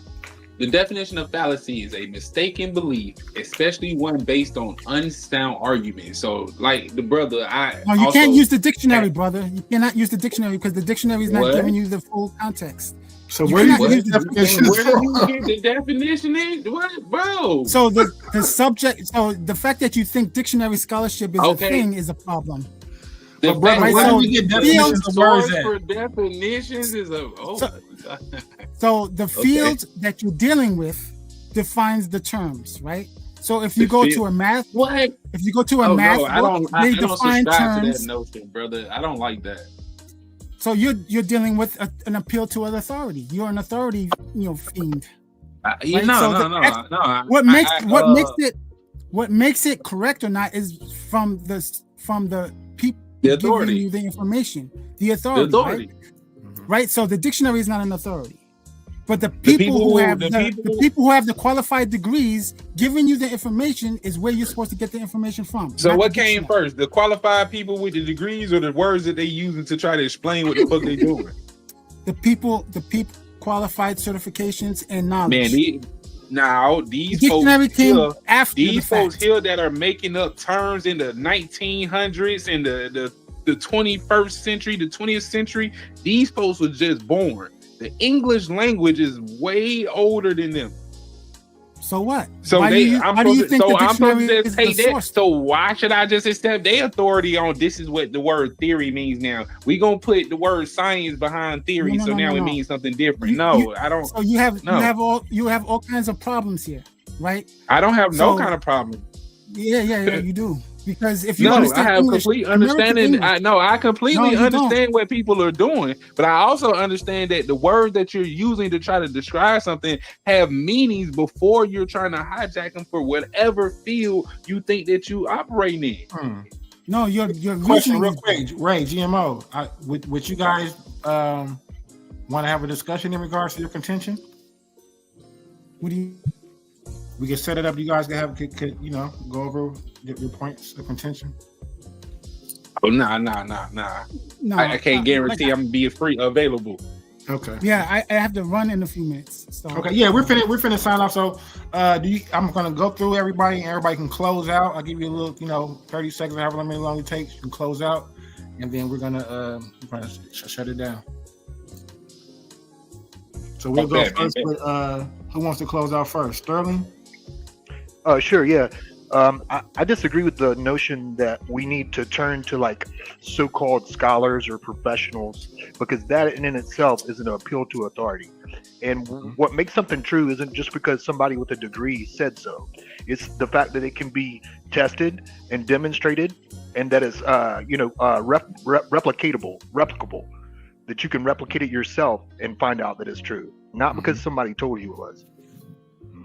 Thanks for having me. Most definitely. We'll see you next time. Yes, I would like to respond to that. Respond to that. I never made that assertion, right? So I'm not saying that you should appeal to authority. What I'm saying is the authority has likely the experience and the wisdom that you do not have to guide you in the right path more times than not. It's an end all be all because so and so said so. I don't want to. Maybe it sounded like that, but that's not my intention. Maybe I misworded it, or maybe I could have worded it better. But the reason why I'm saying that is because you have to deal with somebody who's more reliable than somebody who's unreliable. So yes, experts can make mistakes, but once they explain to you and justify why their answer is correct, and you cannot refute it, the chances are they're right and you are wrong, right? The reason why we know things that are false is because there's always going to be a counterexample. We may know if something is true or not, but we can absolutely know if something is false by finding a counterexample. So it has nothing to do with the person per se. So if I say John has a PhD over there, so I'm just going to take whatever he says as just, fact or whatever, that would be a mistake if you're thinking logically, right?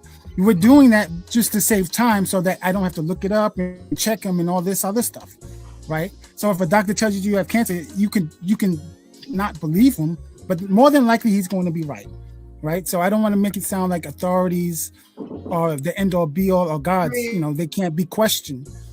And what the brother said, I have to disagree with that. You need evidence and you need science to prove facts and stuff like that. That's not true.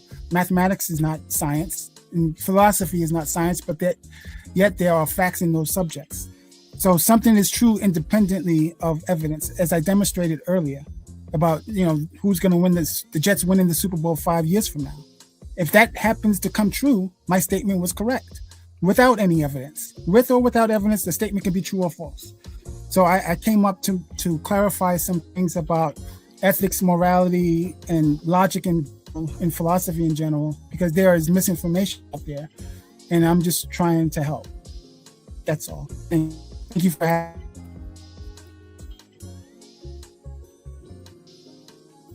Oh yeah. Okay, was that your closeout? Yes, it is. Okay. All right. So I just Gino didn't go. Is GMO still on? Do you want to close out? Yeah. Yeah, man. I just want to appreciate you brothers for the good conversation and good build. Man, there's a couple of points I could go over where I disagree, but I don't want to drag it out too much, man. The definitions, I want to say that I thought one brother was arguing against authoritative positions, and then ended up arguing for the authority of the gatekeepers in different industries and stuff like that. So that was a crazy flip. But yeah, man, I appreciate it, brothers. I love to continue it next time we have a conversation. I can hop on sooner, man, so I can really get the gist of it and get deep into it, man. For sure. And you're always welcome to go back and watch the video from the beginning, like it, thumbs it up, comment, get it in the algorithm, and you're a Titan, so just come back. Oh yeah, definitely. Most definitely. So I'm finna my closeout. So today, we open up a lot of doors today here in King's Chambers, but the conversation doesn't end when the stream stops. Take what you've learned, what you've heard, investigate the claims, and build your own clarity. That is the essence of what true power is. And from the Titans Debate League and from me, King J, I want you to go for it, be disciplined in your thought, and continue to build peace and power. Until next time. Peace. Peace. You guys can see yourself out.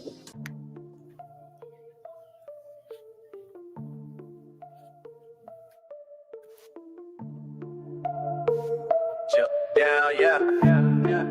Hear the sounds of the trumpets. Start the rounds in the gauntlet. Get down or lay down when we stomp it. This the clash of the Titans. Hear the sounds of the trumpets. Start the rounds in the gauntlet. Get down or lay down when we stomp it.